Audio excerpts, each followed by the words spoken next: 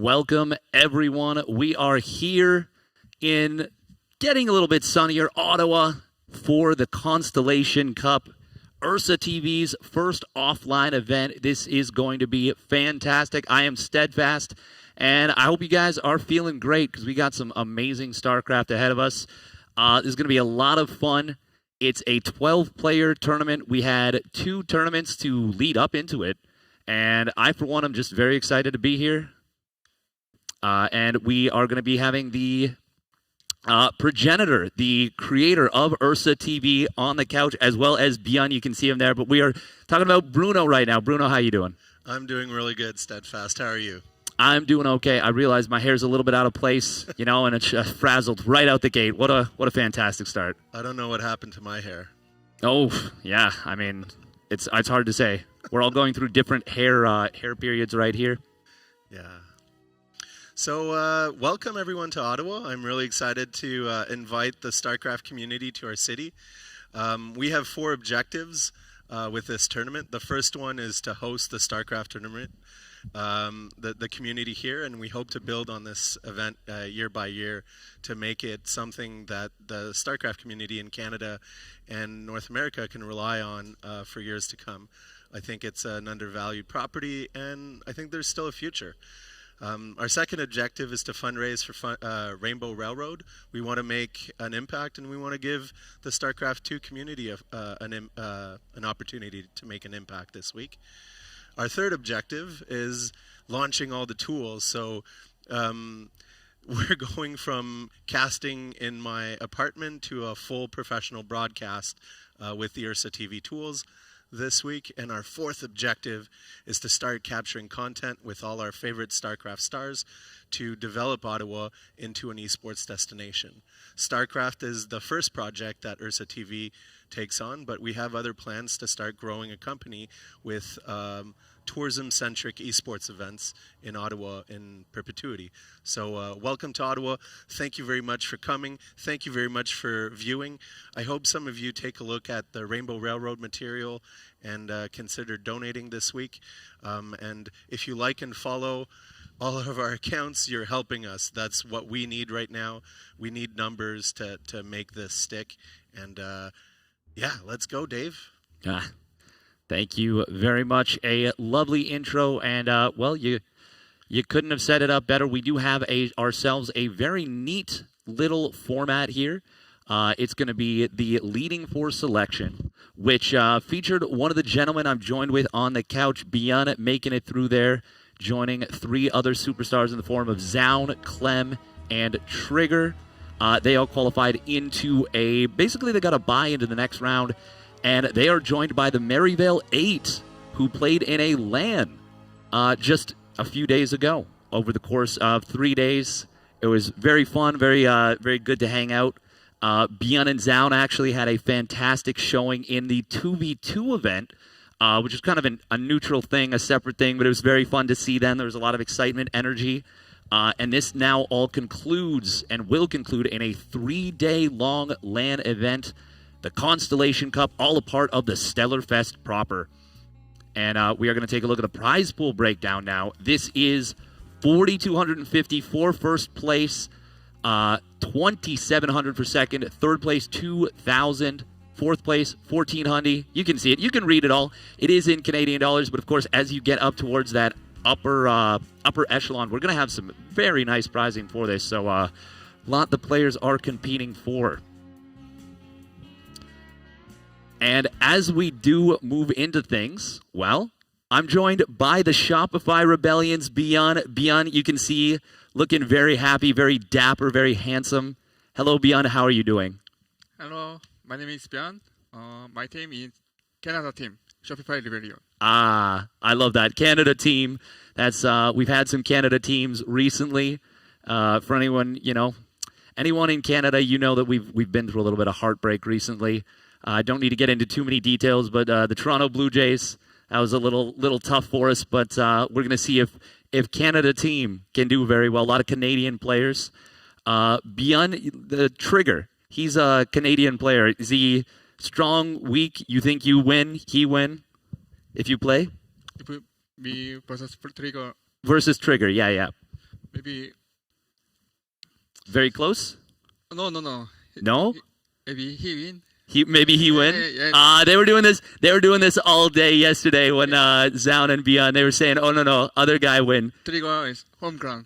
Homegrown. Look at this guy. We didn't even script him on this. He's just got the Team Canada all across the board. But very, very fun, very exciting, and I'm definitely looking forward to this one. We do want to mention that the Rainbow Railroad, the charity that we're going to be supporting here throughout this, we're raising money during Stellarfest for a charity named Rainbow Railroad. It is based in the U.S. and Canada, and they're an organization that helps LGBTQI plus people facing persecution based on their sexual orientation, gender identity, and sexual characteristics. Since the founding, there have been tens of thousands of individuals that were able to find safety through emergency relocation, crisis response, cash assistance, and more. Ursa TV's namesake is the Ursa Minor Constellation, which features the bright North Star in the sky and helped people find Canada while on the Underground Railroad centuries ago. We hope to continue that legacy with Rainbow Railroad. You can help us support them by donating. I don't think dating anyone would help. But, you can still do that, too. You can help us support them by donating over at tiltify.com/@UrsaTVCanada or !donate. And we are back into it. And you know what? We're going to be having a TVZ. We've got a Zerg player and a Terran superstar in Beyond to start this one off. It's going to be Scarlett versus Foxer. And we can see right there, we've already got the vetoes for this one so far. Nothing really crazy about this one. We got torches. We got Last Fantasy. You expect to see those gone. Ley Lines, Persephone, Ultra Love. Okay maps. Maybe I think Terran not bad. Not bad. Happy for Terran. Yeah. Good for Terran. Or yeah. neutral. Even. Terran. So Terran's okay. Yeah. Okay, so slightly better vetoes. I think I agree. I look at Ultra Love. You always think the 8 racks is pretty strong on there. Ley Lines very good for siege tanks, ghosts, strong sensor towers. yeah, defense good and position so good. There we go. Oh man, I passed my first test. There they are set up right now. We've got Scarlett and Foxer, and this is a nice little venue. I gotta say. I saw the pictures at first, and whenever you get a picture of something, the colors don't always pop, and you're always a little bit wondering. But it's very nice. It's vibrant here, and I'm really happy to be here for this delightful tournament. Got the nice look at those camera shots. That is proper. These cameras are not the ones that I saw the pictures of. These are some professional cameras here. Now, Beyond, if you could have dream maps in a best of 3. In this pool, favorite 3 maps from this map pool? Me? Yeah. Oh. Last Fantasy. Last Fantasy? And Pylon? And Torches. And Torches. Oh, okay. Yeah. That's your 3 favorite maps. One more Ultra Love. Ultra Love. Yeah. Okay. You like 8 racks? Yeah. Yeah. Last Fantasy Reapers? Reaper is so good. And 3-person map. 3-position map. Yeah. Yeah. I like. Oh, you like Yeah. they can't scout easy? Yeah. Very cheeky. I like that. You like to do proxies? Proxy. Yeah. Okay. One time PvP between Classic and Hero. They both proxy middle of the map, right next to each other. They not see. No idea. They had no idea. Very funny.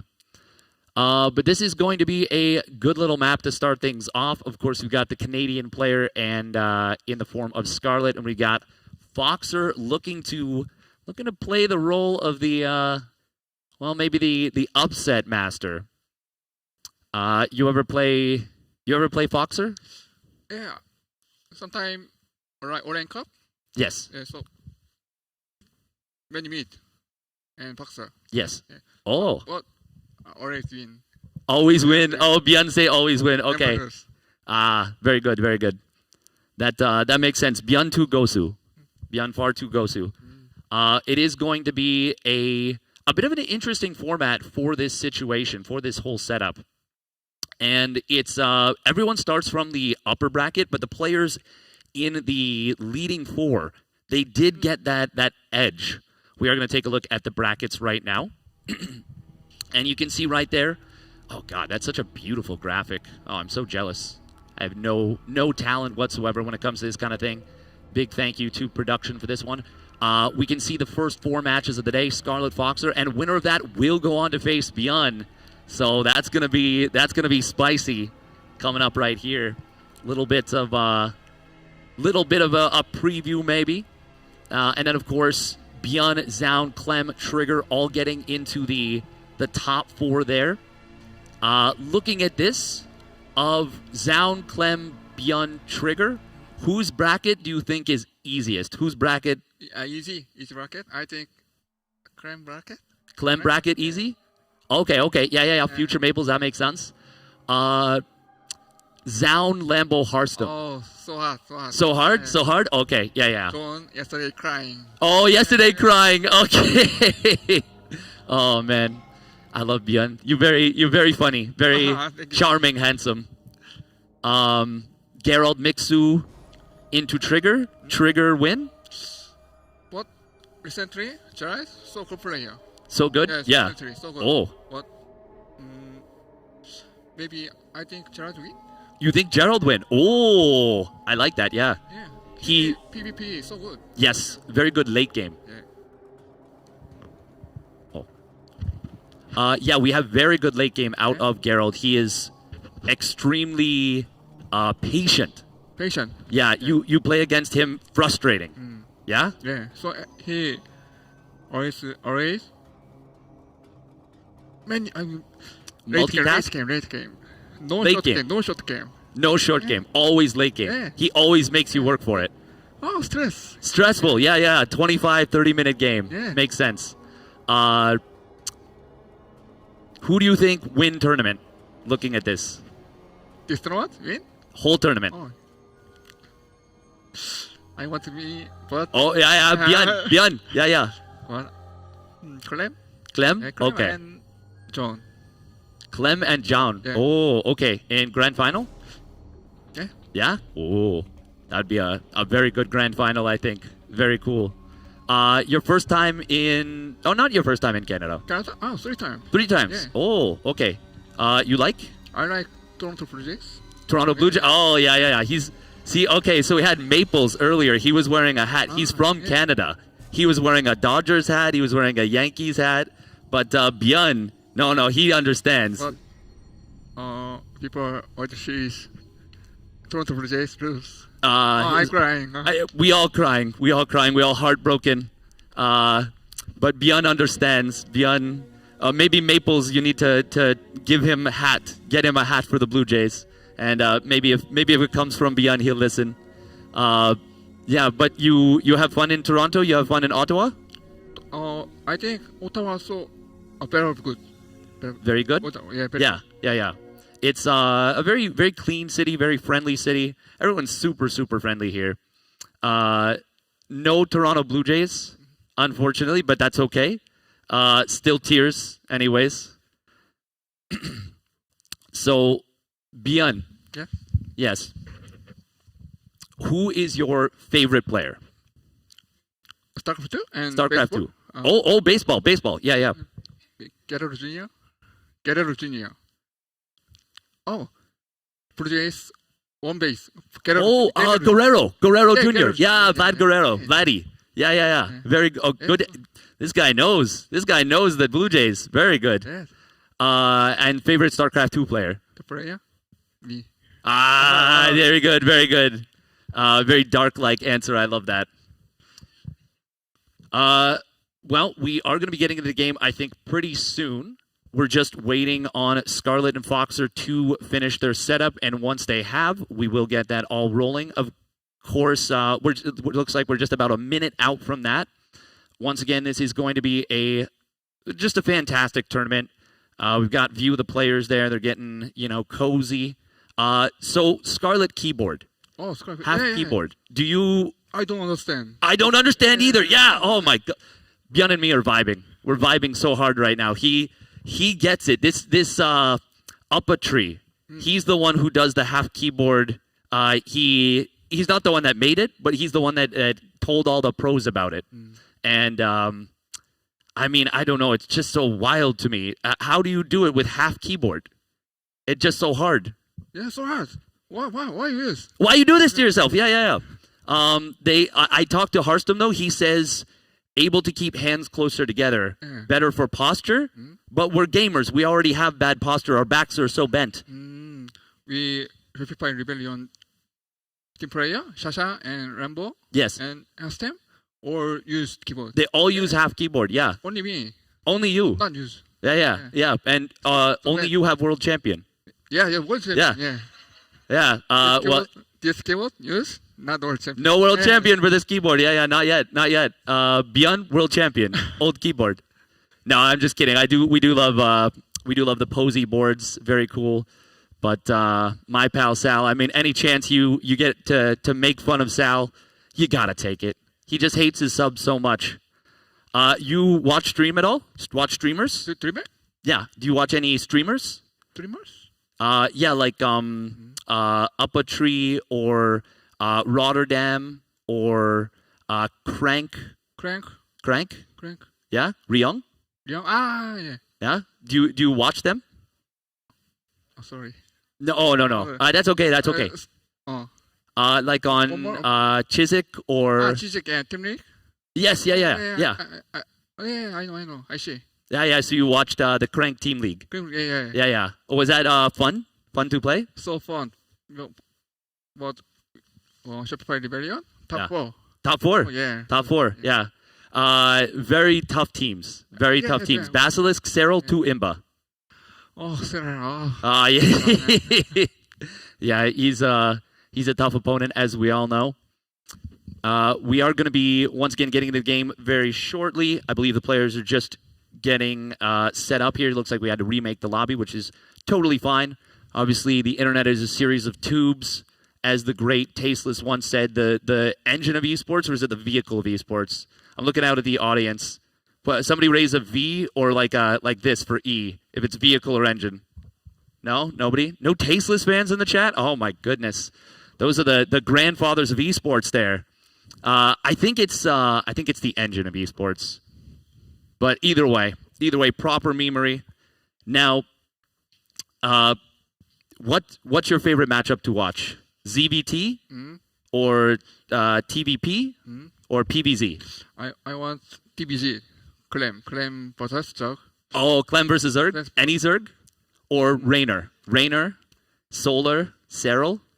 Oh, only Sarah. Only Serral. Yeah. Oh yeah, best games? Yeah, best game. I like that, but I also like watching Clem versus Rainer. So fast. Yeah. So fast. Rainer so good player. Yeah. But he always rich play, very rich. Yes. Yeah, many money. Many money. Too many money. Yeah. More money, more problems. I don't like him. Oh. So many. We all want more money. It's true. Speaking of which, of course, you can !donate in the chat if you do want to support the Rainbow Railroad. We got an admin. Look at that. That's Carter there. He's got the handsome. They say he looks like Keanu Reeves, and I think Keanu Reeves looks like him. To be honest, if I'm being perfectly honest there. But favorite Protoss player? Protoss player? Yeah. Oh, no favorite. No favorite. Yeah. Right answer. Yeah. I really love this because Bjorn he's very animated. He's no favorite. It's like watching an old WWE thing with this makes me think of the WWE. Bjorn, what's your favorite thing to do for fun? Favorite for fun? Yeah, anything for fun. I know you have puppy. I like recently health. Working out? Gym. Gym. Yeah. Could we? Okay, so this is yeah. Sure. Yeah, if you're okay. Okay. Yeah. No. If you can. Yeah. He's got so I've been working out a little bit. We got a little bit, but look at this. Just wait. Oh, look at those cannons. We got to be careful. Oh, yeah. Sorry. No. I say. It was good. Beyond very strong. So you have Ren, My puppy. your puppy. Yeah. It's Ren. How old? 15. 15? Yeah. Oh, wow. So many. Many Yeah, years. yeah. Yeah. He's so cute. Yeah. So cute. Yeah. I look at Instagram Yep. and I see Beyond Puppy and smile. Yeah, Smile on yeah. face. So good puppy. Good so puppy. Very good puppy. Yeah, love that puppy. That's. You ever bring puppy to tournament? Oh, sometimes. Sometimes? People and gesture. Oh, team league. Oh. And Oh, that's nice. That's very nice. The Bruno organizer. Yeah, He has Dachshund. Yeah, Dachshund. Yeah. Oh. Yeah, even I forgot what the name is. Little wiener dog. Very, very short. Name is Orcus. Yeah. Very cute. We showed him on stream the other day, and just very, very cute puppy. Very happy about that. Favorite animal dog? Yeah. Do you like cat or no? Me all animal love. All animal love. This guy, he is. I don't think he's said a single misstep so far. He's nailing every question. Absolutely beautiful stuff. Me, I initially not like cats so much. Cat? Yeah. Okay, but not a big fan. But then I meet my fiance and her two cats. Very cute. I fall in love. Oh. Yeah. Cat. Two cat. Two. It was two cat. Oh, Yeah. One cat now, but it's still very, very happy cat. We take care. It's very lovely.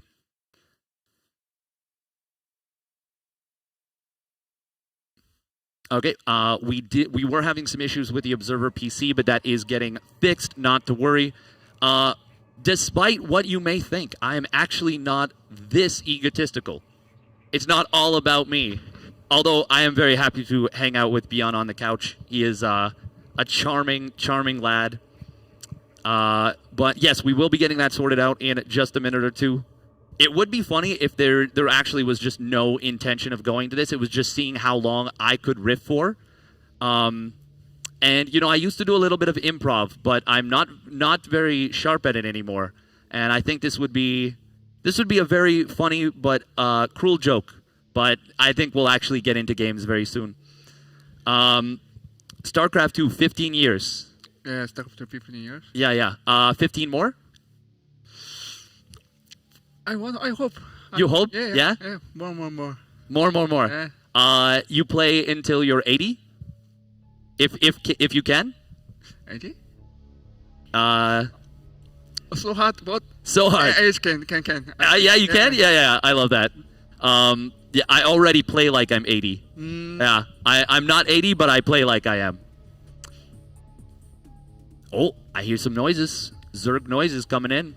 That's good news right there. It is, I'm sure, just a matter of time until we get things going.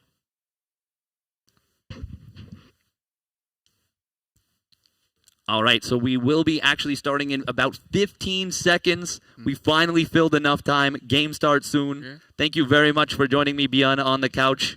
It's been tricky, but we will get into it. First map, I think, ley lines? Yeah, right. Yeah. Oh, there we go. Oh, look at that. That's beautiful right there. Ley lines. You Turax Reaper, you like? Or I like Track Zipper or map. All map. Yeah. Oh well, yeah. You're the goat with Reapers. Very, very good at Reapers. All right, and let's get into it now. Spawning down in the bottom left, it is the Shopify Rebellion Scarlett.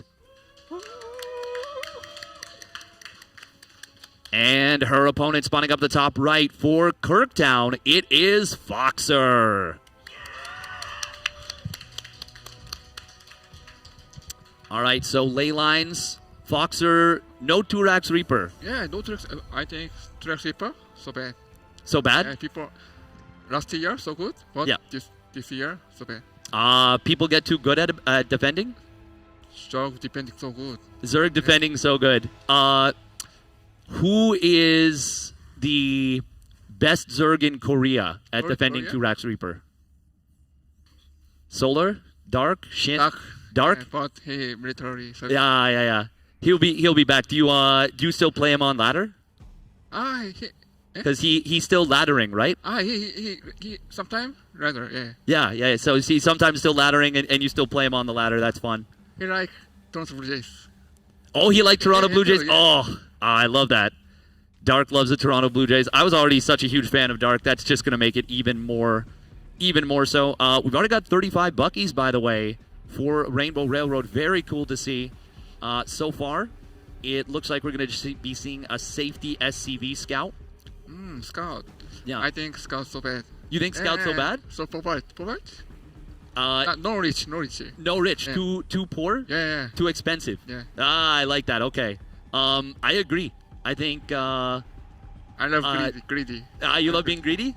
What happens when 16 pool? 16 po? Yeah, if they 16 pool and send 6 lings across.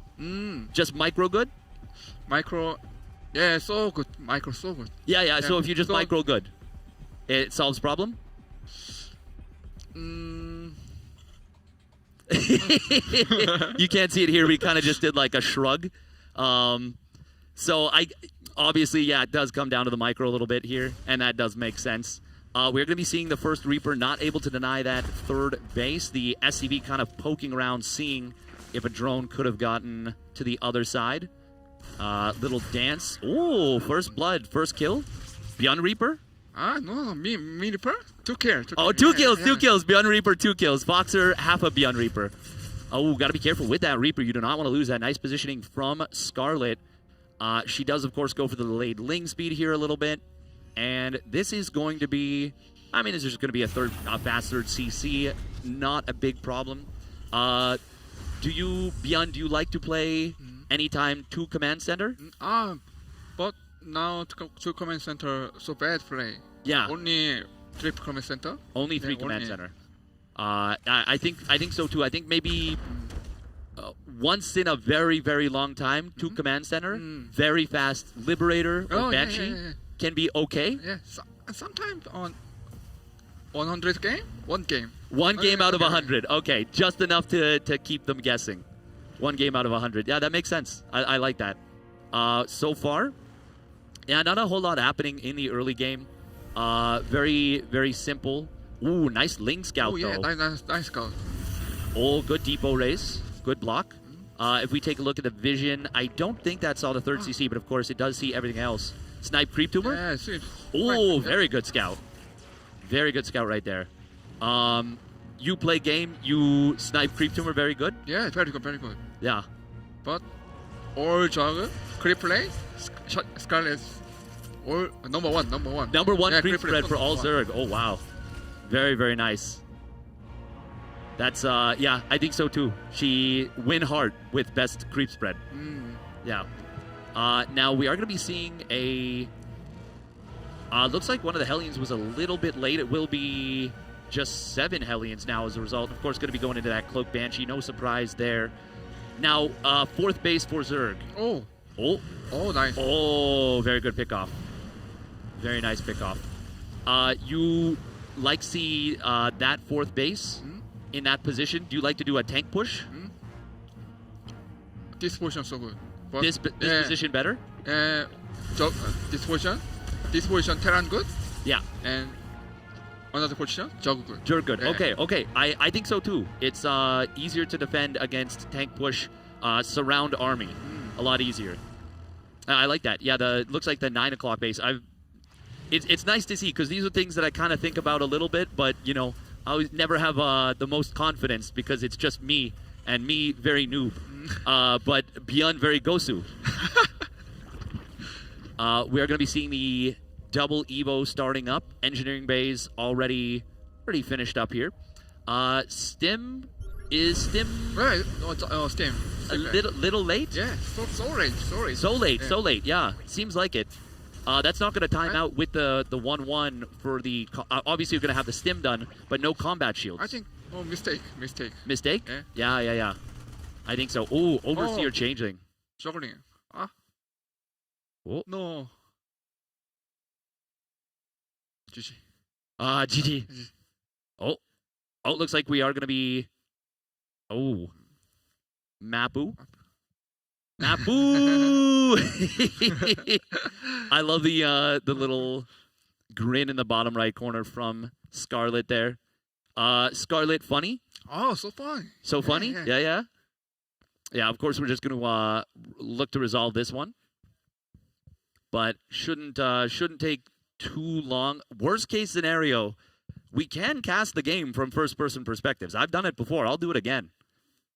I'll cast with a box of scraps from a... What is it, a cave? Yeah, box of scraps from a cave. Tony Stark, I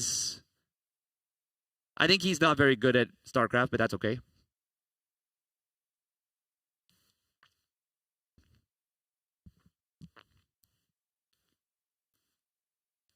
All right, so we are going to get the first-person view. We cast from first-person view. Nice little counterattack here. No detection, bottom side, but command center? No Overseer? No Overseer. No, No, doesn't look like it. Oh, come on. Oh. Very scary. No transfuse here, but here comes the Overseer, and that's going to be enough to push this back. Oh, nice just get out of range. Yeah. Siege Overseer for more vision. Kill Banshee. Yeah. Maybe. Maybe. Yeah. Well, Very hard. Sasha is very many age. Sasha's too old for it. He says she has very many age, so she can't do the micro tricks anymore. That's okay. Even when I had no age, I still couldn't do micro tricks like that. But very hard to do. The injects very fast. You play Zerg ever? Oh no, never play. Never play Zerg? Yeah. Do you ever watch and say, "Oh, so fast," or you say, easy? Fast or easy? Best is. When watch Zerg players, does it seem like they play fast or beyond faster? Beyond. Or even? That's okay. No, I'm putting you on the spot. It's all good. We're going to see... No, that's on me. We're going to see the push coming in. It doesn't have that combat shields as we mentioned, but we should have the 1-1 done already. Siege tanks are going to be moving forward. It's actually kind of cool because you don't get this perspective often. Changeling does sneak in on the army. Oh, Changeling? Oh, Changeling. Yeah. Betrayal. Oh, nice try. Ooh, reaction time. Very good. Not Boxer. Clem. Oh, Clem. Oh, split. At nice. First split. Now depots, though, are lowered. Baneling's getting controlled here. We're going to see more of these units getting picked off. The base was canceled. Oh, so many SCVs going down. Good job from Boxer there to show us, but not ideal for him, of course. The siege tanks getting cleaned up on the other side. That is not ideal either. No tanks have to retreat or have to go because lose SCVs. I think you got to kind of go, yeah. Not combat shield. Still no combat shields. Yeah. I'm not sure if he has started that out, but the pressure starting to mount here a little bit. And it looks like maybe another changeling right there. Okay, he sees. Good eyes. Creep. Too much creep. Yeah. It's going to be very, very difficult for Foxer to push in against all of this creep spread. Banelings, very nice grenade. Like Clem or like Bjorn? Like Boxer. Like Boxer. Hey. Oh, man. I got to be careful. Bjorn's going to take my job at this point. He's nailing it. Very nice little depot top hat. Of course, that is not something you want to have to do, but you kind of don't have any choice. Supply block is coming in at 157. Not the best. If we do take a look at Scarlett, I'm curious to see what she's got cooking. And, look at that. Oh, that's cool. We saw them both notice it at the same moment. It's funny because I want to be like, oh, can we see this? And it's like, no, the players are playing. I can't tell the players where to look at their base and be like, hey, Scarlett, can you tell me what your upgrades are? Oh, but look at that. She did show us that Overlord speed starts out. That was pretty useful. Very good creep spread from Scarlett. You give her compliment. Yeah, very, very strong creep spread. Zerg players always forget adrenal glands. Do you think she has? The Zergling attack upgrade? Yeah. Do you think Scarlett remember? Or actually, hold that thought. Very nice engagement. She's Oh. going to surround this. So many. So many. Yeah, so many. Ultralisks, good now or bad? So good. So Yeah. good. So good. Big surround coming in on those Hellions. We are going to see the Link Wow. Bane splits against the Widow Mines will be decent enough. And the wraparound is very good. Baneling's going to get in on top of the SCVs. They're going to blow them to hell. Ooh, little burrow Baneling. Oh, nice. Oh, very big burrowed Baneling there from Scarlett, getting the sneaky.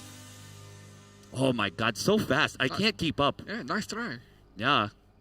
Very nice strategy. Yeah. Not speedy. No speedy. No speedy? Yeah, yeah.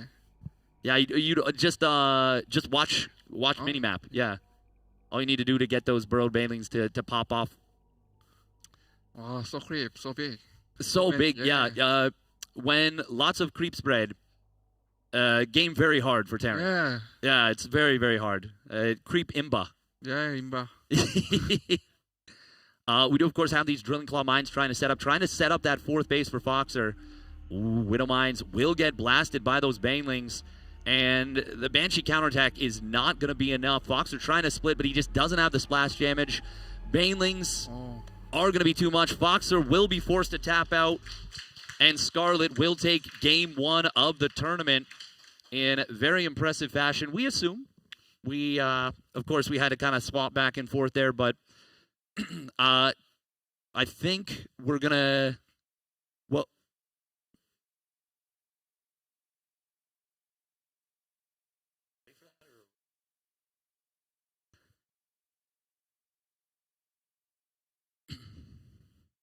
all right, we will take a 5-minute break real quick to get the Observer PC set back up.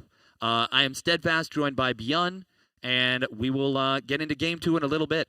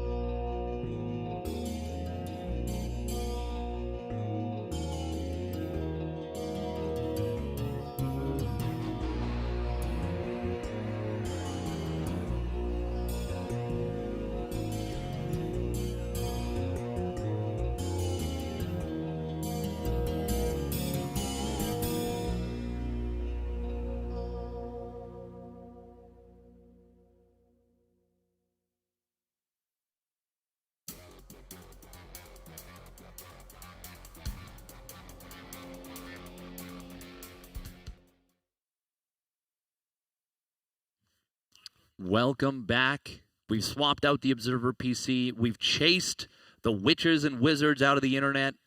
We poured some salt in a circle, and hopefully some kind of voodoo. Some of it works. Maybe it doesn't. Maybe it does. But either way, we're into game 2, and fingers crossed all will be well. As we have spawning up in the top left for the Shopify Rebellion. Up 1-0, it is Scarlett.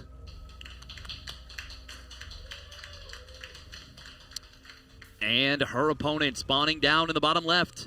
It is Foxer for Team Kirktown.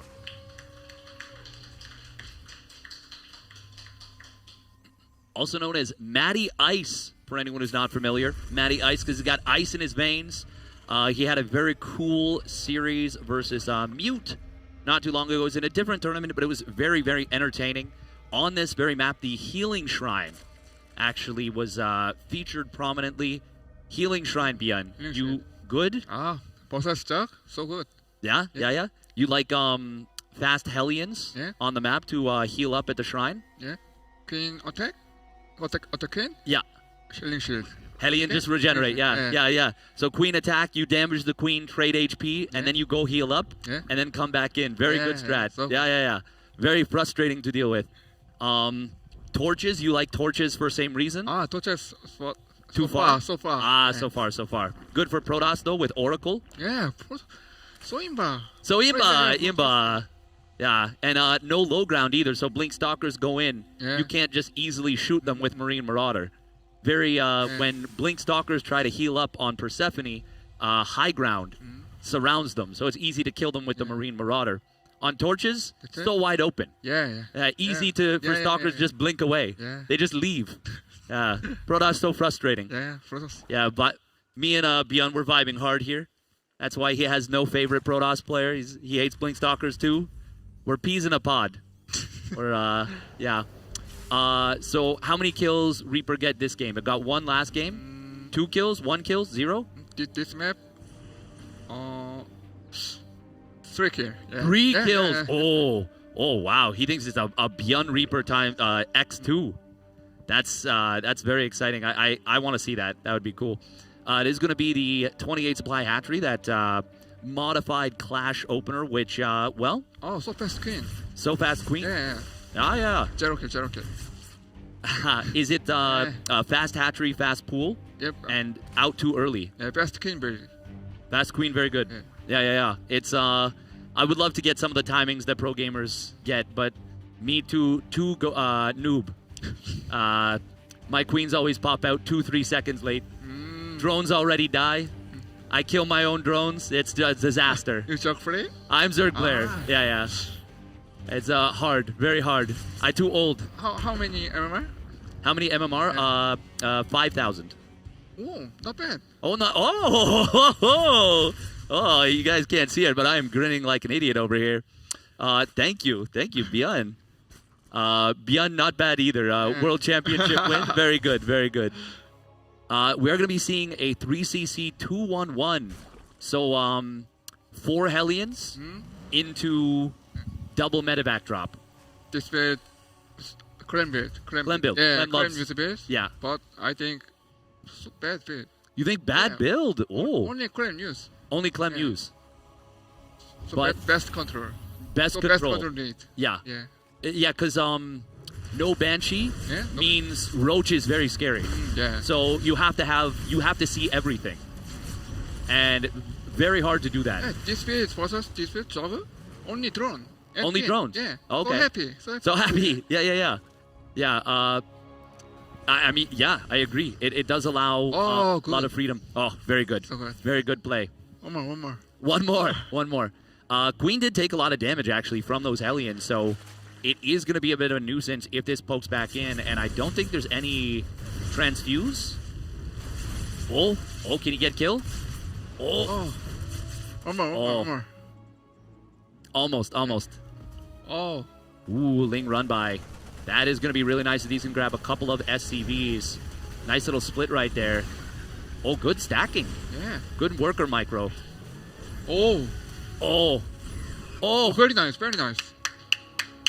Very good Micro right there. Beyond approved Micro. The unapproved micro. I won't show you my micro. that makes you cry. You see my micro, you'll cry. Very bad micro. Yeah. Yeah. He's like, oh yeah. That makes sense. Yep. Now Park Spirit, so good try. With the armory? Shasha and always greedy build. Greedy, no Baneling Nest. Counter build. Counter build. Oh, yeah. So good try.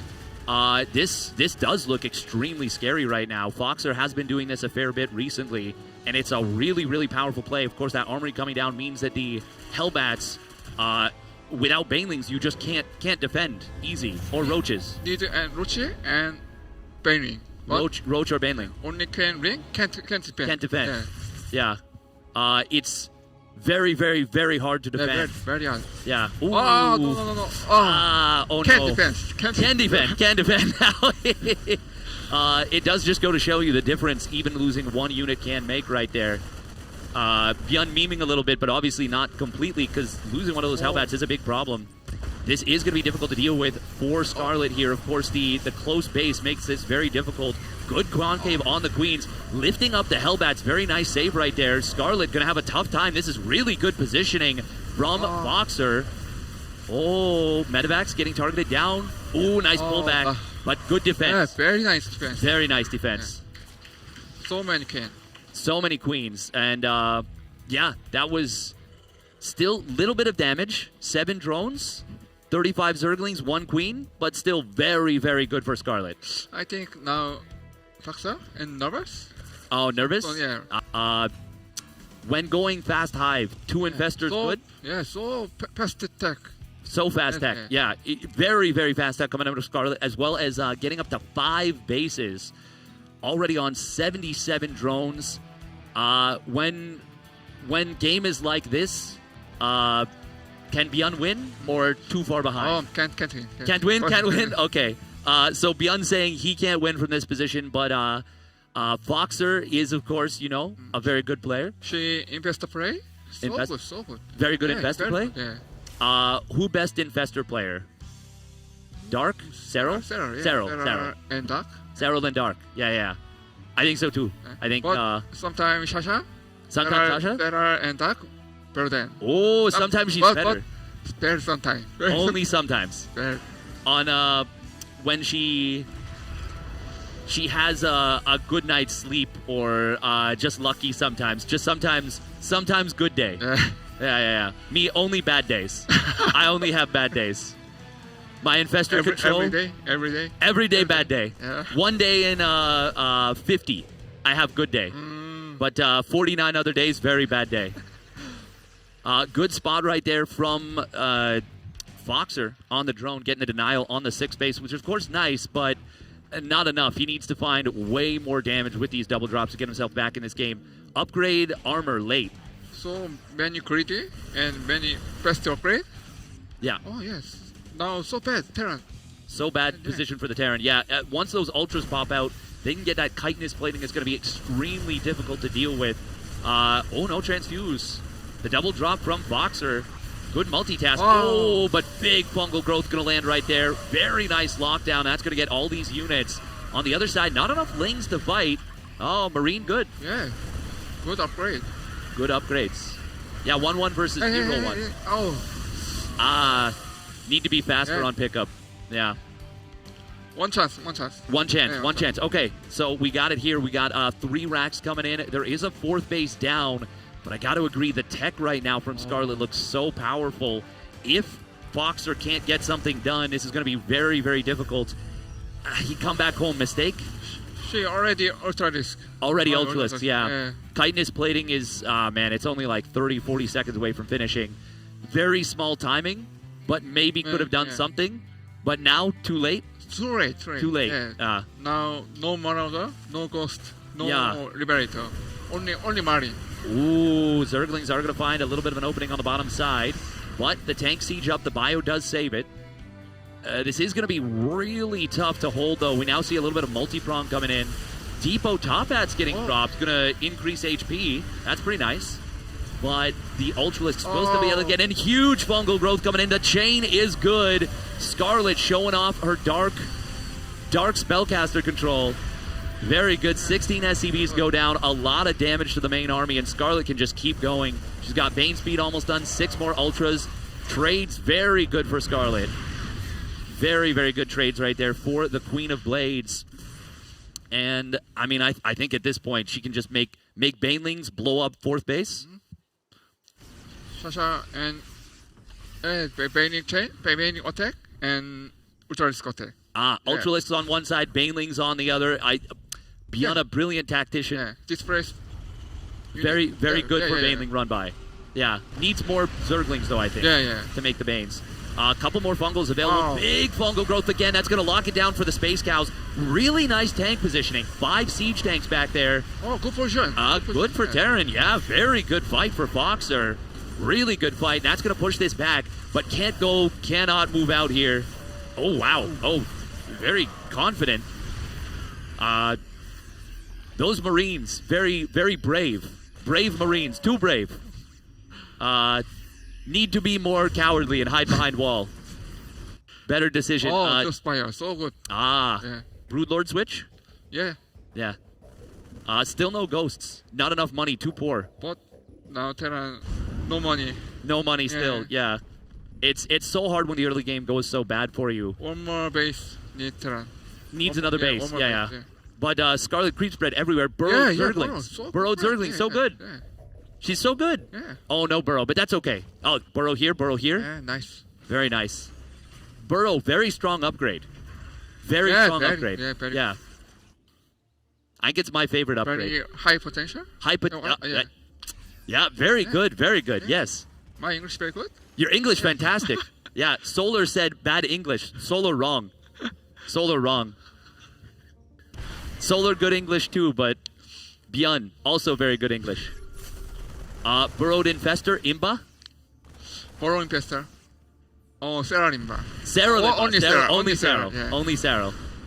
We are going to be seeing the Ravagers. Corrosive Bottling down that tank. Very nice. It's going to leave an opening on this side. Liberator Harass. Ooh, not bad. Let's grab 6 drones. So many more Terran. Yeah. 80. Oh, wow. 85 SCVs. Boxer will be able to get a kill on one of these infestors on the left side. Lot of Ultralists still in his army. The thing is, Sasha, when Terran no take 5 base, still 4 base. Yeah. Only 4 base? Only 4 base. No Okay to wait. No attack. Yeah. No attack. Greedy play. Greedy play. Yeah. Lots of bases. Only 4. Only 4 bases. 4 base can't win. Can't win? Well, Yeah. One more. He is starting to get up towards the Liberators, but doesn't even have his 3-2 upgrades. Still a very tough position here for Foxer. Good defense so far, and the trades are really good. If we look at the banks, it's actually not terrible, but he really needs that 5th base, as Biana has been pointing out. Nice hot pickup, Micro. Very good pickup. This base, so bad. I think left side base? Yeah. But creep already there. Yeah. Very, very tough. But Scarlett, so good. But this base, so open. So open? Yeah. Ooh, the Infestor. Uh-oh. Big attack coming in here. She's going to get the kill on the command center. Foxer not able to save that. He does have more command centers, but behind this, Infestor's going to be really good here. It could come in from nowhere. Tank's going to siege up. There are 7 of them already sieged up, but there's a lot of Ultras closing in on this army.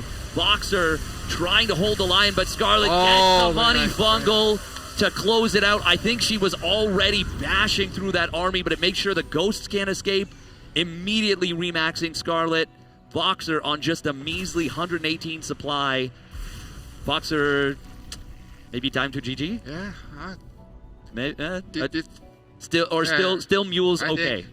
Now Clem play? Now Clem play? Can't win. Clem can't win. Not even Clem could win this game at this point. And it is looking like that 5th base is going to get taken down again. We've got the Liberator range coming in, +1 ship weapons, +3 armor.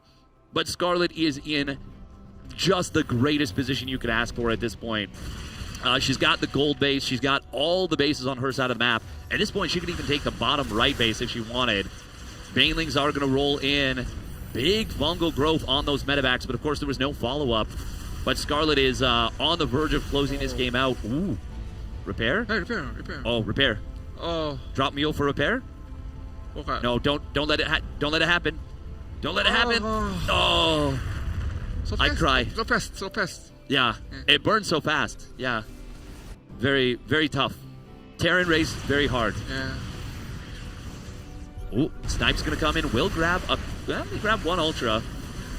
Boxer is going to lose that command center. Second one though. Oh, nice SEV micro. Good trade. Good trade. Yeah. Good trade. Very nice control. Yeah. Oh my God. Yeah. Very, very clicky, very fast. I watch Beyond Micro SCVs. Oh, I in love. So good. I see you do this with planetary, jump SCVs from one side to other, avoid banelings. You're the first person I saw do that. Very impressive. What? 10 years ago. 10 years ago. 10 years ago. It's I mean, you're still very good. Very impressive. Man, having to drop to clear your own 5th base location, not ideal. Ultra's gonna come in here. There are a lot of ghosts. Corrosive Biles will find. Oh, they find all the Liberators. Oh, Ghosts nice do defense. survive. Nice defense. Very expensive for Scarlett, but she's still got such a huge bank. 4,500 bank. Even with this, she can just make Baneling. Yeah, very. Oh. I think. Blood Road? Good drop. Oh, good try.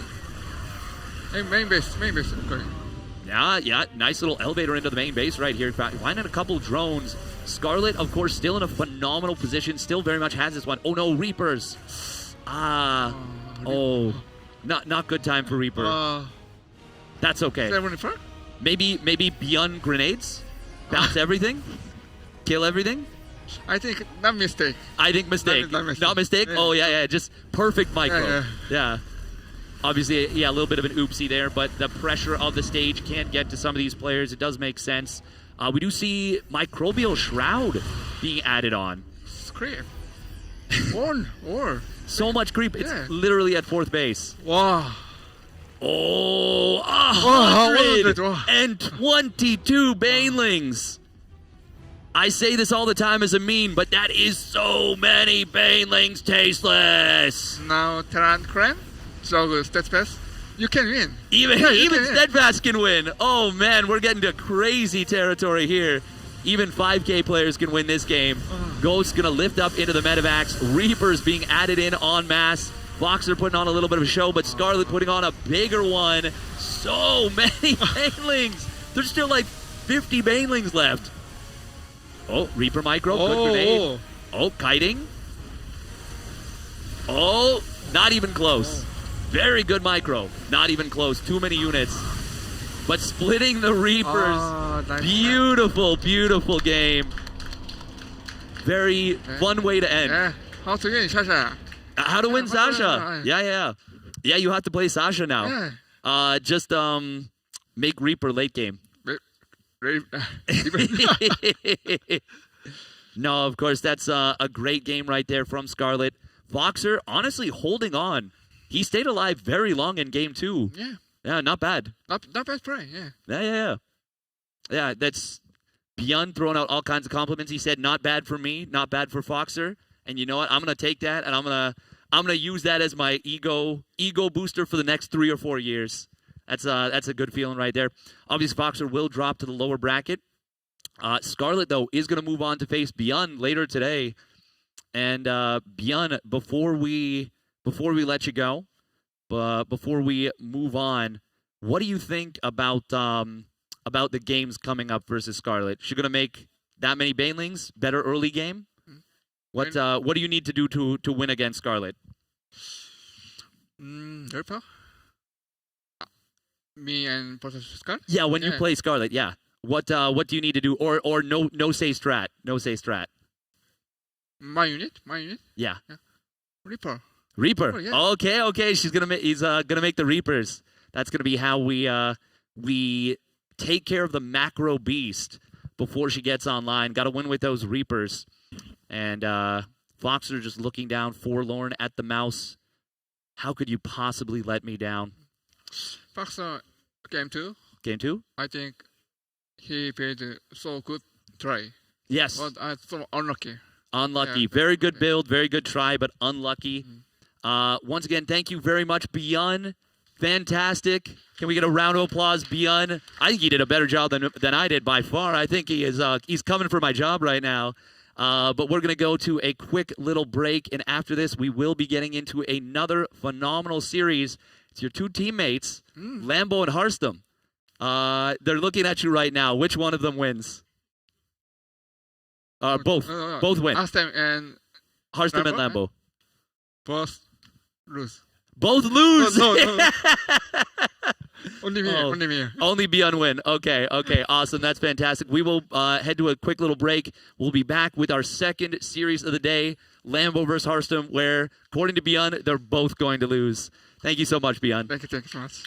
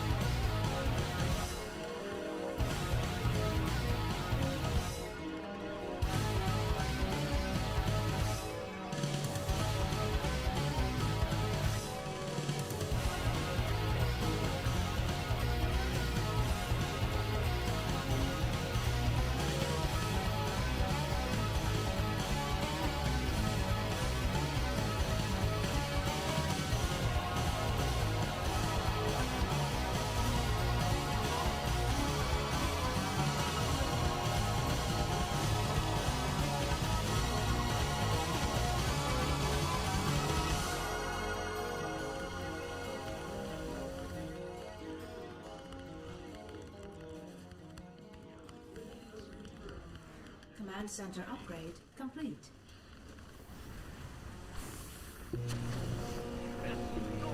Not enough minerals. Add-on complete.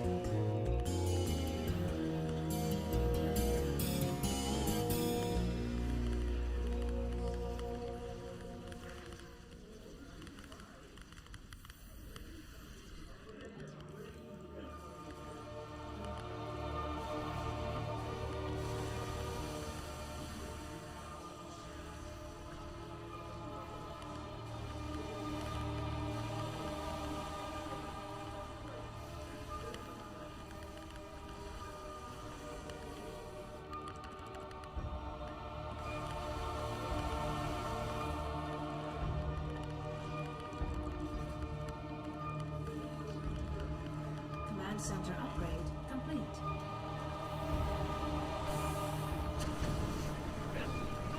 Not enough minerals. Add-on complete.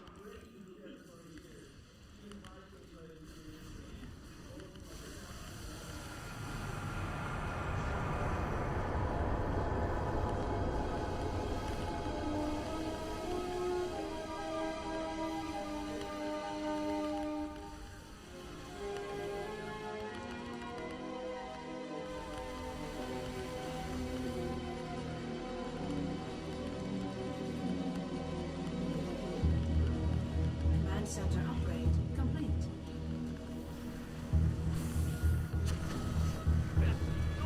Not enough minerals. Add-on complete.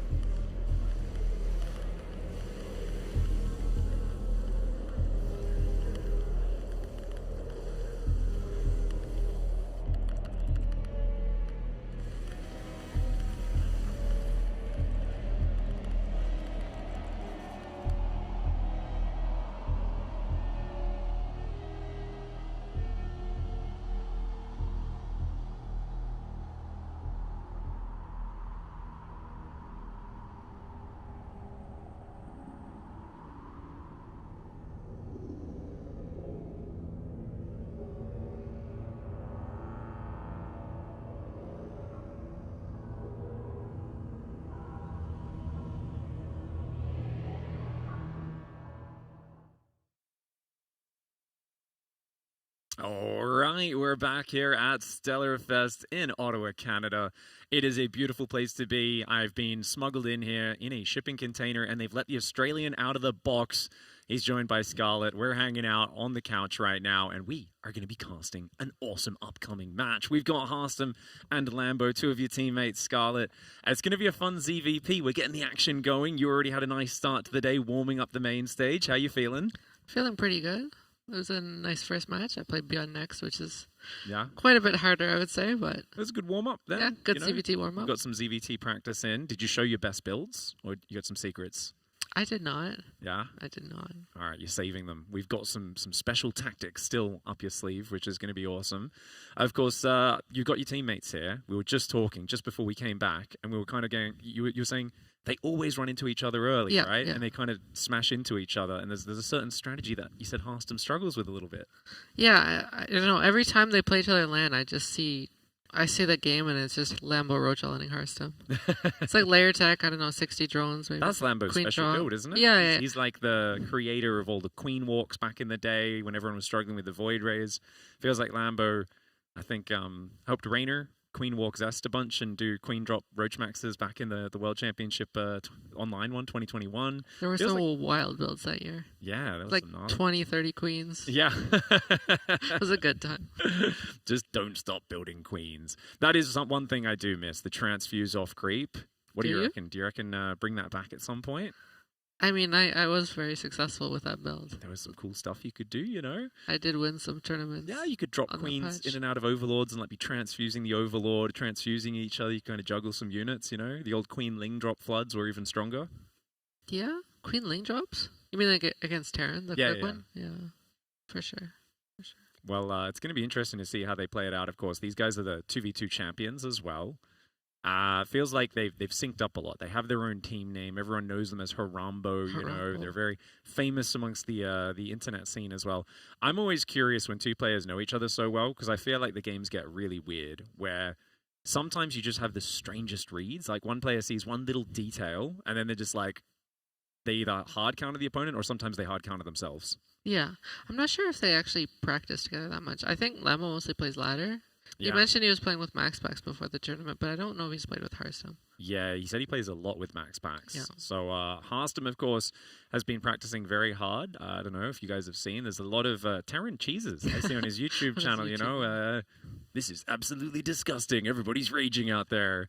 It's been really fun, actually. I feel like a lot of the time when players go out and they branch out and they play a bit of the off-race, do some fun, cheesy builds, it opens up their creativity a little bit, Yeah. gives them some more options and that sort of stuff. And I guess for me, it's interesting to see, are there any new interesting builds or styles? I know Harstem's a big fan of like the quick stalker pressure, you know, like 4-minute 40 Twilight Council sometimes, like 350 sometimes. Maybe Twilight Council blinks ready at like 5.5 minutes, delays the forge a little bit and just gets the blink stalkers and the oracles to the Zerg's base as quickly as possible. Yeah, he had like the fastest third nexus of anybody. Yeah. Last year or the year before, I think he still plays it sometimes, but it's like 3-minute flat third nexus. Oh, wow. Yeah. I think he pulls one off each gas and like just one gateway unit. Aw. I don't know. It's pretty strong. Natural wall offs are overrated, right? Get a Yeah. third nexus before walling off. Have faith in the Oracle. He also still enjoys some Glaive Adept builds, I know. Oh, He yeah. played one against me in the open bracket. Was that the Roboless one? It was. Yeah, just It's a 4 strong gate. build. It hits hard, right? It Because the does. first 6-7 adepts just get to your base right on 430. And yeah, the reinforce isn't as fast. They can't warp it in your main, but like it's also a bit more efficient, right? Because a robo and a prism is so expensive, so he can take a faster third base behind it as well. Yeah. Yeah, it's a very fast third, so it's much more macro centric. You're kind of just trying to force the Zerg to make too many units, which they kind of have to. I feel like if you do it well, it almost always pays for itself as long as you block the Zerg natural at the start. Right. If you don't, then they can just keep all the drones on the natural and defend it much easier. Yeah, the old Roach Warren wall off there. Just throw an Evo chamber down, second one in the wall off, and block it all up. Makes things much, much simpler. Looking at the desks, I think Lambo has the advantage. He has the box under the monitor. Ah. Harstem always likes playing with a monitor up high, but not this time. I asked for the box when I played. The monitors are pretty low. It's actually so cool, the keyboard setup there for Lambo as well. I'm always fascinated looking at that. Yeah, Harstem has one too. I do have one too. We all play with that. Mixu as well. And do you just not use the right side of the keyboard? Yeah, exactly. Right? Okay. I'm surprised it's still there. Do you move that away when you play? Well, you have to type like GL before the game starts. Oh, it's just for GG and good luck. Have Yeah, fun. yeah. Then you're like F10 as well. Nice. Yeah, I think Harstem might have a button where he clicks it and then it automatically types GLHF. Oh, wow. That's true laziness. I love that. I admire that. Well, it's because of the second part of the keyboard. You don't really want to use it at the start of the game. So it's true. annoying.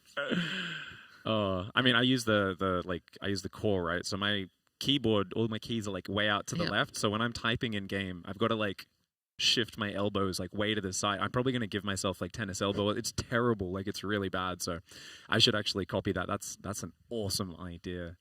I think it's going to be interesting to see if does Harstem respect Mutalisks? So this is something I've been thinking about. What do you mean? Does he respect it? Does he like prepare for it? Whenever a Protoss player, this is my theory, right? You can tell me if I'm on the money. Whenever a Protoss player thinks mutas are garbage, that's when they're the weakest against mutas. They're like, oh no, muta builds aren't good. That's always when a Zerg just randomly hides a Spire and builds 20 mutas and just gets a free win in his EVP. I think he's the kind of player that he'll just make Phoenix out of one Stargate. Like his first Stargate, if he kind of senses it, he'll just make a few Phoenix. Build a cannon in the main. But mutas I think are definitely very strong right now. Yeah. It's interesting though, because like you can kind of try to rush it. I haven't really seen people able to both get a Spire up at a timing that feels effective and go like a melee upgrade. It feels very hard to squeeze both of those things in. Do you think that's possible, or is it kind of like, no, you've kind of got to like skip the upgrades, just play like Ling Ravager for a little bit just to hold on against Stalkers and then squeeze the mutas out? So I was watching Lambo's content on his Patreon. Oh, I've heard this is actually where you go to get good as a Zerg player. Are we hearing proof that even Scarlett is subscribed to Lambo's Patreon? Well, I am now. Once or twice a year I do check out any new content. There's a new patch, some new builds. Anyways, so with the build he talks about, it's like a Roach Warren layer and then a later upgrade, which is because it's like a safe build. Yeah. But in the past, I've played mutas and I just make the upgrade. Maybe a 5th base, no Roach Warren. And in that case, you definitely can get a Spire up quick, but it's a bit more risky against Glaive Adepts or something if you don't scout it really early. I think there's a lot of rogue games you can study from like 2018 to 2021, roughly that period, where he was like the master of going. It was always really funny because he would sometimes build like 4 roaches and he'd just be like, where's the oracle? And he'd just try to find it to show the oracle the roaches. He's like, look, I'm building roaches. I'm definitely not playing just loop around and walk under it again. He's like, trust me, bro. And then bam, the mutas were always a surprise. He'd get a lot of free wins. I was always like, oh, Rogue's so freaking clever. I don't know if that's quite in Lambo's wheelhouse. I think his very analytical brain would say that sounds like a pretty low percentage gamble, but I'd love to see it. Well, basically, when everyone was playing Blink Stalker almost every game, it was quite strong because you would just mass Lings and then defend it, and then you would have a bunch of cast saved up, and you go mass muta. Yeah. And if they played the Stalker build, then you were very happy. Yeah. If they played Glaive Adept, you weren't. But, I feel like it was pretty high percentage at that time. I was very good back then. I mean, it was kind of nice. I guess that was back when everyone was playing Gateway Man follow-up as well. Storm was coming in quite late. Everyone was like... Yeah. If they're teching, it's a 4th base, a 2nd Forge, and even more Gateways, right? That was a good time. Hero made that very famous. It was... took us a while to adapt. I remember there was like so many games of like Dark just down 50 supply against a Protoss player with 1,000 units, and I was like, oh man, the Protoss, they're zerging us. They're turning the tables on us, Scarlett. It's wrong. It's all wrong. But you know what's not wrong? Us actually getting into the games here as up here in the top right side of the map in the yellow, representing Shopify Rebellion and playing against his teammate. It is, of course, none other than Harstem.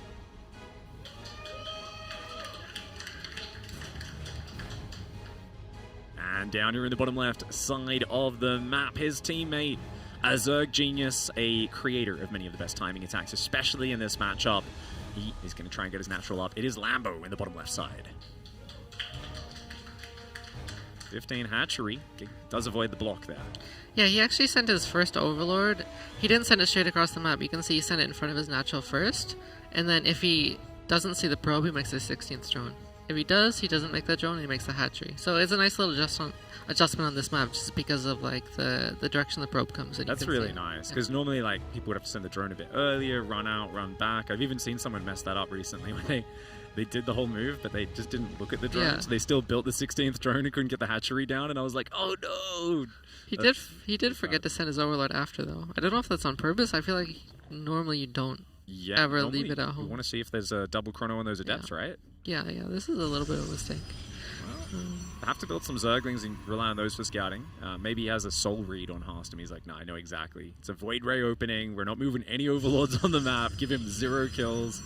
Unlikely, but it would be kind of cool if he somehow had that sort of read. For now, it's a very standard opening for Harstem. He's just chilling, really. He's got the Nexus, the core, the second gas. And I think +1 melee is something a lot of players love. I'm not sure how high often Lambo... I think Lambo mixes his builds up pretty well. I think some Zergs, they have a big weakness, right? Where it's like every game, or 4 out of 5 against Protoss, you're going +1 melee. I think players who do that too much, they just are very weak to Glaive Adept after Oracle. I think they kind of have that predictable weakness there. Like Classic, I think, has been really punishing players for that.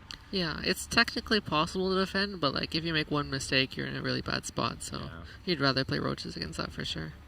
How do you feel actually, modern day, if there's like 6-7 gate adept, like all in basically follow up after an Oracle? You know, but you're playing Banelings. Can you defend that with Ling Bane, do you think? Especially with like people aren't building as many queens now because they're a little bit more expensive. Say you've got like 5 queens set up. It feels like you can get overrun if the adepts kind of spread out, but it's like it's very tight. Yeah, I think it's technically possible to defend. If you made a really fast +1 melee, I think it's actually to your advantage because if it's done like kind of when the follow-up hits, then it's really nice for defending. But if not and you don't have enough Banelings, you can easily die as well.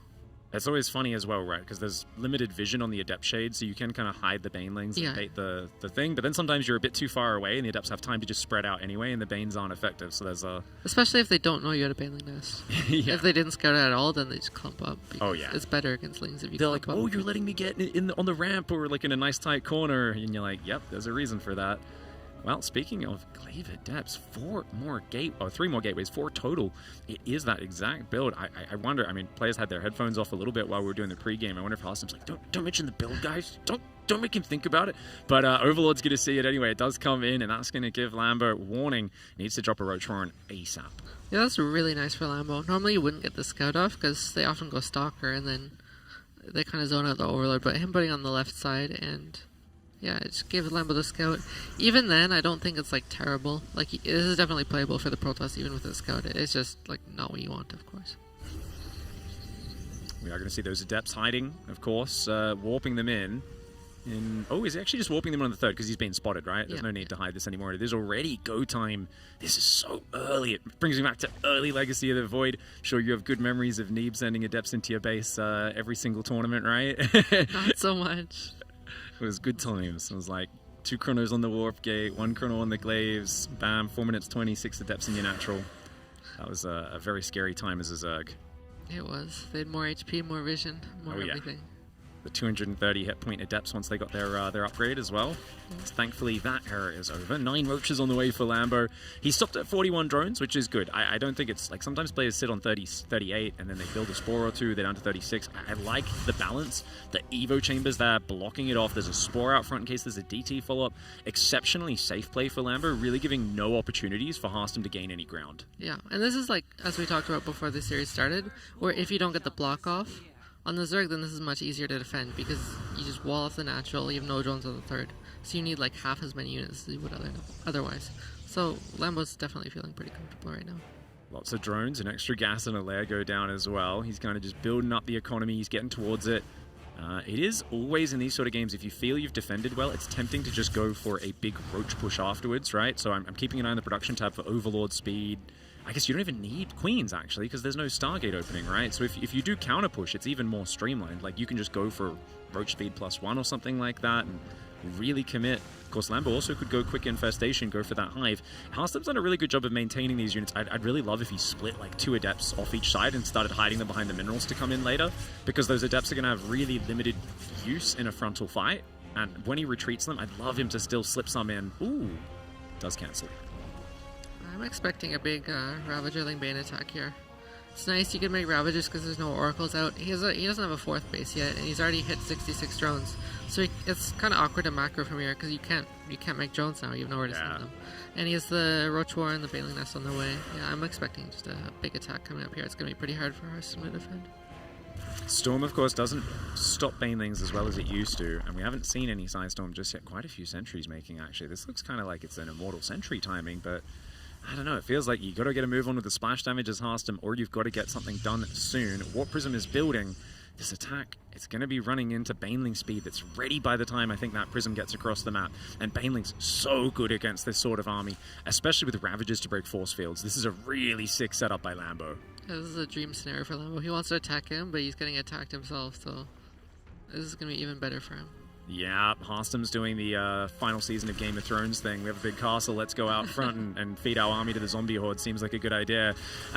We'll see how it goes. The Roach Ravager Link trying to hang on. The Adept Shades are really nice. Gets in the third and the natural at the same time, but good split of the army by Lambo. And he's got those Ravagers out front, throwing those zoning vials. He's just trying to keep it back. Doesn't want to get the Ravagers all caught. And there we go. That's pretty good for Lambo, right? He just breaks through. He's got too many units. Doesn't even need the Banelings yet because he's got such an immense number of Ravagers. That's huge. The Adept Sentry is going to rotate. Second Robo goes down. Okay, so Harstem is thinking about how do I survive? More Immortals, maybe add Disruptors could actually be useful. I know they don't one-shot Roaches or Ravagers these days, but it's like a kind of quick transition you can make, so that could be something he goes to. And he knows Lambo's economy is not that big, so there's always hope in these scenarios as a Protoss player. Even though right now Lambo's army is better, Lambo's not outscaling you economically. You've just got to find a way to deal with this Zerg army. Yeah, as long as he goes home, he has to go home fairly soon if he keeps staying here. Maybe he feels like he's pressuring him to stop making drones, but I don't think Lambo cares right now. He's gonna hold down the Zergling key, go across the map, hold down the Baneling key, and go for it. Yeah, I think you called it earlier with 66 drones, no fourth hatchery. Zerg had made up their mind at that point. Lambo said, I've defended your early pressure well. I'm a little bit ahead, and now you're the one who's on struggle street. Templar Archives is almost finished. If Lambo can go before that kicks in, the Psystorm or whatever it is that's probably going to be coming out in a moment, that would be huge. Yeah, Archons would be great either way. If he sees this, he might just have to morph to Archons. I'm not sure if Storm will be done in time. If it is, of course it's great for him. So just keep the Templar as Templar until the last moment, then make a decision. I've heard some players argue the new Storm is better against these timings, even with Banelings, if you can engage far enough in front of your base that you can actually kind of stutter step back while storming because of the big radius and the duration. But oh my lord, a cute little cocoon, but he doesn't have any firepower to finish it off. I love Harstem's attempt there to stave off the advance, but he knows he needs to fight time. He doesn't have Psystorm yet. His army is so small. As you said, he's got to morph to Archons, but it's a little bit too small. It's a bit too little too late. Probably should not have tried to fight on the ledge. The Adept drop goes in, it's going to die. Banelings do get stopped there, but wait, there's another wave right behind it, and they're most certainly not going to get stopped. Jeez, what is with you Shopify Zergs and making so many Banelings? This is disgusting. It's always sad as the Protoss when the Banelings are stuck move commanding against your probes, yeah, not and attacking. you're just waiting for it, and you're like, oh god. That was a really good game. Very clean, clinical. Looked like he was very mentally prepared for it. The Overlord going straight in the main and scouting it. Part of me wonders if Harstem could have placed his pylon like on the right side of his base. Maybe had the buildings a bit more protected. I feel like having a Stalker out, it slows your timing down. So I'm not sure. Like, do you think you can squeeze a Stalker in there? I don't think it's a huge delay on the timing. I think for sure you can squeeze a Stalker in. I think Lambo was preparing to do this build before the game started. That's why he went for the block. Unfortunately, Lambo got the 15 hatch off. He didn't get the block. At that point, I think maybe pivoting to Stargate might be a bit safer. Yeah. Yeah. I mean, Stargate is kind of the nice, stable build order. Yeah, for sure. It's always kind of weird, right? Because you've got to kind of keep pressure on the Zerg as the Protoss player. You've got to stop him from exploding too much. And then there's just this scary point around 6 to 9 minutes, depending on how the early game's gone, where you're like, okay, if this Protoss army is given like 1 or 2 more minutes, it gets out of control. You're like, I got 8 High Templar, filled on energy, 5 Immortals, bunch of Archons, like Ravager Bane, and just becomes worthless at a certain point. But there's that window in the middle, and I feel like Lambo, even when the window looks like it's closing, is a master just shattering through that bad boy, finds the win. It's always weird because I feel like PvZ is one of those matchups where you sometimes are a little better than your opponent early multitasking. Like, sometimes we see like Max Pax is just like running oracles in from 2 sides constantly, and he just kills like 6 drones, and then the Adepts kill 3 more drones, and he just is too far ahead. He snowballs the mid game. But it's hard to consistently find that sort of stuff, especially against a guy like Lambo. And that's where I guess clever build orders can come in. Oh, one thing we haven't seen a lot recently, I want to pick your brain on. Tempest builds. We haven't seen much of those. The old Tempest Rush was really popular like 6 months ago. I think the Spire change might have killed that build. Oh, yeah? Because it was kind of very tight where you would kind of kill a hatchery and recall a lot of the time. Yeah. At last minute. And I feel like if the Zerg just plays like a solid build, Oh, exciting news from production, guys. There's a keyboard malfunction for Lambo. Not the good kind, the bad kind. But luckily, there's a lot of other keyboards that are pretty similar. You use the same keyboard as him, or? It's similar, but I think for pro gamers, it's different enough that It's it would be an different enough. issue. Yeah. It would take a while to adjust to. Well, I mean, that's only if you're a lesser pro gamer. You see, the man on screen right now, Yeah. Harstem, this man won a tournament playing with my keyboard back in Did China he? back in 2016, yeah. He That was kind sick of- as a dog for the whole opening week of the tournament, was nursed back to health by King Kong, who was my teammate at the time, and then his keyboard broke as well, and he had to play just recovering from being sick using my keyboard, and I he remember that managed to tournament. bring it together. Yeah, you were there as well, I right? lost in the round of 8. Ah, yeah. To... Nina, maybe? It was, yeah, because it was Nina versus him in the finals, was it? Or It was...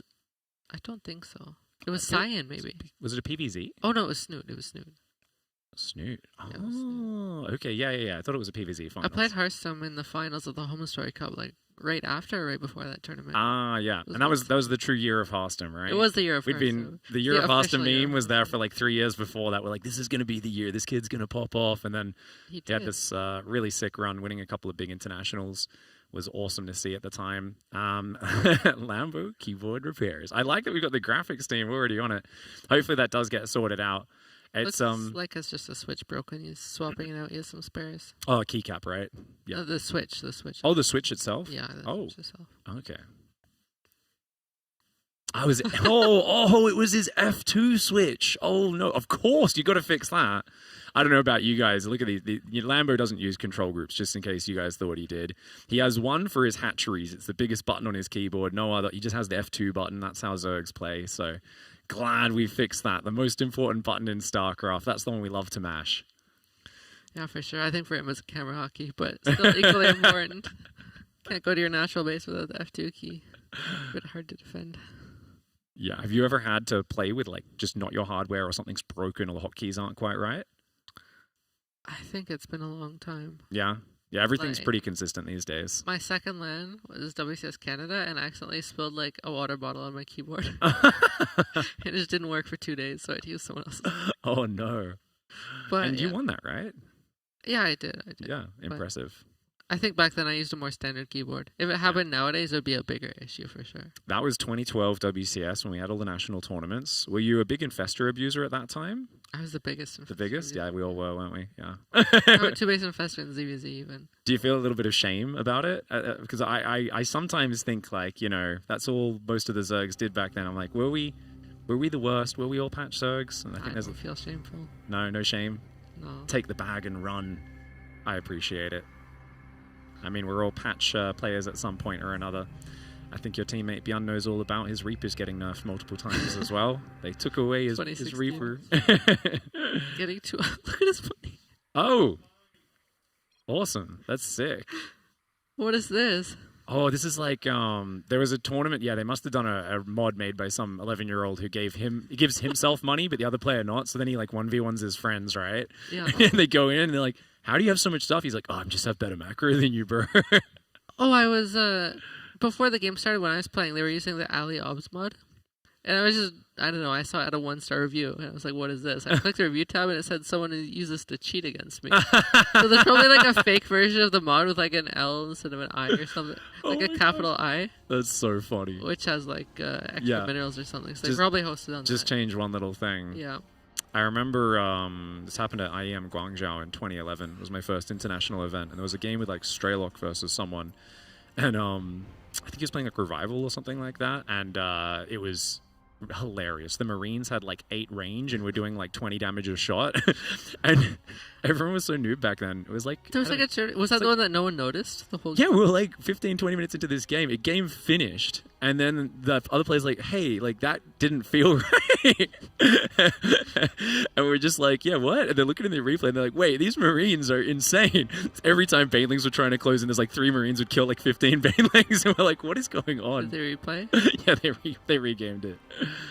The accidental mod click. Hurting StarCraft tournaments for many, many years. It's part of the long history of the game, and that's what this is about, you know?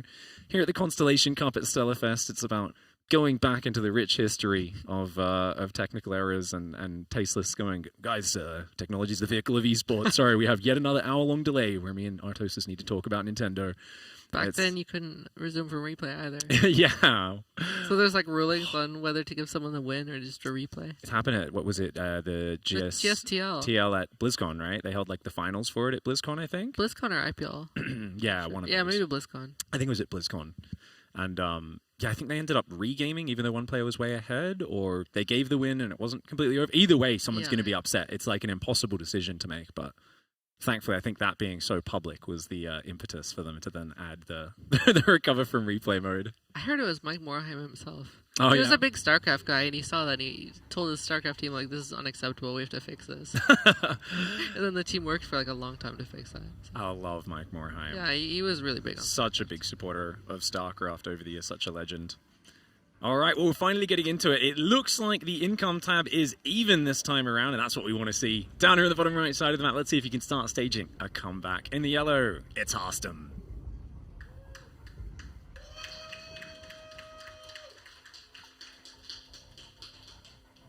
Love seeing the excitement for everyone, getting to see a bunch of their favorite streamers, players, and teachers here in Ottawa, Canada. Of course, all the Zergs are excited for this man in the top left. It's Lambo. Cannon Rush. I'm excited. Yeah. I saw the probe doing something sneaky. I'm like, it can't be like going around to try and block because that would make it later. But no, it's just cannons. And we were talking the other day, right? You were once again talking about our favorite build, which is Nexus first into Cannon Rush. Harstem said that doesn't work. You need to go Forge first, and we'll see how he goes. Probe does come in from a normal angle, and oh, that Overlord's not going over the top of the hat trick. Okay. I think they said specifically, Lambo said this is the only map where Cannon Rush is actually strong. Oh, he did see it. Cannon Gateway, he sees it now. Yeah, okay, wow. This is an old school Cannon Rush where you're going to get a gas behind it as well. Probably build Stalkers out of this would be the plan. Usually 2-gate Stalker with batteries. Very nasty siege that you can do off of that. And There was a player in the open bracket called Monkey Pop. oh yeah, Who did this Monkey to Pop, me and Lambo and I think some other Zergs. the legend. Yeah, Monkey it Pop's was awesome. Very scary. So me and Lambo had like a little talk on like the ideal way to defend this. Yeah. So I think he's fresh on his knowledge. I mean, ever since Parting left us for Supervive, we haven't had many players doing this at the top, have we? Yeah. So it's always good to bring back a build like this when everyone's out of practice against it. Cybercore goes down second gas as well, getting ready for the transition. Lambo's gone and taken the third hatchery, but that thing's not going to be very easy to defend. There's only one gate on the front, though. Is this just going to be a transition here? I think it's going to be a transition. Since it got scouted so fast, it looks like he's just going to... He's happy with the cancel on the natural from Lambo. He committed very little. Like, he didn't even do a full 3-pylon wall, I think. So Yeah. it might just expand from here, maybe make a Stargate. And if he can cancel this with 2 Zealots, actually, that would be exceptional. The probes have actually added out a lot of damage. Remember, there's no armor on a building while it's building. When it's finished, it has 1 armor, which is a massive difference for Zealots that have 2 attacks, probes that only do 5 damage an attack. The Ling Micro is really good. Lambo's just trying to distract here. Can't stand and fight with the Zealot, but he can chase the little kids around there. Ring around the hatchery, pocket full of dead Zerg hopes. If that hatchery goes down, it's going to be really hard because there is already a Stargate on the way. There is no hope of a Ravager counterattack finding any real damage. The Roaches aren't building. One of them down here. The Queen's walking down. The Lings are here as well. Should he have just built more Zerglings to defend the hatchery? If he did, he wouldn't have been able to get the Roaches out on time. Here come 4 more Zerglings. The Queen's blocking them. Get out of the way! Get out of the way! There we go. She is going to let the Zerglings through, and I think that's going to be a nice bit of defense here for Lambo. The Roach pops out, the Zealots will go down, and he will survive on 2 bases. Yeah, he's surviving, but it doesn't look that bad for Harstem, honestly. He forced out a lot of units. He's getting an Oracle in time. He'll have energy overcharge for it, so he should be able to hold the Ravagers, no problem, as long as he sees them. Like, if they sneak out, it might be a problem, but it honestly doesn't look that bad. Lambo, it looks like he's just going to clear the building. Yeah. Trying to get an Adept out there is a bit cheeky. I mean, you don't even have a gateway at home is always one of the little awkward things that you don't really take into account. So Oracles obviously can control everything pretty nicely, but that cannon will be going down. Focusing the Ravager, as that unit can't heal itself by just morphing. And is actually going to leave the pylon alive for It would now. have supply blocked him for a minute if he got it, but Yeah.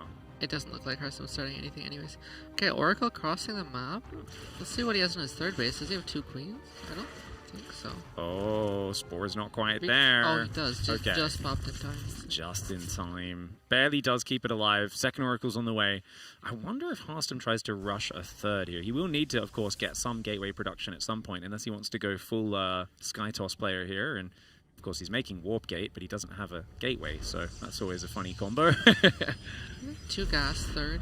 Looks fine for him. Yeah. No reason to... I don't see what else he would add here. Yeah. Oh, he has no gateway at home, does he? Yeah, no gateway at all. That's the thing. So it's just a little bit awkward in that regard. But like triple Oracle, triple Nexus is good for the efficiency. He's going to go for a Queen Snipe, won't get it. Transfuse is good. Spore Crawler's there. That Hatchery is so wounded. It's so tempting to go for that a bit later. Third Hatchery goes down. The Oracles will try to click on it, but I think it should just barely survive. They don't have a lot of energy. One of them's about to run out of laser. And it's that bottom Oracle, but it's just enough. Wow, okay. Hatchery gets cancelled and rebuilt. Good save by Lambo. The quick rebuild, of course, protects the drone. Yeah. But he is dealing with a Protoss player who's going to Twilight Council and 3 gateways back at home. Workers are relatively even.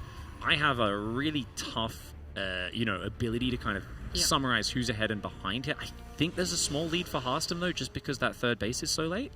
Yeah, you can kind of check when the Zerg catches up with the Protoss workers, which is usually around like 38-40. Yeah. So it looks fairly even in that regard, but in this case, Lambo's third is much later. So we can't keep droning. Yeah, right? and Harstem's tech is ahead. Like he already has 3 oracles out. I think he's making a 4th oracle even. Yeah, I guess they're his main line of defense in this game, so it does kind of make sense. No gateway's done either, so he has to make something. Oh, I love the Evo trick there. Evo has a lot of hit points, so the Oracles, they can kill a Spore Crawler pretty quickly if you start it, but an Evo Chamber, same cost, much more hit points. Great save for Lambo. Oracles go for a dive. Very ambitious, and he will lose an Oracle. Yes, he does. Good focus fire there. Really well done. Gateway's finally cleared up, so 3 Oracles. And now Blink is on the way. Extra gases, Stalkers coming out as well. And it's going to be Harstem getting to the more normal situation. Lambo, of course, I think is kind of uncomfortable. He's going to be unsure where he is compared to Harstem in this game. He's not going to feel good, though. Oh, another Oracle going down. I think this is really bad for Harstem. I think Lambo's really happy with these 2 Oracle kills for just a Queen. Yeah, he's definitely happy with that. It's a nice follow for Harstem, though, going into the Stalkers, because he knows that the Roach one was built earlier, and Stalkers are always, like, Oracle and a Stalker is exactly what you want against Roaches. Lambo going into Hydrogen pretty quick, though. Yeah, he's going to go straight there. That Hatchery is what we're talking about being so vulnerable, but of course Lambo's going to be going straight Hydras. Do you go Groove Spines or Movement Speed first? I think he's making it this early. He probably wants to defend with Hydra, so you would go Groove Spines first. Yeah, good for defending the extra range, whereas the movement speed's more for attacking, surrounding, chasing down armies. I think even if you play like Roach Hydra aggressively, you might go range first, because you kind of just make 1 round of Hydras and you reinforce with the Roaches. That's true. Yeah, that actually makes a lot of sense. And then they can shoot over the Roaches much easier.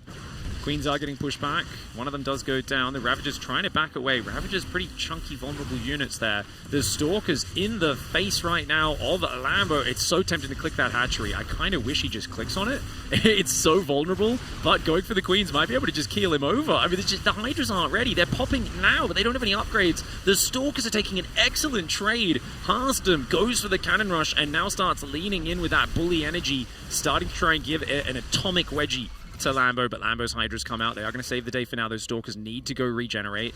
And you know what? The worker advantage is there for Harstem, but he doesn't have any follow-up tech just yet. Yeah, normally you see the Stalkers like going to try and cancel the 4th base or something. You don't see them going and just killing units at the 3rd. So you can see by that how good of a position it is for Harstem. And he's going into Templars, which is exactly what you want against Hydras now. I mean, there's not many options here for Lambo other than I feel like you have to play like, you know, when like Dark would just kind of sit there on Roach Hydra and barely try to recover and survive. You just defend and try to make some magic happen. Yeah, get to Lurkers and survive. Yeah, it never feels good to do that, but he probably has to. He might be thinking of doing a Roach Hydra attack even, but it's going to be hard to make it work. It always feels bad. The Cannon Rush comes in and the Zealots on your 3rd, then there's Oracles coming in. You've got Stalkers in your face. Lambo has not had any chance to breathe in this game. Of course, he's up a game in the best of 3 though, so he does have you know, room in this series. But Psystorm halfway done, 4th on the way. Cannons going everywhere. Lambo, he's only building 1 more drone. To me, it looks like he's probably wanting to do a Roach Hydra all in, and he's just realized he forgot Roach Speed. Oh no. His main base is running out of minerals at this point too. It's going to be at half mining soon. Ouchies. Yeah, usually about 8.5 to 9 minutes is when that happens, and even with the Cannon Rush happening early, it didn't change the saturation too much. Okay, so Lambo's keeping making units here. Harstem 2nd Robo, or maybe 1st Robo. Storm. He's going to go Immortal Storm. This is exactly what he wants. Immortals counter Roaches super hard. Storm is great against everything. Getting that just, deals with lots of massed units. And 7 more drones do come out. So Lambo, he's trying to limp his way forwards in the game. He does have Overlord speed on the way. Not sure what that's for. It kind of feels like he can't afford a luxury like Overlord speed right now. But obviously he's just hanging in. Harstem has been bullying him ever since the cannon rush by just having more out on the map and too many units for him to deal with. And the infestation goes down. So Lambo's made up his mind. He's going to try and do that survive to lurkers that we talked about. It's not a particularly high percentage play in this situation, but when you're looking at, I've got a 3% chance doing this, a 2% chance going into mutas now, you'll take the 20-30% chance of surviving the lurkers and taking some good defensive engagements. And that's what Lambo's going to try to do. His Hydras do have at least one upgrade. I think they've probably got both of them by now. And the Storms coming in with the Stalkers. It's going to be hard to break a big concave of Hydras. Yeah, he's going into Fleet Beacon already. While attacking here, he did a run by on the top, got held by the Roaches. But, I mean, he's way up in workers, he's up in tech. It looks great for him. Yeah, so much income for Harstem ahead. Very much so in the minerals and the gas. Archon does get taken down there. Nice move by the Hydras. Lambo controls the high ground. I think Harstem very patiently will head to that next step.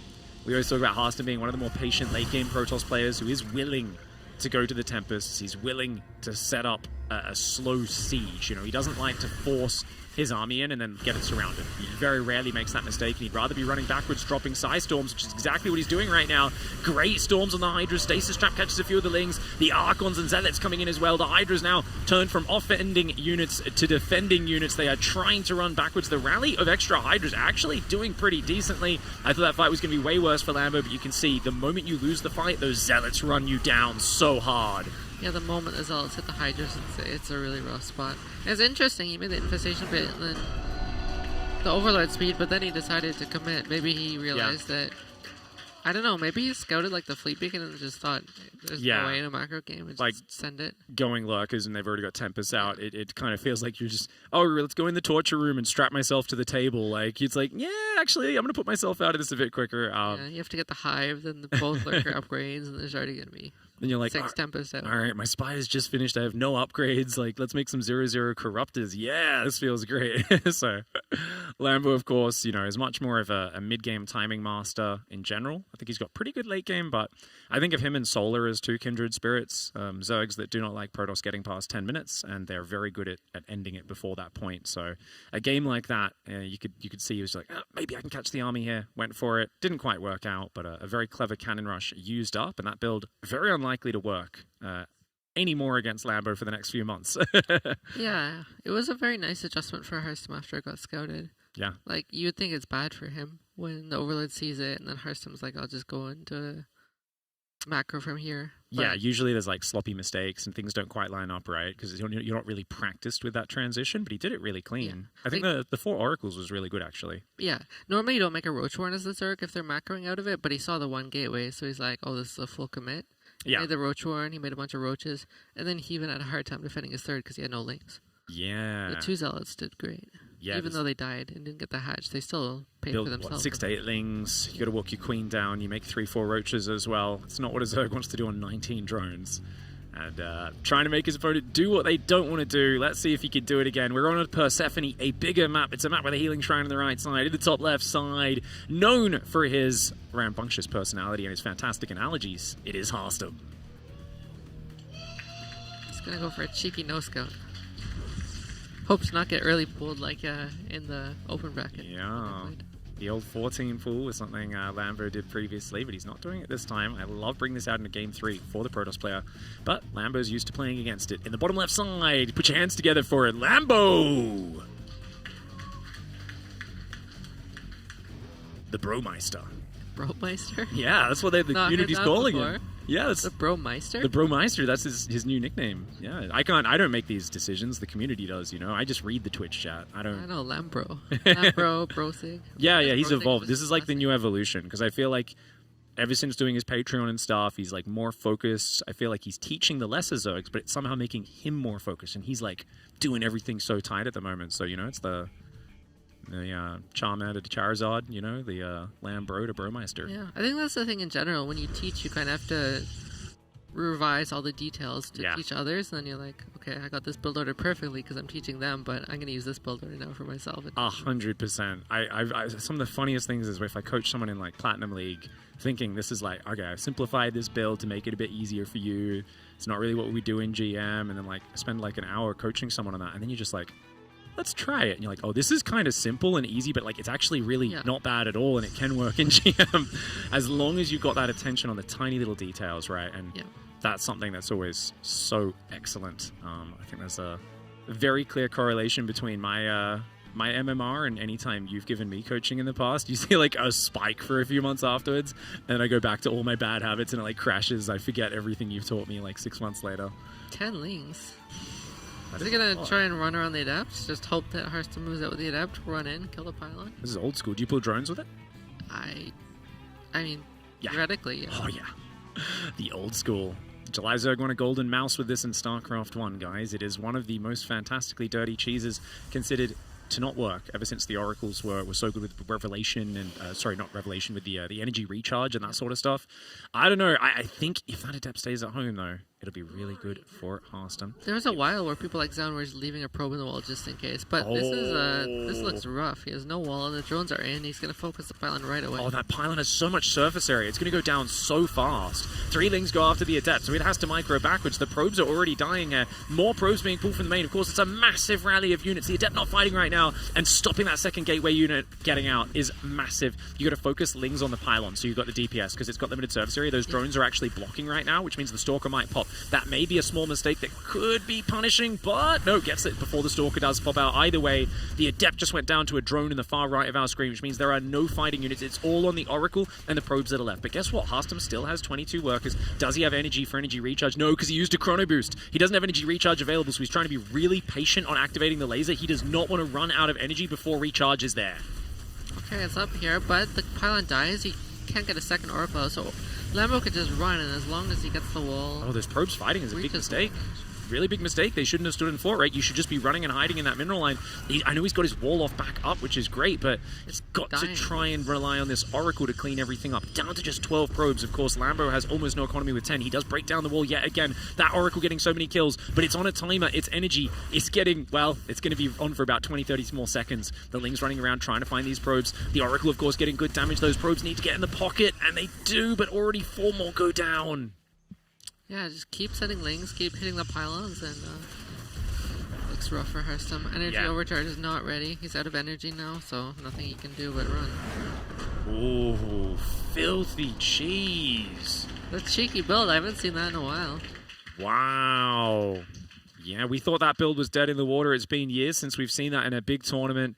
Lambo brings out the filthy build to his teammate, and that's exactly what you got to do sometimes, you know. Bring out just one of those nasty little cheeses, hide the drones, get them in there. And, I mean, I remember the last time we saw this a lot. It was 2021 kind of period. It was that online year. I remember every game, like you were saying, Zest would always have a probe next to the wall off. Zound as well, because Rogue had just traumatized all of the Korean Protoss players with this sort of all-in. But it catches you off guard. If you haven't played against it recently, that you're not just going to have a probe standing next to your wall. It's so hard to defend that. Yeah, especially since Harstem went no-scout. So Lambo can just save up larva early and make extra lings. Like, Harstem won't see it. Normally, you kind of have to make some drones. Otherwise, they're like, why are you just floating 3 larvae here for no reason? 100%. Before the probe leaves your base? Yeah, it's even easier to get across. And a small detail is actually the Stargate, right? Normally, it's like, I'll build my Stargate out here. The pylon has lots of production building space. It's actually much easier to keep that up if you build it next to the assimilator. Yeah, it's near the mineral line. Your probes can kind of defend it and create a wall with the pylon. And sometimes you get that second oracle out because of that. It's also way easier to repower, right? So I think that's a big difference maker. And it's only when this sort of build hits you that you remember as a Protoss player why you build the pylon next to the assimilator sometimes. It's an extra layer of safety in this sort of situation. People definitely like building it there, though, just to get it to the Zerg base a little bit faster. Yeah, it gets to the base a bit faster. It's very nice as well with like Void Rays and whatnot. Yeah. But at the end of the day, the cheese wins out. And the cheese has been winning out a lot. I mean, both of them, they were cheese in Game 3 in their 2v2 tournaments. Remember, they're the champion of the 2v2 tournament already. They kept They bringing cheesed out... us in the game 3 of the 2. Yeah, tournament. you guys, and also they did it to the finals. as Yeah, well, yeah. right, against Beyond and Sound. and Sound. It was a 4-gate proxy 1-base all in and a 3-hatchery Ling Flood off 19 drones. So, masters of cheese. I like to see it. Well, guys, we're going to go into the next series very soon. Stay with us. Don't go anywhere. We'll be back after a short break.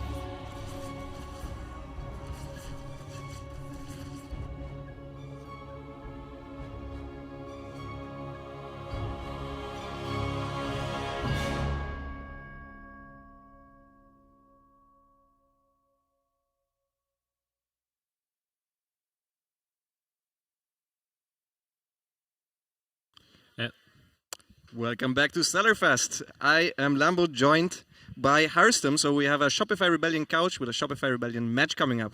How are you feeling? Well, not great. Nice. Thank God you're the one that asked that question as well. I know. This is bullying that I haven't experienced since high school.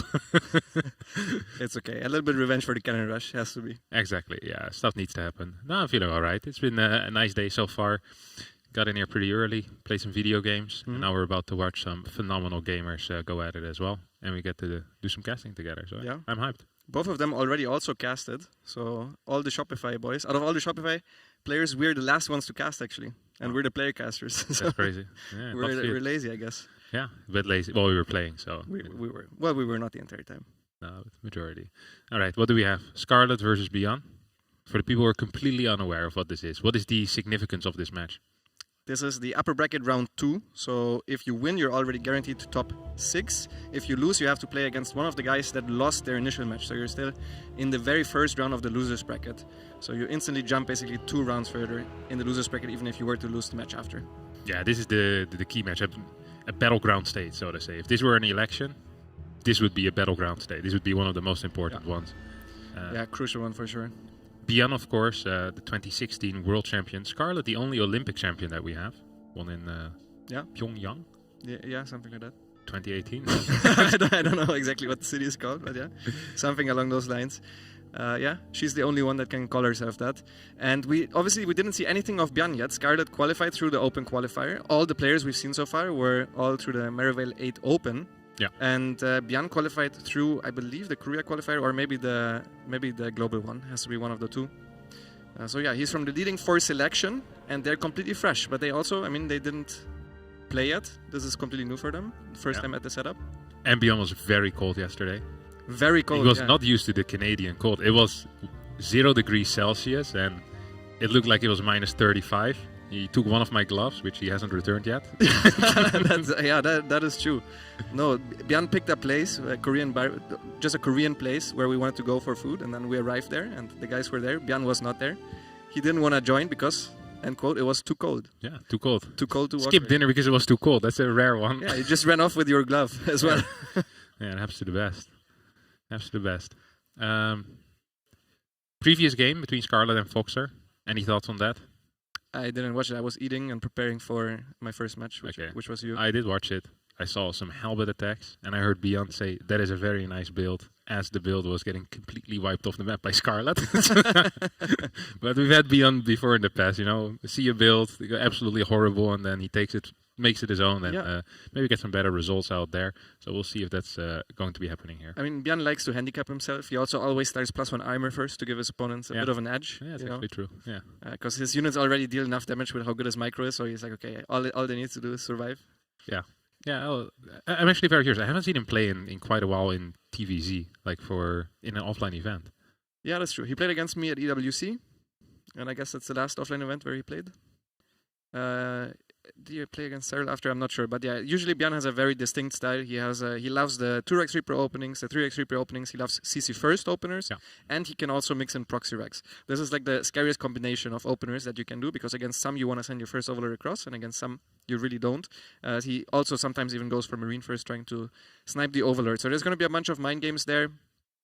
I think Byan will want to avoid the late game usually against Scarlett, because if I see her beat him, it's usually in the late game. But maybe this changed now in the new patch with the 2 supply, 125 HP Ghost plus the Liberator and Vikings also being better. Yeah, Beyond is a bit, he changes it up a little bit when it comes to late game. There are periods in time, and there have been periods in time where all he did was just build planetaries and tanks.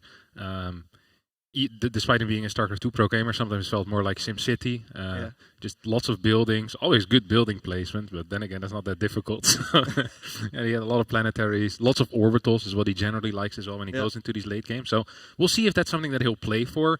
We'll see it very early on, though, because whenever Beyond tends to play for the early game, or for the late game, he really plays for the late game from the very start. Like, he makes his intentions very clear. He's just going to be sitting back, maybe have 2-3 medevacs on the map, clear a bit of creep, and then just start exploding with orbital numbers once his fort base is up and going. Yeah, it's funny that you mentioned, because the last time he actually played that style was before the Ghost nerf. I remember, because we had a boot camp, and all of my games against him were 30-40 minute games.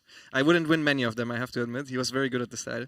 It was very frustrating. So maybe he goes back to the style now. As we can see the vetoes, we can't see who vetoed what, but I can tell you, Incorporeal, Tokamak, and Persephone are the Terran vetoes, whereas Last Fantasy, Pylon, and Ultralav, very, very standard vetoes from both players. And Scarlett let Torches through instead of Ultralav. That's maybe the only one that's slightly surprising, because I think she vetoed that against... I'm not sure if she vetoed it against Foxer, but I think she definitely vetoed it in the open bracket games, whenever she played against the Terran. So maybe she has something there. What would be the swap out with Torches? Ultralav usually for most Zergs. It's a bit... Ultralav is kind of a very normal map, but it's super hard to deal with 8 Rex on that map. So that's why we tend to not like it. Bjorn obviously also is very good at tank pushing, so... I think it makes sense. All of these vetoes make sense. Maganatha making it through is maybe not the most common, to be honest. Usually, Incorporeal is always a veto for turn, and then the other ones are a bit stylistic, but most of the time either Tokamak or Persephone make it through, not necessarily Maganatha. Okay, curious to see what Bjorn's going to be doing out there. I think Maganatha is one of the maps that's a little bit more tricky for Terran in the late game, right? Because you have these side bases, very hard to take him as a Terran, not that easy to move in there either. And we have seen games go along, become difficult. Ley lines as well out there. Is this a map where we could see some of that planetary camping? I know on Torches, whenever he plays freaking Terran versus Protoss, he just sits back and does nothing for like 35 minutes. Well, on Torches, he might expand forward, and then... I don't think it's a very good camping map, per se. I think that map usually plays out very weird. Either the Zergs try to play on the right side, or the Terran tries to play on the right side, or both sometimes try to play on the right side. And then it usually lends itself towards early finishes, that map in particular, because you're just so close to your opponent if either of the players really plays the right side of the map. And yeah, if we would see a planetary camping game, I think it would be ley lines most likely. Maganatha is kind of weird because it's not that good for late game, as you said, but it's also not really great for killing your opponent. It's a fine map for Widowmine, like multitasking playstyle. So for Clem, it's like an okay map. I think he does pretty well on it generally. But if he really wanted to camp, I really think he would have played Tokamak or Persephone. Both of these are very good late game maps for Terran. All right. So, all right, we just got word from the producer that Bjorn was busy downloading the Korean language pack. But that's now finished, so we're about to be ready to go. You know, there's a lot of foreign pro gamers that also play with the Korean language pack. I feel like it's less so nowadays.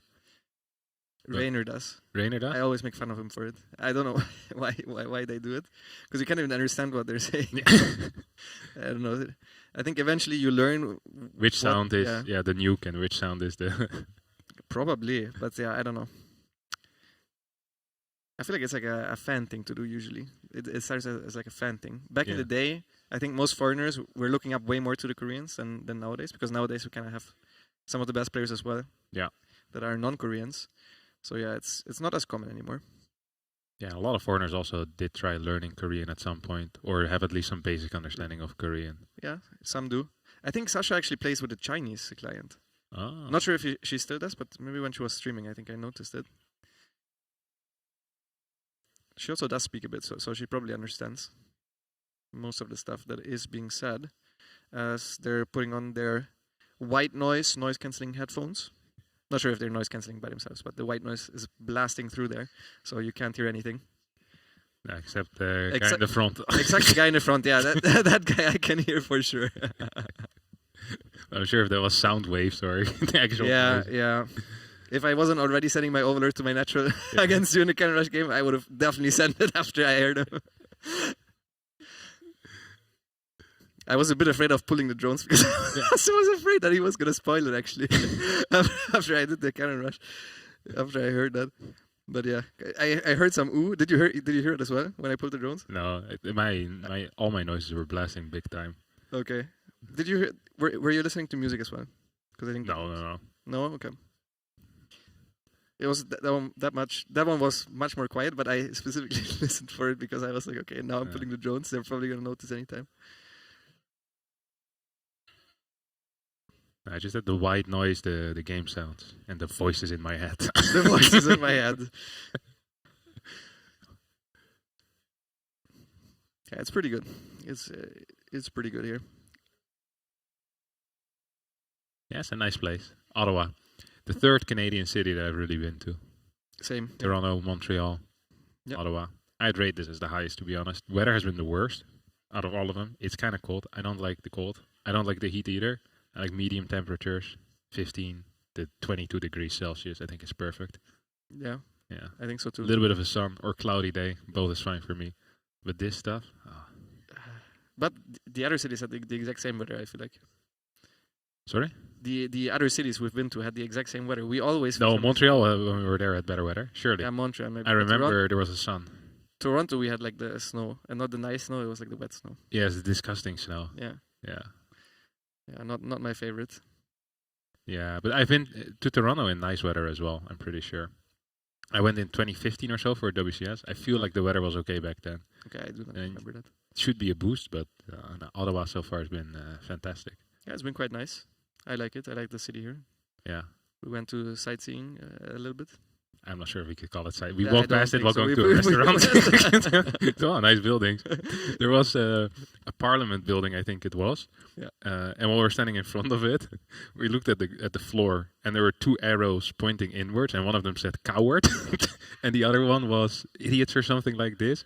And I was filming it because I thought it was funny. And then a guy came running past, and he looked at us, just sprinted inside because he didn't want to be, the arrow pointing towards him on camera. Poor guy. Poor guy. Yeah, but I think it's Parliament. I don't actually. There are a lot of cowards in there. Yeah. Yeah. Would be a weird institution to have as well. Just a building filled with cowards. What's the point? But then again, I Canadians don't are a quite bit see odd. it. I don't quite see it. Yeah. Well, anyways. I hope the language pack is coming along. They're getting in the lobby. We just heard from the producer. Nice. Language pack done. Oh, they have the headphones off again. Not a good sign. Yeah, it's not a good sign usually. You're still rocking the single in here as well. Scarlett fills the backpack on the table as well. Scarlett using the box under the monitor. Bjan is not. Yeah, I decided against the box as well. I think so far the box has 100% advancement rate. Really? Well, I think only Sasha and me used it so far. Yeah. That goes fast then. The box actually solved my issue with the foot stand, because whenever monitors have this foot stand, it kind of points towards my mouse pad and it gets annoying. But oh, now it's floating. yeah, now it's floating. It's the second level. That's nice. So it's good in two different levels. Okay, he looks like he's getting ready. Yeah. His demeanor always changes, I feel like, when the game starts. Have you noticed that? He locks in. He locks in. Yeah, he gets more tense. Yeah. Yeah, he gets ready. He also has a vein on his right bicep. It's probably because he's been spending a lot of time in the weight room. He has been, yeah. First thing I saw when he arrived was already a picture from the gym. Really? Yeah, the day he arrived, he went to the gym straight away. Jesus. That's a lot of dedication. Yep. It's not just building a legacy, it's also building a body. Yeah, building both. I think it also helps with the wrist issues, probably. Being more muscular, and especially in the forearms. Yeah. You'd reckon with all the mouse movements we do, all of us have massive forearms. But I think StarCraft players actually have very medium-sized forearms. Like even poor forearms. Poor, yeah, because most of them don't do that much Exercise outside. exercise, Yeah. I think nowadays it's not that bad anymore. I think a lot of pro gamers are actually quite fit. Yeah. Yeah. Yeah. It changed throughout the past few years, for sure. And now he's smiling again. Yeah, locked out. He locked out, okay. Don't forget, if you put ! donate in the chat, Yep. you can donate to the good cause of Rainbow Railroad. All proceeds will go to Rainbow Railroad. I wonder what they're bantering about. Man, this is hard, huh? We're not Tastosis. I feel like Tastosis would have an easier time here. Pian said, I kill you in the game chat, apparently. In-game, of course. Yeah, in-game. In-game. In a video game, actually. In a video game. It's important to, to clarify. Okay, I think Sasha's actually getting ready too. Yeah. This looks more serious now. Oh. Oh my god. Here we go. First map of this best of 3 is going to be on Torches. The Shopify Rebellion. Team kill. The second one. In a row, actually. That's quite unlucky. Very unlucky. Or well, maybe for them it's not that unlucky. But I think they were both relatively happy with their bracket actually. I was not, I have to admit.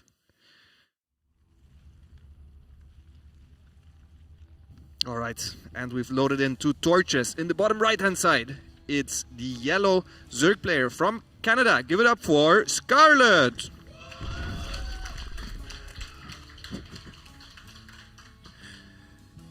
And in the top right, he is also in Canada. It's Bjorn. Gotta trick them a little bit, you know. So they only cheer for the home player otherwise. Ooh, Bjorn. Oh, Cheeky man opening up here with a proxy barracks midway across the map, and it looks like Scarlett's first Overlord is not on the path to seeing that. yeah. No too loud crowd noise. But yeah, that's already rough. This is one of the harder maps to defend this on. It is quite short, rush distance wise, and the natural is super far away. The natural is super far away from the main base, so if you try to pull drones, it's more difficult to defend. There is an alternative option though, where you can mine the gold minerals and then take the top base and just sack it. This is not an option on almost any other map. So we'll see what Scarlett goes for.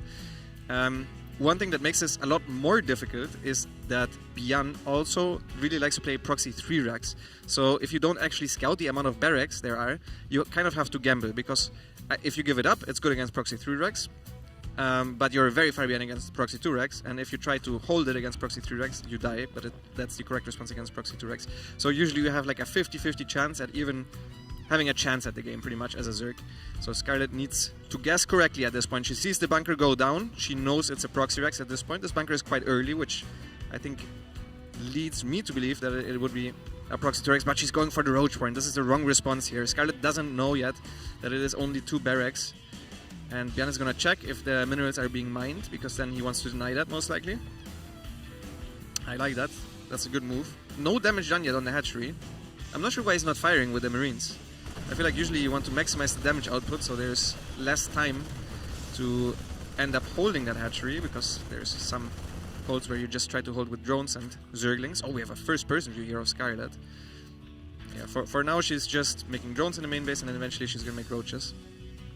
Is there a chance that she holds this low ground? That seems very unlikely, no? There should be no way, but the Marines didn't fire forever. She's not trying. She's actually still making workers, so yeah, no way. Actually, if she didn't inject and she only went roaches, because he didn't fire right away, I think there might have been a way, because she would have had her transfuse now, and she would have won that fight for sure. Oh, she's still gonna try, taking quite a bit of damage on one of these roaches. Will get microed back and turns into a Ravager. She's desperately trying to snipe one of these SCVs so that the damage on the bunker is going to be a bit more lasting. Another inject comes out here. No mining on those side patches, so Scarlett will just need to re-expand to this base after she clears up this bunker with the Roach Ravager. But this is a very poor start here for the Canadian Zerg. It was super late gas actually, so if Scarlett counterattacks now, I think she has some damage potential. Especially if her Overlord is alive on the other side of the map, which it is, but it is in a bad position. Has to be said. Usually the factory should be done by now, but I think that was gasless, which is usually something you only do if you want to bunker wall off. But now it's going to hurt Bjorn, because he's not going to have a Cyclone out. So Scarlett has a lot of time to get free damage done on that bunker. Maybe even try to bust it right away if she wants to. Okay, that was bad. She already lost like 2/3 of her Ravager HP there on one of them. And yeah, the issue is that Overlord is mispositioned basically. So she can't fire at the bunker for free. She needs to go up. She can burst that. I think that should be enough DPS to kill the bunker right away. The second bunker is not done yet. That's huge for Scarlett. The factory is also not done yet. Bjorn is trying to back off into his main. This is going to be a hard hold. The SCVs are coming. It's important to not get surrounded. Okay, Bjorn doesn't commit. I kind of think he should have committed there, because now Scarlett can just kite. And I feel like Scarlett's Ravagers already would have been cut off towards the bottom. Good bites there on the bunker. This is safe damage. Oh, this is the last Marine remaining. 2 more Marines are on the way. This is no DPS left for Bjorn, and Bjorn messed up the defense here significantly. I think he had to engage there together with all of his SCVs, and Scarlett does it. Wow, that's crazy. A very surprising outcome after the relatively poor start for Scarlett in that game. Beyond a bit too greedy, going for the gasless, wanting to expand faster, I guess? Yes, yes. I think he expected maybe a drone response or something, but that's why you get a gas for this specific counterattack. In a normal scenario where you have the factory done, this is just very, very, very bad for Zerg. Like, not just bad, it's extremely bad. Right, because there's going to be 5-6 roaches. There's going to be one cyclone, 4 marines at a bunker. Yeah, the cyclone spawns basically when you arrive, and it's free from there for the Terran. Yeah. Yeah, not quite the case. Beyond did have a slightly faster command center. Not that useful, though, if you're down 25 workers. I like how they're smiling at each other. I love that you can see the banter here.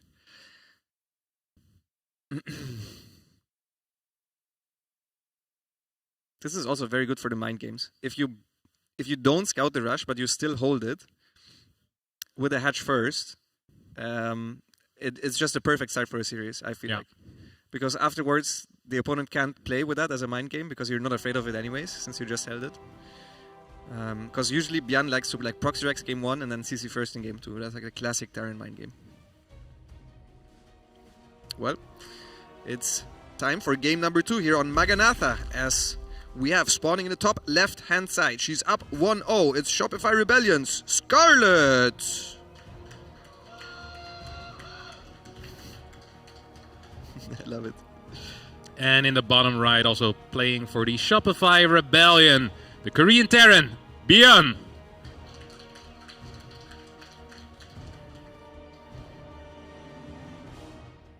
Ooh, what is Scarlett doing over here? Is this a proxy hatch? This is a proxy hatch. No. What is the point of putting it a little bit above the base? Well, for it to be slightly closer, but I don't quite... I would have thought to just put it on the minerals, to be honest, just in case you want to mine from there. Yeah. 2-Rex Reaper theoretically is good against proxy hatch, even without scouting. You do need to know the exact response, though. This is not the most committed proxy hatch, so the most committed one would be like a 14 hatch. That's basically the earliest Ravager timing that you can have. It hits just as hard, if not even harder, than a 12-full Ravager. But this looks like more of a macro proxy hatch. Now, I know she's subscribed to my Patreon, but surely she didn't watch the Proxies Foremost video I just I just uploaded a couple of days ago, where I think I actually beat Byan on the ladder, on the EU ladder with it. But it was not with 2-Rex Reaper. 2-Rex Reaper is a lot better against it. Usually, what I'm expecting is some form of a Ravager attack. Yeah, it would make the most sense here. So straight Roach Warren after this pool. We get a second gas out here as well. Does indicate that we're heading towards those Ravagers. What is Byan looking for right now? He's just going to go straight across the map, right? He's going to scout the lack of a hatchery with that first Reaper. Do we continue Reaper production, or do you get Tech Labs and try to go Marauders? What is the plan? So what you should do is just Marines straight away, and then a factory as early as possible. Because the factory shuts it down. Either you need Banshees or tanks or like Cyclones. Usually one Cyclone as early as possible. Byan now sees that there's nothing here. He scouts the proxy hatch. He is actually going for a reactor. I find that a very odd call. Okay, yeah, that was a bad call. He's going for the tech lab, and he's going to try to hold it in front of his base. Scarlett's still making drones. Scarlett, does she know by now that it's 2-Rex Reaper? Can we check her vision? Yeah, she does know, okay. I wonder if she commits hard to this now, or what her plan was. Because she has so many drones, this wasn't designed to kill him, I don't think. And she has a lot of gas. But now that he's trying to hold the barracks at the front together with Marauders, I think you just mass Ravagers here. Yeah, like for the rest of the game. It makes a lot of sense to me, because there's no real ending to this push right now, right? Like, usually if there's a factory, if a Cyclone and a tank come out, the push just ends. But because it's just going to be pure bio units here, that is not going to be the case. Even if you get 5 bunkers, as long as you get enough Ravagers to one-shot bunkers, it doesn't matter how many you have. They're just going to disappear from the map, as the Reapers are trying to dance against the Ravagers, but the Ravagers are better dancers. They've been taking night classes, and the Reapers will just need to back up a little bit over here. Try to throw a grenade occasionally. Quite a bit of damage on that one Ravager. That's sloppy, no? Yeah, that's a bit sloppy. I wonder if she starts Zergling speed now, because she went for a queen in her own main base. I really don't think this was the result that she wanted to have. But since she already has the queen, I think she also should go for Zergling speed, so she can keep making Zerglings from her main base to reinforce this. It's a little bit harder than it looks here to attack these bunkers, because usually there's no Marauders in the bunkers that early, and they have the extra range obviously as well from the bunker. It's important that she doesn't lose patience. and that she only goes when she has a critical number of units. Okay, she's trying to go for it now. She lost a bunch of units there and didn't kill the bunker. That was bad for Scarlett. Is it 7 Ravagers for a single bunker? It's 8, but if you shoot, it's 7. Okay. Like if you try to sync up the shots together with the Biles landing. Extra Rex on the way. Bian is also mining from 2 bases, has a second orbital on the way. 3rd barracks finishing soon, and he kept making SCVs. I think Bian's winning condition is that he goes for like a one really hard timing with Stim, and probably also with an SCV pull, where he tries to just completely destroy Scarlett's army. Yeah, he's building up the Marauder count. The bunker is still alive as well. Scarlett has not managed to clear that quite yet. Now whenever she moves in to cast all those Biles, a lot of the Ravagers also take quite some damage just due to how the spacing out works over here. Bian just has a lot of crap, and Stim is about to finish up. I think Scarlett might be in a bit of trouble.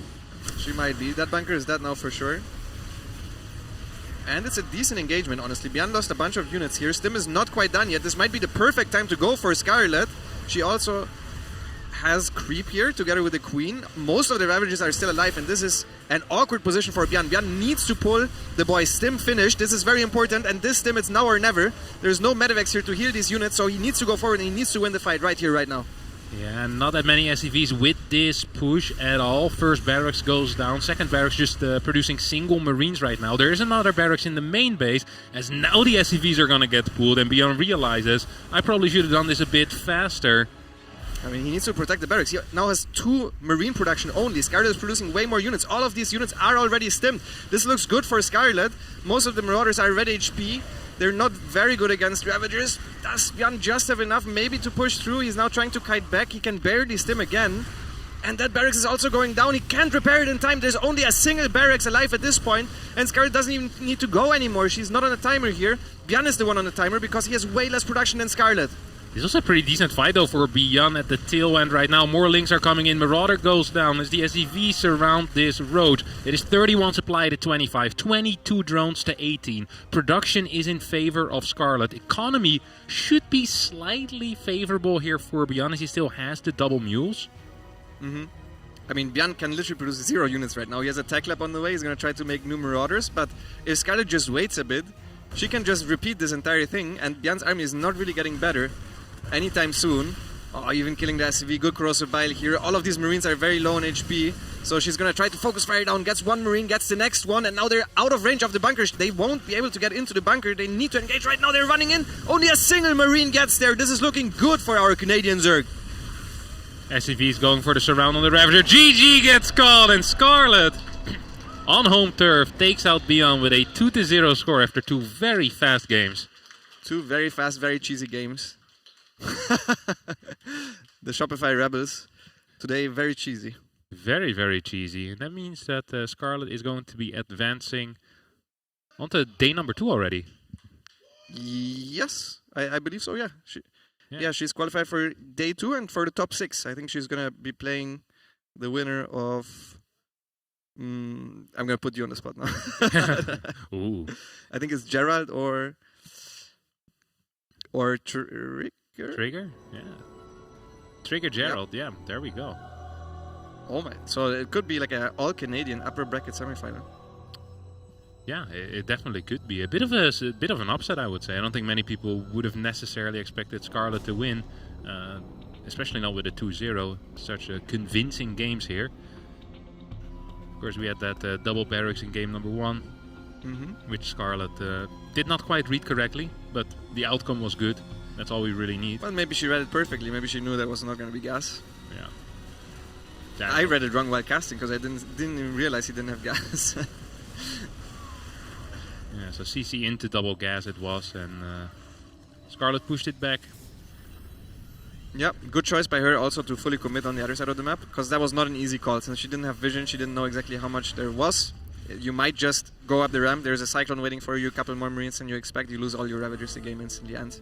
Instead she goes in here and she commits. This is, I think, the moment where Bian had to keep going with the SCVs, because the Ravagers were angled slightly towards the bottom. I think maybe he could have gotten them with a surround. But yeah, after that one it was pretty much just over. Yeah, very solid decision making by Scarlett all around as well in these moments. The Biles on the bunker, making sure they couldn't survive, but yeah, it was fairly over. Yep. Do we know what's next on the mainstream? Is it maybe Mir and Zone? Yeah, it might be. You might want to get ready, at least mentally. Yeah. Maybe I have to leave. I'm not sure. All right. Well, Lambo's going to leave us for now as we watch the ends of the second game one more time. I really do feel like if Bian at the first stim here has all of the SCVs, so maybe 15 to 16 SCVs, there's a pretty decent chance he's going to push this back because you just need a little bit of tanking for those Ravagers. But he just kind of pulled them in little groups, 4 SCVs, then 5 more, then 7 more, then 8 more, and Scarlett managed to beat that. And yeah, in the end, takes the W here, 2-0. I do believe that's going to be it for me for now, so we'll throw it into a quick break.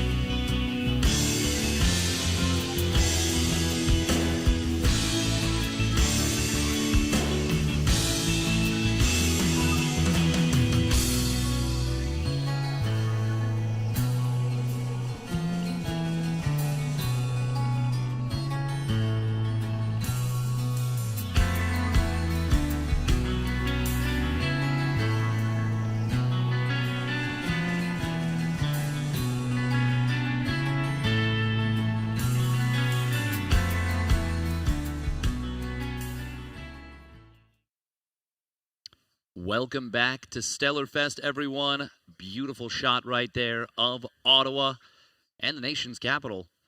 Pig, I am joined by Pig. How are you doing? Great. Dude, Parliament Hill looks so nice up there. Lovely city, and it has been awesome here. And you know what? I am happy we got some sun this week. We got to explore around the town a little bit. And today, it is pouring rain outside. It's freezing cold, so it is a fantastic day to be inside playing some StarCraft. It absolutely is a fantastic day to get a ZVP into another ZVP. Lambo taking down Harstem in that series. Yeah. Went the distance. A bit of cheeky cheddar in both games 2 and 3. The cannon rush in game 2, which really got Harstem into a phenomenal position, was obviously able to close that game out from there.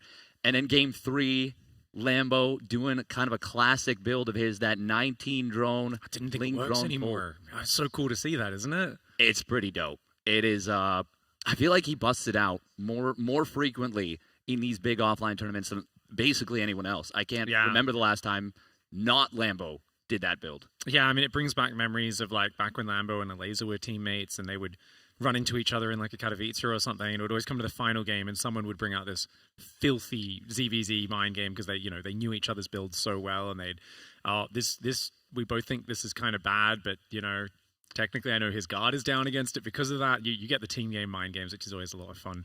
Of course, we can see both players look like they are intensely warming up right now. From what we can tell, they kind of look like they're in game already. It does, yeah. That we know that they are warming up, but the intensity. Do they know? That. They look serious. Yeah.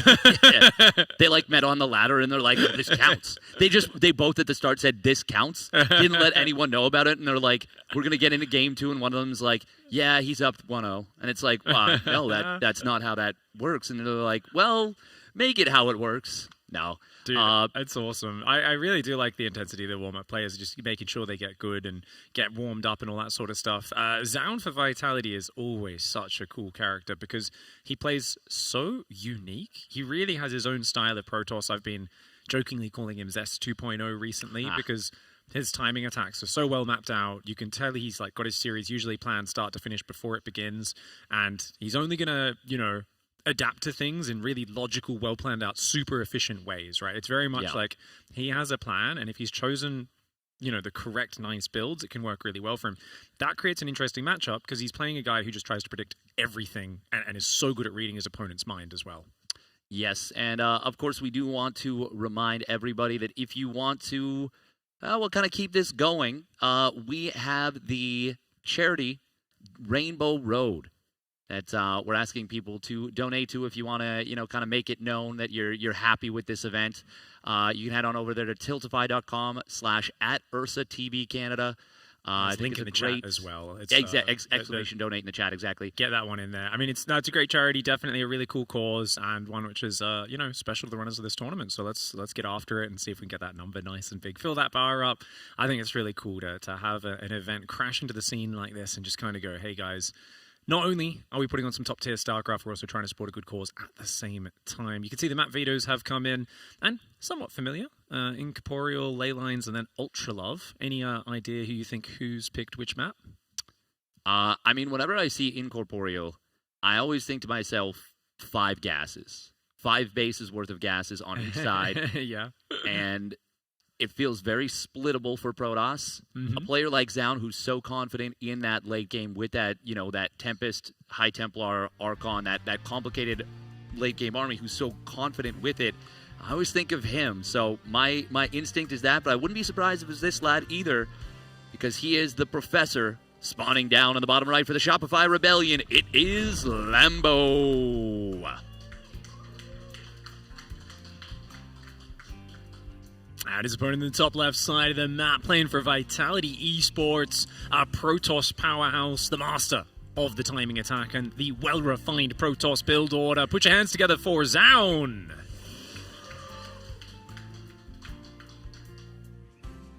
I really wonder what sort of a read Lambo has on Zaun, because that's all I'm thinking of is, like, I always think back to, we always knew Lambo's good at predicting things, especially other Zerg players, but ever since he made that video about 4 years ago, was it, when he played that big finals against Serral in an online tournament, and he broke down every single time. He basically predicted Serral's builds exactly and counted them. Yeah. And despite Serral being such a beast, it was an incredibly close 4-3 loss for Lambo there in the finals, where I think it was a bit of a move command accidentally instead of an A move, and a little supply book, just a few little execution errors kind of cost him that one.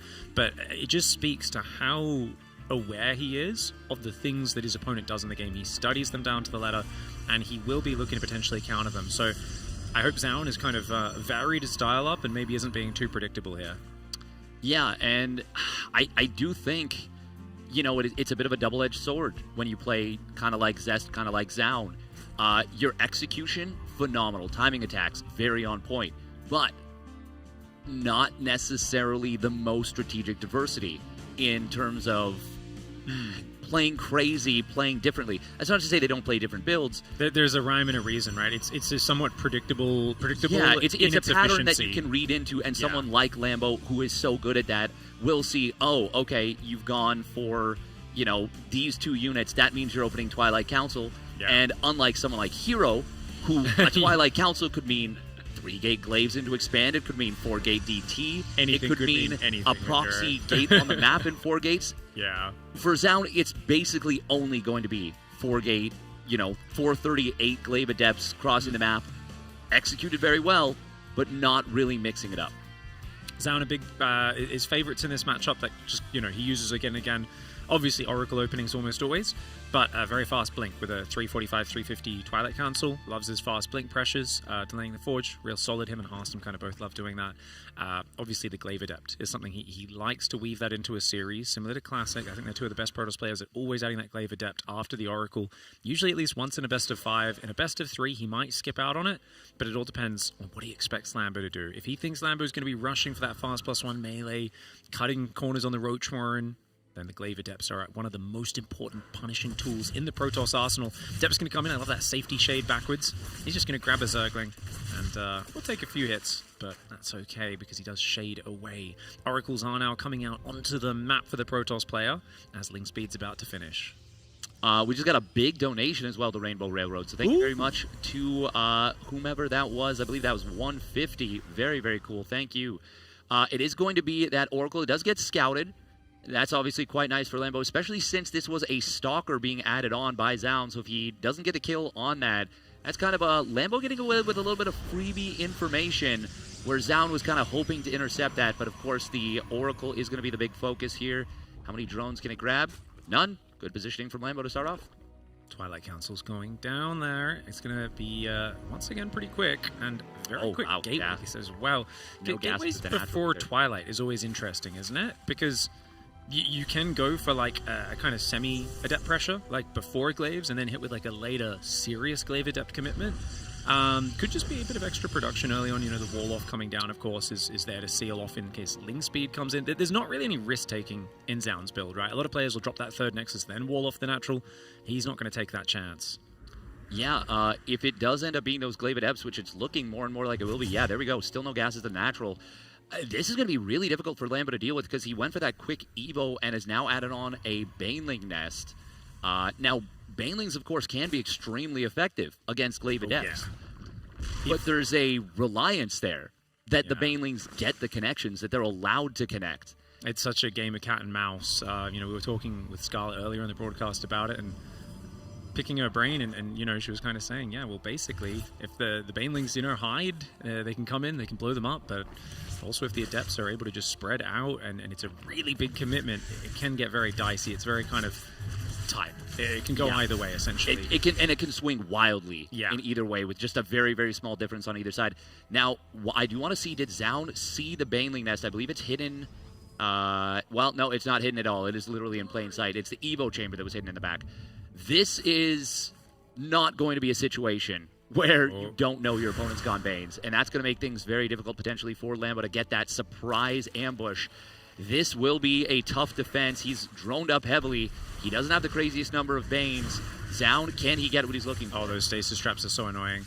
There we go. Oh, Ooh. Oracle though, that's a huge pickoff for Lambo. That's massive. He knows about the Baneling. Oh, he gets the other one. Oh, wow. Both already going down is massive. The drones are getting taken out in pretty quick numbers right now. You can see the cancel on the shade there. He's continuing to go after these drones. They are trying to run. The Ling Bane's coming in. The Banelings aren't close enough, so the Queens are going to keep fighting. And the Ling Bane tries to track the shades. Will they be able to hunt these adepts down? They are going to get surrounded. And there we go. Recall comes in. Banelings want to get in the middle, and they're going to get a few adepts, but I think that's a pretty good evacuation for Zaun. He's got Templar Archives, Blink on the way, 2 extra gateways, a Robo, the gas going down to complete all of this. Did he do enough damage for it to be worth it? I think it looks like it might. I mean, losing the Oracles is just so bad, right? Alive. If he keeps the Oracles alive, I think it's fine. But Yeah. losing those Oracles turns this into a disaster as far as I'm concerned. They got no drones really early. So the damage that comes through was nice, but it was after Lambo got away with a really sharp opening and was able to skip the Roach Warren against this. Now he's got that +1 melee done. If it's a Hydraling Bane follow-up as a very, very aggressive play from Lambo, Zaun is going to be, I feel like he's going to be kind of hard-pressed to deal with this. Yeah, this is going to be a pretty crisp +2 melee as well. Baneling speed coming in. Lambo droning on up there. He's up on 70 drones, going to go to 77. And of course, did he just cancel? He did. He canceled the +2 melee for the +1 missile. That's a development that happened a while ago, but I was interested. So many players just stuck to +2 melee for a long time. And I remember I was very critical of it as well, where I was like, guys, stop. Like, you're making 30 Hydras and the Banes are good, but if it's not one-shotting the workers, what's it helping, right? Most situations, do you really need the extra 1 damage when you're blowing up on a Stalker or an Archon with a Baneling? Like that, I don't think that really matters very much, Yeah, whereas the Hydra attacks so fast, and it's a quicker upgrade, 50 minerals, 50 gas cheaper. That's 2 more Banelings. I really think it's the speed of the upgrade. We do have a lot of Overlords setting up kind of, I mean, there's no Overlord speed, but this is interesting. 17 Hydras in production. Lambo on a phenomenal economy. He's gotten a great start in this game. Of course, Storm is done, and it can be very powerful here. Yeah, I think Zaun making a Stargate is insane. Oh, wow. I understand he might be thinking about going Tempest, but Fleet Beacon is so expensive, and Zaun needs, I think, like 10 High Templar to have any chance of defending this. He needs Archons in front as well as other units, but second Stargate just seems like an odd choice. I'm not sure if it's a misclick.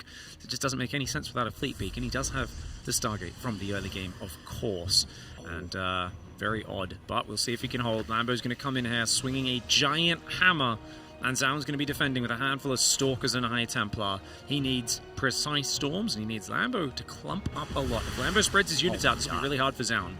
We cannot be moving out at this point as Zaun. That is crazy.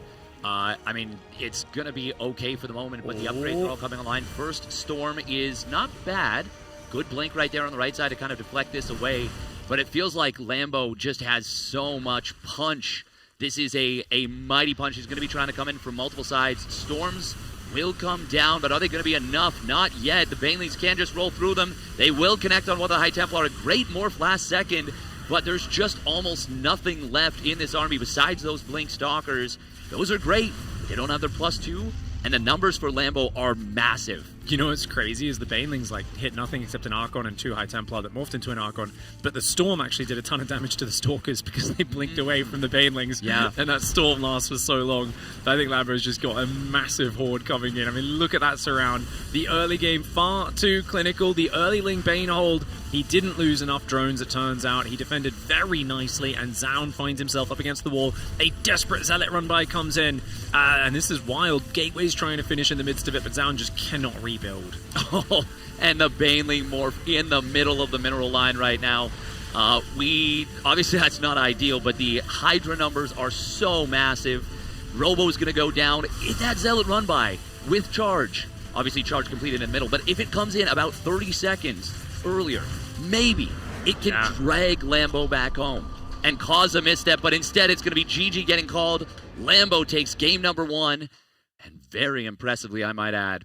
The Bromeister strikes again. Honestly, it's been his week so far. For those who are just tuning in today, you may not be aware, we did play the Merryvale Open, a $5,000 qualifying round essentially to get into this event, and Lambo won that entire tournament against the likes of a whole bunch of really good players. Yeah, we had Scarlett, we had Harstem, Yeah, we had quite a few very good players, and he won 3 tournaments in 2 days. Yeah, not just that, right? Because it was also the 2v2 tournament as well. And the Beast of the Hill FFA.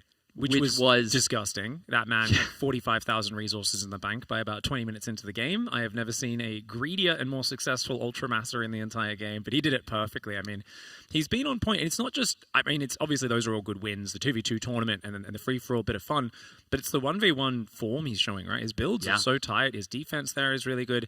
It feels like, we're kind of talking about his teaching people on Patreon and kind of getting the Zerg education in the community, going back and teaching people builds, but I think it really is having just a positive effect on his mindset and his focus, because he's so honed in on teaching the game, but then also studying his own play and improving it every single day.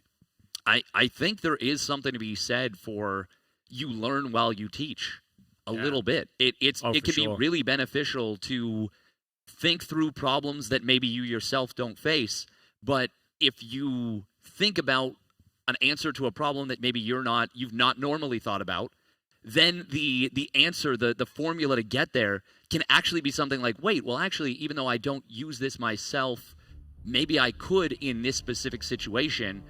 And it's very clearly having a really positive effect. You have to synthesize that information, right? It forces you to understand it, because suddenly you're explaining to people who don't know the game as innately as you, and you're going on this constant journey to like revisit the fundamentals and the basics. Yeah. Kind of forces you to re-examine all the assumptions. So it's actually really good having to explain something complicated to someone who is much lower level at it than you. It's a really good practice.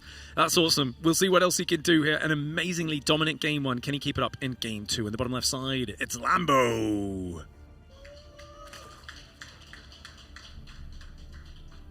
And his opponent spawning up at the top right.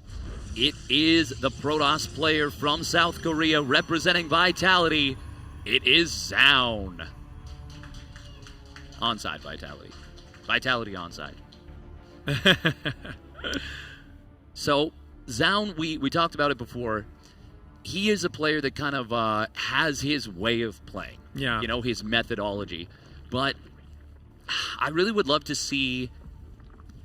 I always talk about this, the perfect Protoss player, the hybrid Protoss player of, heroes, wild strategies. Oh, dude, the dream. Yeah, with like a classics. stats or classic or something. Exactly. And I would love to combine that chaos and that defensive macro, right? You want hero whenever the player's behind, who's going to gamble and take crazy choices. And then you want, okay, you're ahead. Get hero out of there. Put classic in. Put someone who's going to play conservatively and not gamble so much. And I feel like we've never really, I don't know, who's the closest Protoss player historically that's ever been close to that level? I'm going to maybe catch some flack for this, but I think Neeb. Neeb might actually be the closest. That's a really good choice. It feels like he was very adaptable with his play. Yeah. But the late game guy for a long time. Obviously, Stats is maybe historically the late game guy all time. I think 2016 definitely it was Stats and Neeb were kind of both there, right? Yeah. And then obviously I think Stats had a really good couple of years after, which is why people think of his name first. But Neeb still was looking really good even right before he retired. He barely didn't make it out of the group stage at the Katowice, which was his last ever event. And it was literally barely dropping a map to Oliveira, who ended up winning the whole thing. Yeah. I think Oliveira made a nice little comeback against him or something like that, and got cheesed by Q as proxy marauders in his last ever game. And I was like, not like that. But Neeb was really good at the timing attacks. And I think Zaun's actually not bad at this as well, because he's got the timing attacks. He's got good late game as well. Maybe just a little bit predictable in the early game is what we said is potentially a weakness. It's very rare anyone exploits it, though. But I think Lambo, as he showed in that last game, he might be the guy who's kind of got his number in that regard. Yeah, well, funnily enough, what I was going to say is I would love to see a little bit of Harstem from some players, too. Oh! Where they just go gas first and don't scout. Oh, yeah. Every once in a while. Just a switch up. Just a switch up to get a very greedy play. We're going to see, the nice. Drone. Oh, idiot drone, to quote the Great Cats. He tried to get Spore Morph, but it got blocked by the other drones. That's a painful one. Yeah, no, I totally, I actually rant about this almost, exactly your point you were saying about the gas first, by the way, because Zaun goes Gate Scout every single PvZ, every game. So there's no point doing a crazy cheese against him, but also you can be a bit extra greedy because you know you know what he's going to do. You know he's not going to block your expansion. He's not going to, rush across and cannon rush. Zaun's always a gate scout, goes into this Stargate build. He loves that first, 4 minutes being almost identical, and then he kind of verges off in different directions. Little interesting, by the way. We've talked about the fantastic execution of Zaun. Little misstep there in his build. He actually got supply blocked at 46 and 46. And it did cost him a little bit of probe production, and that's why Lambo kind of pulling ahead in this worker count a little bit earlier than you want to see, with not a whole lot happening, and actually sniping an early drone. Lambo has a lot of gas in the bank as well, which is just quite interesting this early on. He did remember Ling speed, right?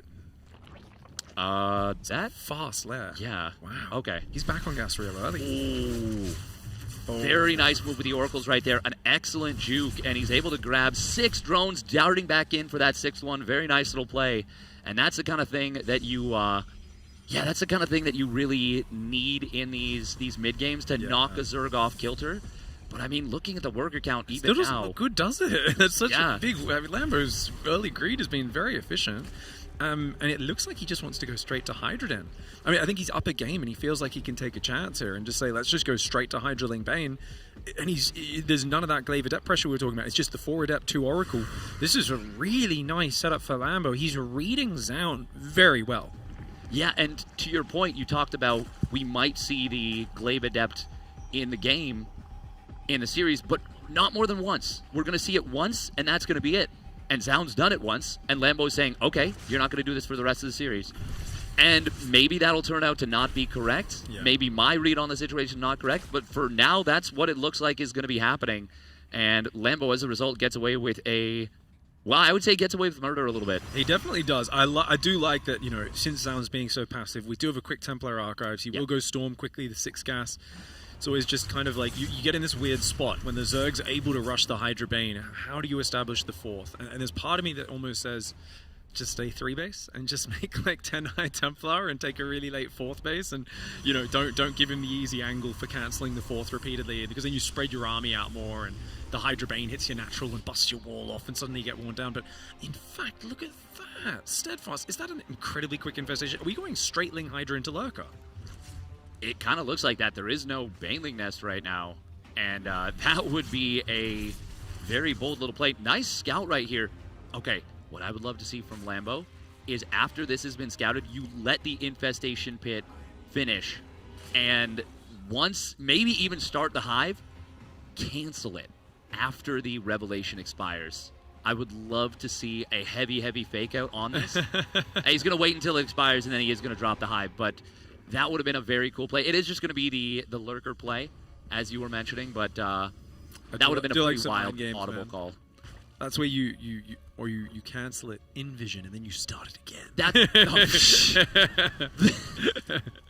The day 9 mind game. Yes, 100%. Pretend to all in and then you all in anyway.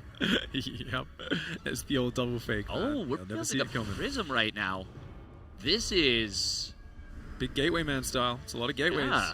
It's got Storm. He's going up to 12 gates off 3 bases. Is it just 4 High Templar?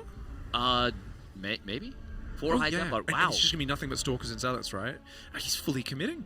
It's a scary time. There's no Baneling tech. Banelings are usually what shuts this stuff down. I think counterattacking is Lambo's best play because he's not quite got time to get up to Lurkers. Yeah, this looks extremely scary. I mean, if he morphs the Lurkers instantly and gives up the 4th base, maybe he can hold with those Lurkers, but there's no chance of holding the 4th if Zaun goes straight for it, if he wants to morph those Lurkers. But this is High Templar! High Templar in the back, though. 1 High Templar goes down. The Storms are going to zone that back army a little bit, but already losing a bunch of Storms and a High Templar. Excellent for Lambo. Sporecrawler also took out the Observer there. The Hydras need to be careful of those Storms, though. He's very clumped for those Storms. He's going to stand in it. Is Lambo for a little bit. The Hydra Link comes from behind. Those Stasis Traps are a real problem. The Stalkers turn around and chase down his Hydras on the other side. 30 Lings are being built. Lings are not going to be effective against Zealot Archon, but they'll be really good against the Stalkers. That they will. Good decision, of course, from Lambo. Not morphing those Lurkers would have been a disaster if he had. And as a result, he's able to get a decent enough fight to push this back. Not getting the kill on that 1 Oracle with the flanking Hydras did make things a little bit more unfortunate because these 4 Hydras got caught by a Stasis Trappy, and yeah, a couple of them do die. Very aggressive blink forward there from Zaun. Kind of bold. think that is the last storm being used. Zound is still just massively committing to this. There are a couple lurkers out now. Lambo got the time, and Zound does not have the units to break through. The Shopify Rebellion's German Zerg is looking phenomenal in this game number 2. Yeah, an absolute beast. Lambo is on a roll right now, shuts it down, goes for lurker range behind it. He's even re-droning a little bit just to recover the couple of losses he had there. Zound desperately starts his way towards Tempest. That's a few minutes away. It's going to be an attempt now to, I guess, get a fourth up and control space with the few storms and stalkers that he has. But there's a massive Hydra lurker, Zergling, getting ready on the other side of the map. I think this is a very good decision from Zound to go for basically no fourth base with this and just try and get up to Tempests while containing your opponent, because if you can slow expand and your opponent commits hard into the lurkers, there is a chance that you can get things done. You really do need that tech to deal with it though. Zound, he doesn't have any units in position at the natural. Only a few Zealots warping in, and excellent usage of the wall against those Zealots. Good job from Lambo to get in. This counterattack is going to cause a huge headache. Oh, wow. Not just a headache. We're talking about an actual hemorrhaging of the brain. I think that natural is going to lose almost all of its probes. Meanwhile, the fourth gets isolated as well. Hydra's running around here. A few probes do survive, but Zealots are hitting the third base at the same time. Lambo with way more units. He's got to keep on pressing on the front of this giant army. And all the High Templar in the open, forced to storm themselves, forced to morph into Archons. Only one storm left, but the High Templar goes down before he can cast it. And that is tragic for Zound, who is just playing these games, it feels like, from 2-3 steps behind. Lambo was racing ahead from the start, and he's been very clinical in how he finishes it. Absolutely has. The Tempests are out, but the number is not high. Knocked back down to 2 bases. Zound is, to say he's on the ropes would be underselling it. The ropes are holding him up at this point. Yeah, he is. Lambo grabbed the ropes and he's garroting him with it, mate. That's a massive Zergo. It just feels like since early on, Lambo's just grabbing leads so quickly. This truly is about the details of the early game and the build orders and the execution in that regard, right? These are not, both players played standard. They were very even 8 minutes. It's like, no, Lambo's just been racing ahead. And yes, it was a scary attack for Zound. He did a good job of threatening with it. But Lambo had so much Hydra Zergling. The Queen's pulled to the front to defend as well. And remember, this looks a little scary. You got to remember, Lambo still has a huge army on the other side. He could easily give that base up. Yeah, and that's exactly what he's going to do. He's going to pull the drones into the fight to help out with this. Zound will win this skirmish. And if we look at the army supplies, they're actually very close right now. And there are Tempests out. I was going to say the Tempests are actually a big problem for these lurkers. Those Archons barely surviving was really tragic in that fight. Like, there's 2 Archons that are regenerating shields on the other side right now. They were both almost taken out by the Hydras and the drones, and they both barely survived. And the problem is, those are what is ruining the units as they pop out. Lambo needs to pull back. He's kind of popping units into bad positions. Zound fighting back from an impossibly bad spot with a desperate counterattack. And Lambo, he's got a spine, he's got some Hydras. I think he holds his natural. His 4th base is mining as well. That's a problem for Zound. Zound cannot let that base keep mining because he does not have any mining of his own. He also doesn't have any detection, which means when these lurkers are burrowed, there's no way to see them. There's only one oracle on the map. It's the only detection that's available. And it's a great decision from Lambo to split up these lurkers. 2 of them do go to this base. They won't be able to kill it off. They do get revelated, but the other 4 are going to escape. Is Adaptive Talons done? I haven't even had a chance to see. Can we take a look at that? Yeah, he made it after defending the storm timing immediately. No, he doesn't have it. Talons, not range. Yeah, right. Sorry. He does have the Hydra Lunge, which is going to be the only tool he really has against these Tempests. Zound he's still got a small window, but if the Vipers get up, they manage to charge up some energy. That would be massive right here. There's any storm in here. Unfortunately for Zound, he just doesn't have the time to get High Templar in and recharge. But there we go. Finally, he's got High Templar come forward. A duck, very nice. One of the Tempests goes down. And the storm clips the units, but that's all it does. And that's the problem. This new storm, yes, it's big. Yes, it zones a lot, but you don't have many other units here. You've got to do damage with your other units while your opponent's running away. And you can see nice saves on the Prism. The Lunge comes forward, gets himself another Stalker or 2. The Prism with some beautiful saves. Despite that, though, Zound finds himself on a refugee expansion in the south side, mining only minerals. Lambo, with that 4th base surviving everything, is still in a good position because of that 4th base income. If the 4th base had gone down, this might be a different game. But as it is, Lambo is getting back in a massive advantage. 91 army supply to 55. Hydraling Lurker. He's going to maybe have a bit of sweat on his brow with how well Zound's fought from behind. but it does look like it should be a relatively clear path. You get rid of that Nexus, and the game is over. Yes, but I will say he doesn't even really need to attack right now. It may very well end him the game. He does get a great abduct on that one Tempest. This does feel a little bit dangerous. That's a big storm right there on the Lurkers and a lot of the Hydras. Is there enough for Zound to clean this up, though? It doesn't look like it. It's a bloody fight, but it looks like it will ultimately be enough for Lambo to hold the position and keep moving. That was crazy. The storm, just when it hits you in a big clump like that and your Lurkers can't really unburrow in the middle of a fight to dodge, it is so nice with how much damage it does do. 110 as opposed to the old 80. But it takes a while to stack up, and of course Zound was far too far behind. Lambo with some incredible build orders, some soul reads on his opponent, and he runs away with that series. Yeah, absolutely brilliant day out of Lambo right here. His only map loss to a cheeky cannon rush. Everything else has been covered in gold. Oh yeah. The Midas touch from the Lambo King. That's it. The Bromeister's at it again. And I think Zound came out with some decent plans, but it's just the early game didn't go his way. Lambo's, I think his early game was so optimized. I loved how fast that lair was in game 2, whilst getting a very big drone count. And it always hurts if you are, Zound, for instance, in this case, you get that little 46 supply block that you mentioned. I think with Lambo playing the first 6 minutes as clean as he was, you've got to have a near perfect early game to compete with that. Yeah, and even missing out, I'm not sure exactly how many probes it cost him, but let's say it cost him to two full probes and then 2 half probes, 3 probes. It doesn't seem like much, but that's 3 probes killed basically in the early game, the equivalent. Obviously, you don't lose the resources themselves, but the effect of your economy relative to your opponents is the same. And you mentioned it, Lambo played such a clean early game for so much of that, and just put him miles ahead. We can see in game number 1. The fact that Lambo once again got a really very good early game. This was after the Glaive Adepts had killed a lot of stuff, and it just translated into this massive, massive army.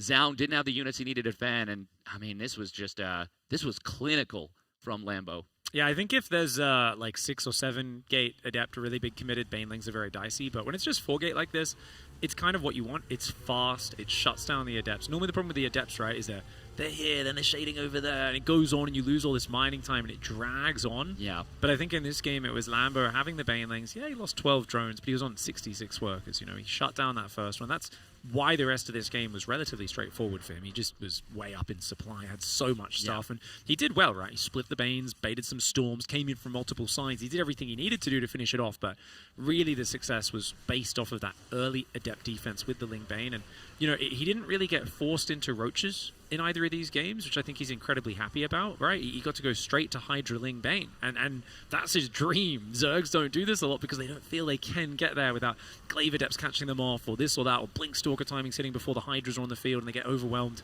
But you can see this hold was really impressive as well. It actually looked really scary, right? The 12 gate, it did. There's like 7 storms in there or something like that. Really scary attack, but Lambo split his army nicely.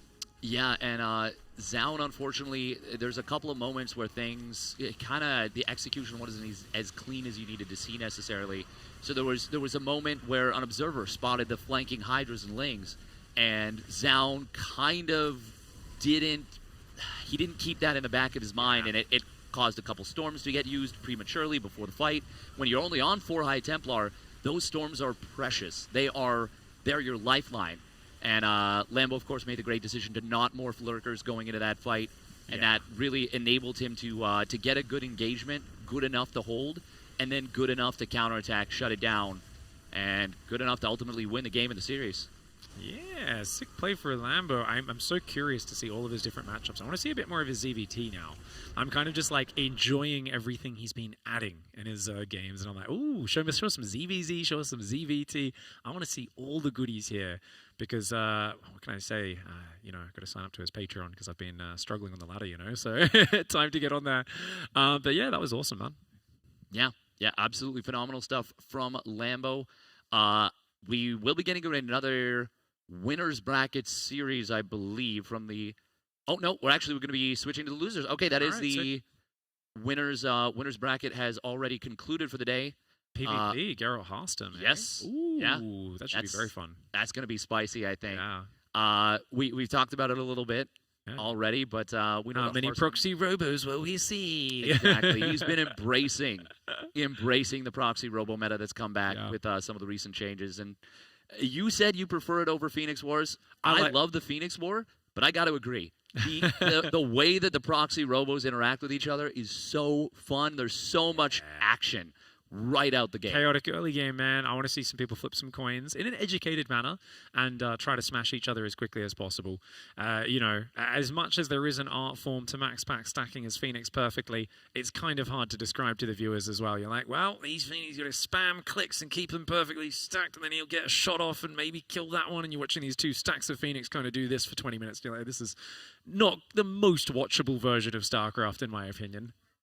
I mean, I'll take the under on that one. I will say I really enjoyed watching Max Pax develop it because he managed to figure out how to make the Phoenixes face a certain direction. But he's so good at it. It was after you've seen it for the 40th time, 50th time. It's time. It's okay to move on from it. But speaking of moving on, we will be heading to a quick break and then into that PvP. Stick around. This is Stellarfest. Cool. We'll be back soon.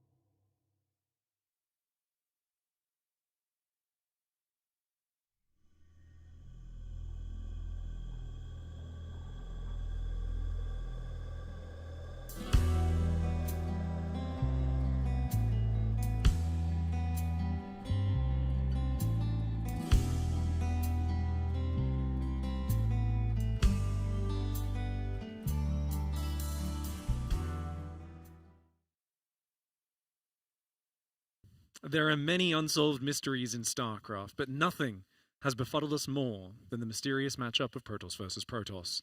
That's right, space elves turning on each other and fighting. We're not sure why, but we're always confused what's going to happen in the matchup. Luckily, to try and solve this mystery, I have assembled the Avengers, the team of the foremost PvP Protoss experts in the entire world. We have right here Grandmaster Protoss players who've won countless tournament matches, well, in one case you actually have, of Protoss, Scarlett and Lambo. Are you guys ready here to analyze your teammate Harstem going up against Gerald? Honestly, I'm not really sure how this matchup works nowadays. I heard there's a lot of proxy robo, so Yeah. if that happens, I'll know what's happening. Otherwise, But Gerald knows the proxy robo is coming, so maybe Harstem mind games and does not proxy the robo. you can just do it anyways. Yeah. It's that good. It is very good, yeah. You can go fake proxy robo, just proxy robo. You can go prism first, immortal first. You can do whatever you want, really. Just vibing. I know Harstem really loves that build. And I will have you know, I also have professional wins with Protoss. Oh yeah, you've done off racing in tournaments? Yeah, I beat Ratata one map and Solar. Oh, My Protoss. Solar. Yeah. Solar has a problem with Zerg's off racing Protoss. Yeah. Ranger used to bully him a bit. Solar's like so good at taking out main Protoss players, but Zerg's playing Protoss are very hard for him. Well, we are going to take a quick look at the bracket now. You guys can see the progress. It's been a few dominations here, and something we're noticing, a bit of a pattern. Shopify Rebellion only losing to their own team. We've got, of course, Lambo, you earlier taking out your teammate Harstem in a close match, and Scarlett with a savage Roach versus Bunker a couple of games in a row there against Beyond. I feel like I've seen that matchup before. You and Beyond, getting him Bunker rushing you one base Roach. Feels like this is a constant dynamic in your relationship. Yeah, I honestly haven't played that build in a long time. The proxy. Actually, then today I suddenly remembered that the Cyclone. I changed back so I can play this build again. Hey, So yeah, I just decided last minute to use this build and it worked out. that's awesome. Would you have done it, do you think, if you weren't already up a game? Yeah. Yeah. Yeah, I was planning it for that map. Oh, I love it. I love it. I always like that when we're willing to commit to some more interesting builds, and especially, we're already going in. Epic. Fantastic. All right, well, we'll introduce these players and then we'll talk about the rest of the matchup. In the top, in the bottom left side of the map here, in the teal, representing the Shopify Rebels, it is Harstem.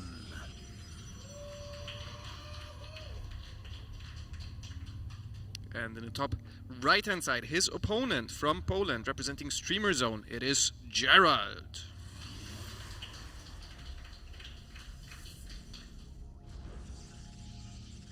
I still stand by the fact that if your name's Geralt, it has to be Geralt. If you're Polish, it has to be like in The Witcher, right? Is that with a T? You mean? Yeah, even if it's spelled with a D. But he also used to have an account spelled with a T Yeah, as that's well. what I thought. That's why I it's was so just thinking confusing, that, because he's like- changed the name back and forth. You pronounce it like a T, right? But it's a D. Gerald, yeah, no, I pronounce it like in between, because he, on some websites he is called Gerald with T, like on Challenge I think he's with D, but on the ESL page he used Gerald with T, so I'm just not sure. I just try to go in between.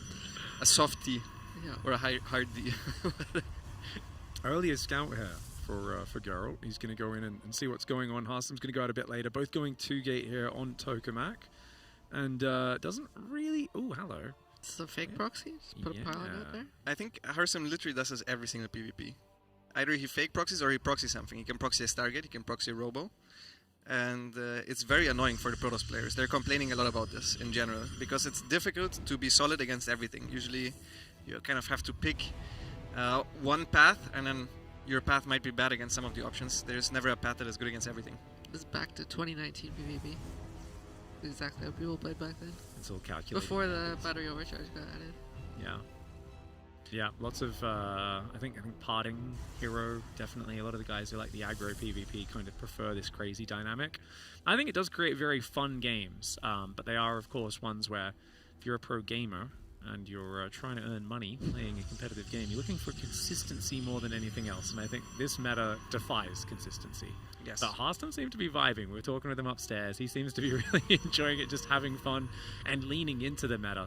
And I think that's it. If there's something that seems like a problem and it's hard to deal with, well, why not do it yourself and force your opponent to deal with the same problem? He actually delayed his second gateway unit to make it look more like Proxy Robo, because you can't afford that right away when you do it.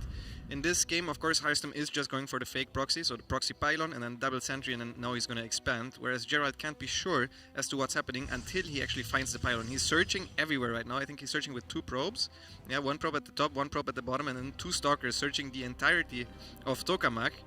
He still has the bottom right-hand corner to go, and the pylon obviously is in a very good spot. Yeah, even if he finds it, he's not necessarily going to be able to send the stalkers to kill it because it's so far. Oh, this is so bad. He thinks it's Proxy Robo. He goes late Stargate, which would be for a Phoenix, in case of the Immortal attack. But now he realizes it's just a pylon, and it's quite a bad position. This Stargate is going to be super late. He's going to use it for an Oracle now, of course. It's going to get scouted by Hallucination even before the unit's out from it. Yeah. Really good opening for Harstem. Let's see if Gerald can do something. But there's already 3 sentries here and 2 stalkers. Sentries obviously are quite strong now, and yeah, they catch 1 stalker right away. Still some energy left on the sentry, I think. Good start for Harstem overall. He's going to come in with the scout and see everything that's going on. Twilight Council and a Stargate building in Oracle. I think when it's been spotted like this, it's always hard to find damage. I wonder, I mean, do you bother with the second Oracle and kind of wait and be patient? I imagine you want to go straight for Blink here, so I think it's just going to be 1 Oracle straight then into Blink. Interestingly, a few Adepts coming in for Gerald, so he does want to get active on the map, try to start looking for those openings. Yep, his next is a bit later, so he wants to equalize the position a little bit. It's obviously quite nice to have an Oracle in general. It does a lot of things from scouting. Stasis wards. Yeah, from stasis wards, exactly. And his Blink is still earlier than Harstem. Harstem went for the safe path of going for a Robo himself, and then he cancelled it upon scouting the Stargate. So his own Blink is a little bit later than Gerald's. And here we have the first-person view of the Polish player. Of course, Stasis Trap has been heavily nerfed, and its duration lasts for 1.5 minutes now. It used to last for almost 3 minutes. Can't spam them and have them work for such a long time. Whoa, lets him in, but it cancels there, seeing that there were sentries and stalkers waiting for him. That was a good cancel. Needs to retreat now because he's being chased by the stalkers. He looks to me like he has a very high DPI on his mouse. It moves savagely, doesn't it? Yeah, it is. Flicks around like crazy. Yeah, it doesn't look nice to me, I'm not gonna lie. Yeah, I was like, whoa, that's jumping. Like, it looks almost like it's just jumping from one position to the other. I think for a lot of us who've lowered our DPI over the years, it reminds me, because I used to play on 1800 back in the day, and this is what my mouse would look like. But the moment your heart starts beating fast, you get a bit nervous, the misclicks just mount up. What do you use at now? 800. 800. So Yeah, very standard. I feel like with a higher DPI, it just forces you to be really tense the whole time. 100%, yeah. Tense up your wrist. You actually, that's where a lot of hand injuries come from, yeah. You're trying to control such a tiny movement at such high speed, it's very difficult. This is one of the first things that you will notice when you go to an offline event, is that the older players, they always tell you, okay, what are you doing, man? Your DPI is way too high. The first offline event, Velmu stood behind me and he was like, nah, this is not good. All right, I guess I'm going to put it down. Like literally everybody, because most players, when they start playing, they just use the standard DPI that the mouse is coming with. Usually it's 1600. Mouse acceleration is mouse acceleration in Windows. Accelerates as it moves across the screen. You're like, goodbye muscle memory. You stand behind me, Micah, and he just doesn't have a mouse pad. Oh my gosh. I think Harstem gave him a mouse pad, but he said it felt weird and he didn't use it. They're trading bases right now. Gerald is into the natural of Harstem, whereas Harstem goes now into the natural. He's a little bit later than Gerald. He does have more units, though. He has 3 sentries. And depowering those gateways is really nice as well. The probes trying to fight there is kind of comical, isn't it? But losing those 2 gateways is so massive. Gerald has less stalkers, and these 4 stalkers and probes are now starting to get some really nice damage. Yep. The natural of Harstem still stands. He needs to repower those gateways. He has way more workers left over, and he also has a bigger army on the other side. I think this is looking good for the captain in game number 1. Yeah, the stalkers with the battery are going to buy a bit more time. Oh, Harstem should be getting the probes in there, and he's going to. Oracle not really helping out right now. Goes for a stasis trap, interestingly, rather than using its laser beam, and it's going to freeze a bunch of these probe stalkers blinking forwards and focus firing, but good dodge there for Harstem. And every single one of these that goes down, it's a unit that cannot really be replaced. Yeah, on Gerald's side of the map, Harstem is just killing everything. No fight even happening. Yeah, Gerald is not even fighting. He tried to get the most resources out of those probes, so he can warp in a couple more stalkers on the other side, but I'm not even sure if he can kill Harstem. In Harstem's own natural. He still has 33 probes remaining as well, and probes are pretty decent against stalkers. They tank a lot of damage, which means that Harstem stalkers will win the fight on his side as well, and GG is called. 1-0 for Harstem. Harstem's #1 fans over there. He's got his whole fan club. They're excited. They're cheering. They're getting into it. As Harstem looks confused a little bit. I think something in the game stressed him out. Probably the stalkers arriving at his base without spotting them at all, I would imagine, is what he's kind of going, where the heck did they come from? Which path did they go across that map? And Gerald, I was talking to him before about PvP. He said he's not too happy with the matchup right now. He says he's feeling a bit stressed. And I think that early game stresses you out. You scout every corner of the map with 2 probes. You're like, what the heck are you doing? You think it's proxy robo. No, he's just expanded and made sentries. You're like, this matchup is just so hard to pin down. Yeah, I don't like this trying to be safe against everything with like the late Stargate double scout. I think you just gotta ship it and You gotta flip the coin. Yeah. I think that's way cooler. Otherwise, you're playing like a loser. It doesn't work. It just doesn't work. I think Harstem's gonna proxy this time. The robo. He's gonna proxy a pylon for sure. Yeah, for sure. I think right now what Harstem thinks is, okay, he's going to expect me to go proxy robo this time. So what if I just go fake proxy again? That'd be great. Yeah, I think so. I'm predicting another fake proxy, but we'll see. There are some ancient builds where you would proxy, you do like the fake proxy behind maybe like your third base, right? So it's somewhere where you can protect the building, but then you build like maybe like a Stargate and you'd go like Phoenix. And you just hide the Phoenix for a bit just to like get the jump on them. And it would basically be a Phoenix expand just with a hidden build. Do you think that has a place in the meta, especially if people are like panicking about robos? Yeah, but with Oracle, I think Oracles are just better than Phoenix. Yeah.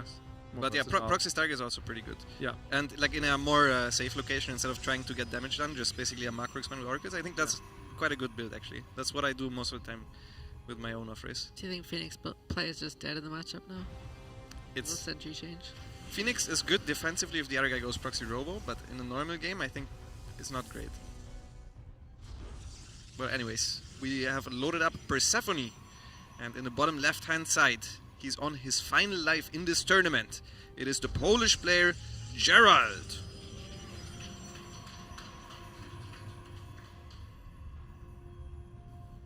And in the top left side of the map, representing Shopify Rebellion. He is Dutch, he is tall, and he makes funny videos about StarCraft. It's Harstem.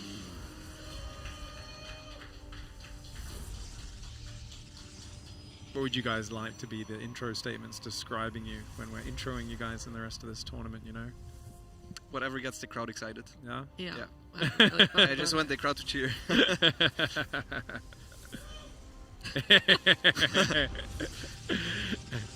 I got owned in the cheers against Harstem. Oh, yeah? Yeah.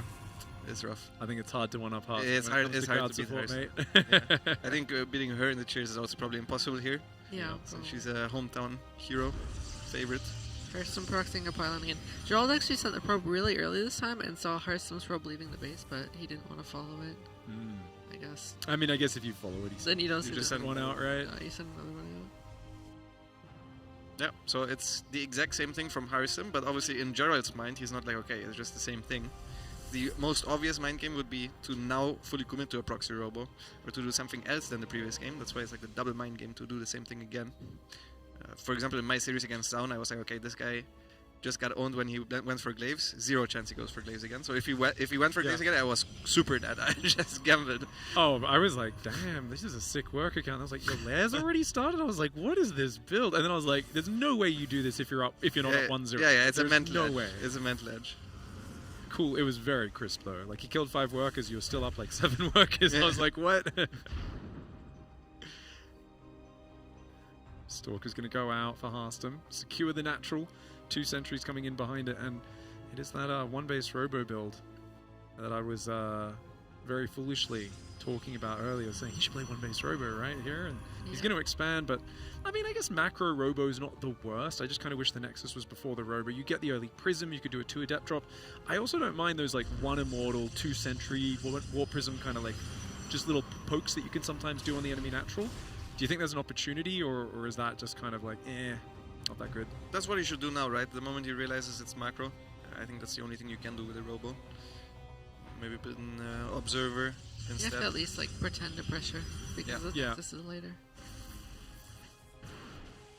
A couple of adepts coming out here for Gerald. Wants to get active with those. Phoenix of Harstem sees, I think, a setup that makes you so happy. A Nexus, a battery, a Robo. It's so defensive. There's nothing for Harstem to worry about here, right?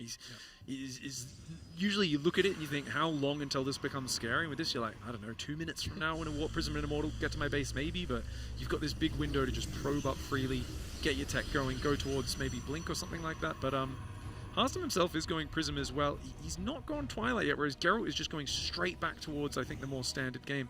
Actually, he goes Immortal, not Prism. He went Observer into Immortal and like cut production for a bit too before that. Do you think So he he's just just goes playing straight full charge? I think he's playing full defensive. Could be Glaives. I think in Robo versus Robo, Glaives is very strong. Like Glaive Olins. Because yeah, you can't go Blink this fast and build Immortals at the same time. It doesn't really match up. I feel like he's going Blink. Either way. It is Blink, okay. The Adepts get one worker, good micro so far from Harstem. He's going to lose a second one. Ooh. Oh, maybe even a third. No, Hey. that's a good pull. Good micro. I feel like you don't mind this. Just cut out some more probes. Yep.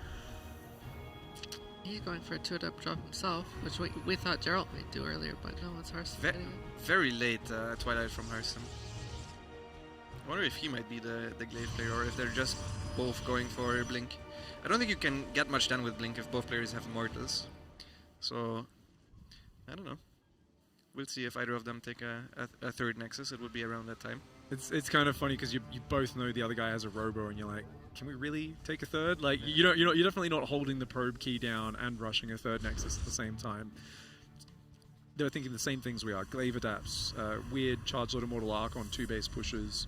Obviously, it is just Blink, and it is going to be Glaives for Harstem. So he's going to go for the more aggressive play. Geralt is trying to get the game to the late game, and that's always been Geralt's style, right? Get me to 25 minutes plus, give us 6 bases versus 6 bases. That's where Geralt wants to get to. Harstem is not going to let that happen. Yes. And Harstem's starting Observer now. I don't know if he saw Gerald's Observer, but I don't think he wants Gerald to scout him warping in Adepts right now. Giving too much heads up, I think Gerald could just play pretty defensive from here. Yeah. Gerald saw a couple extra gates, but he didn't see all the new ones yet. Now he's gonna scout them. I think this is very obvious Glaives. Like there is no way you do 8 gateways. I think he's going up to with Blink. Now he's getting a third base, which is almost certainly a fake. He needs to at least deal some damage. Like Harstem will need to attack at some point soon with that Glaive upgrade because Adepts don't scale well. His Prism's kind of stuck here. He might have to recall it if he wants to attack. Oh no, the Stalker's going home. Yeah, I think you force the Stalkers back with the actual move out. Another Immortal's coming out, and it's time to go. So it's going to be 3 Immortals, couple of Sentries, a massive Adepts. Warp Gates are transforming as we speak. The final one's there for Harstem. Yes, he's got a third on the way behind it, but he's sitting on 43 workers. He does need to build some more pylons, and they are now on the way. Prism trying to sneak out. I think it will head back, join up the army. I think Geralt's got to make a massive units, and ideally he can pick them off outside his base, right? You don't really want to let him get really good force fields up in your natural. Use the Blink, use the mobility, and see if you can get some free units.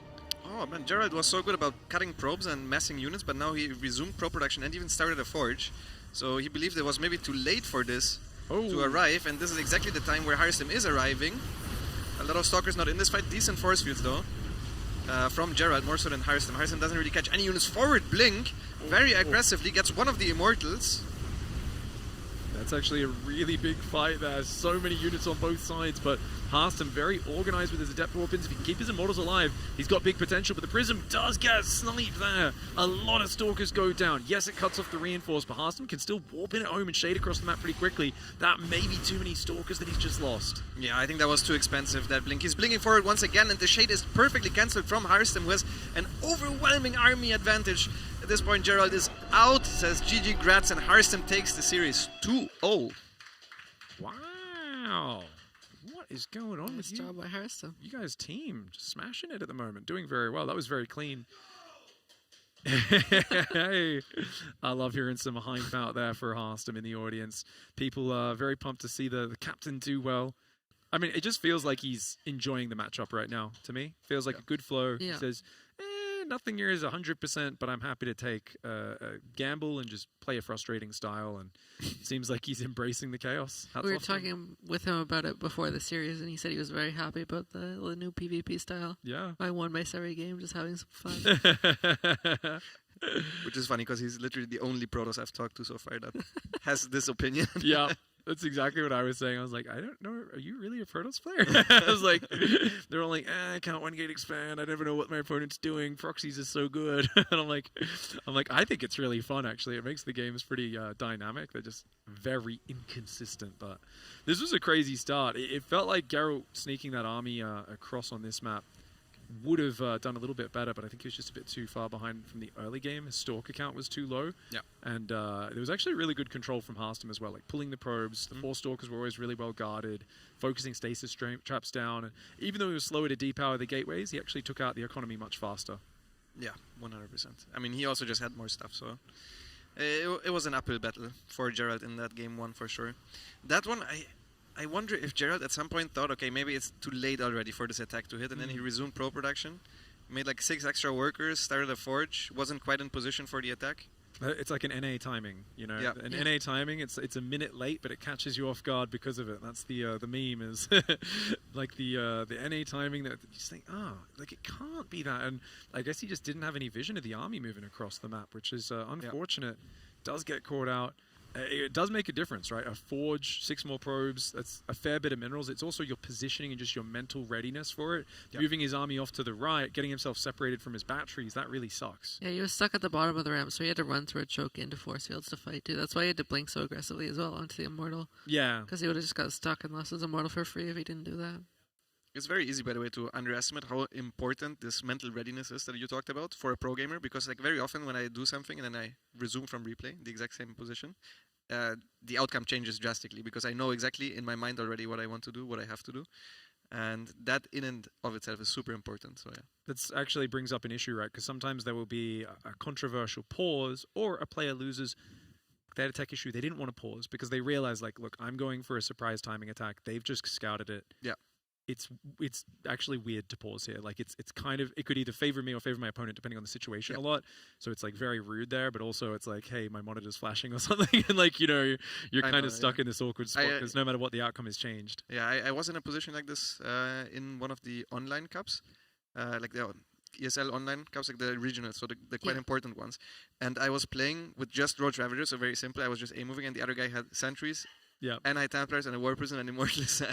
And then he paused, and so 30 seconds later he microed the fight perfectly. And I was like, well. Oh, the Christianer game? Yeah. that was rough. Yeah, I'm not happy about that pause. Not happy about that pause. That one? Yeah, I mean, I think it's super dicey. Those sort of situations, always a little bit controversial. But you know what else is controversial? Your teammate beyond getting eliminated by Maples in the next match. That's right. Canadian power going up against the Korean powerhouse, former world champion. That's going to be our next match, guys. We'll be back in a couple of minutes.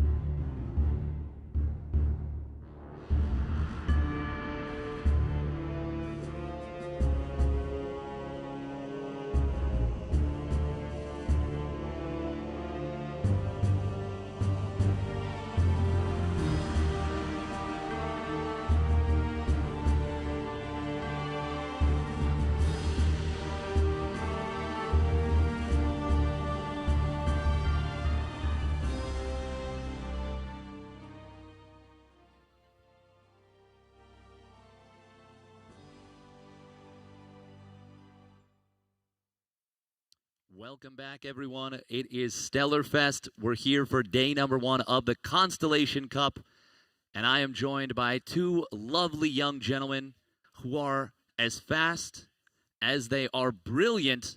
It is Clem and Trigger. Hello. Very happy to be here. Yeah. Trigger, What are is you up? happy to be here or more lukewarm? No, I'm extremely happy to be here. Oh, extremely happy. Okay. Nice.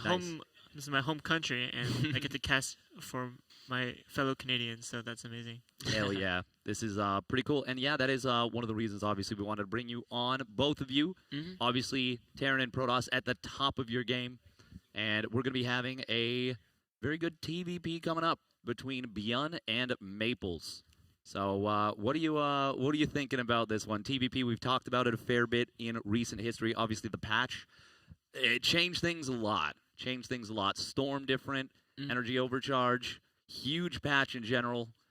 On a scale of 1 to 10, I want to hear both of your thoughts. 0 to 10. What would be 0? What would be 10 in that case? 10 is like you're like the patch is amazing. Oh, I love in it. general, okay. 0 is like this patch is the worst thing that's ever happened to me, and it ruined my life.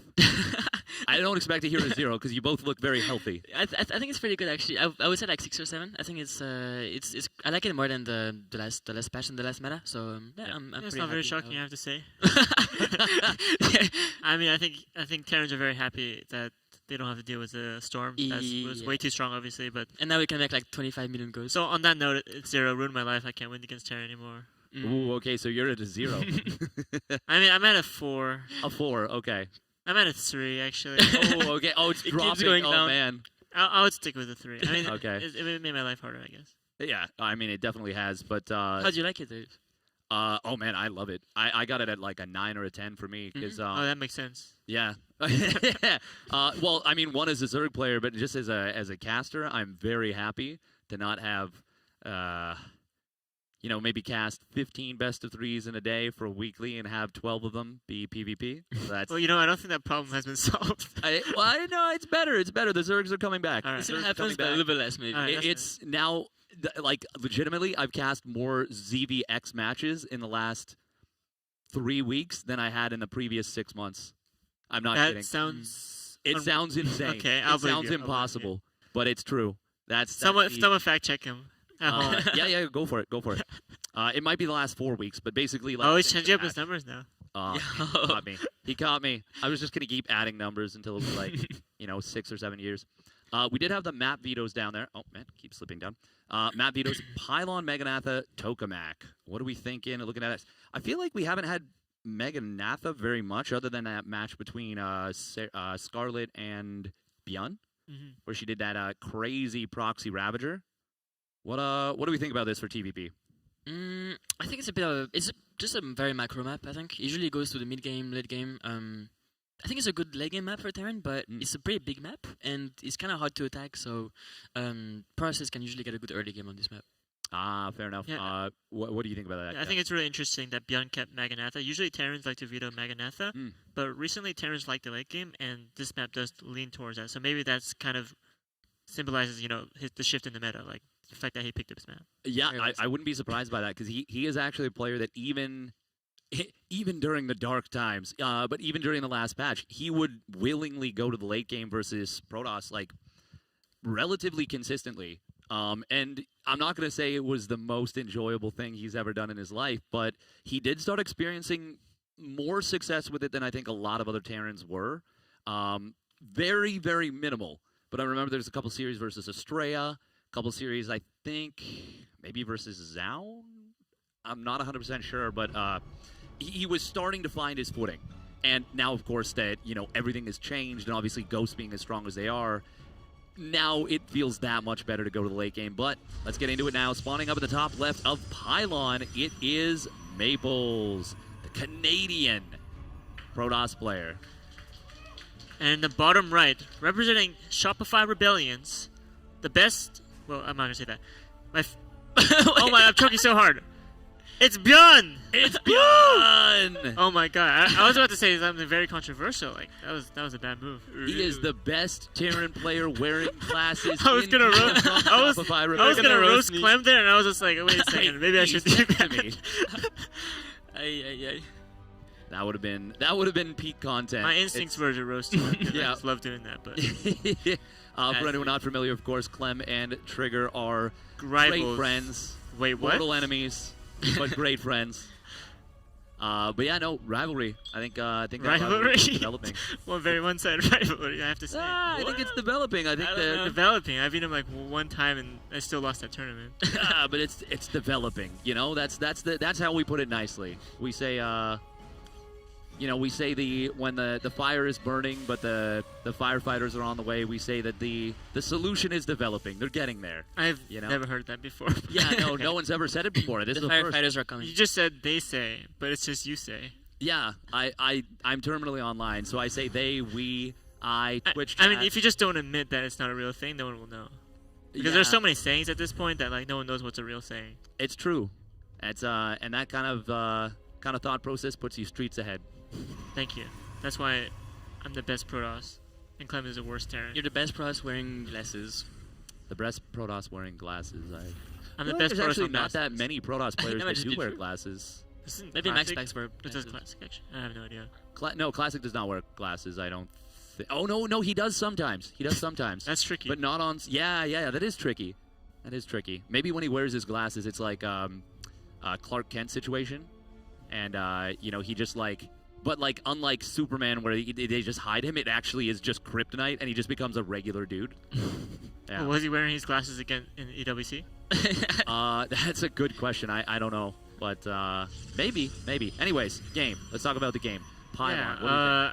It's Bjorn's opening 2 gas here, so that's he usually have to get damage done if you're opening like this. And yeah, he's gonna go for like a mine, so probably some kind of marine mine drop would be my guess here. Maples is playing like he's the overwhelming favorite here. Central opening 2 batteries in each base. Yeah, he's taking it chill and playing very safe. Well, I would say he is the overwhelming favorite because we're in Ottawa and he has the home ground advantage. Yes.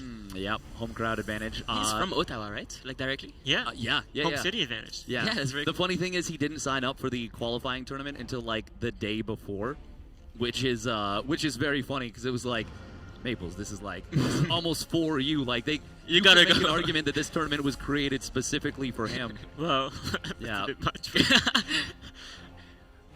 But what do we think? The double battery against the double gas opener feels.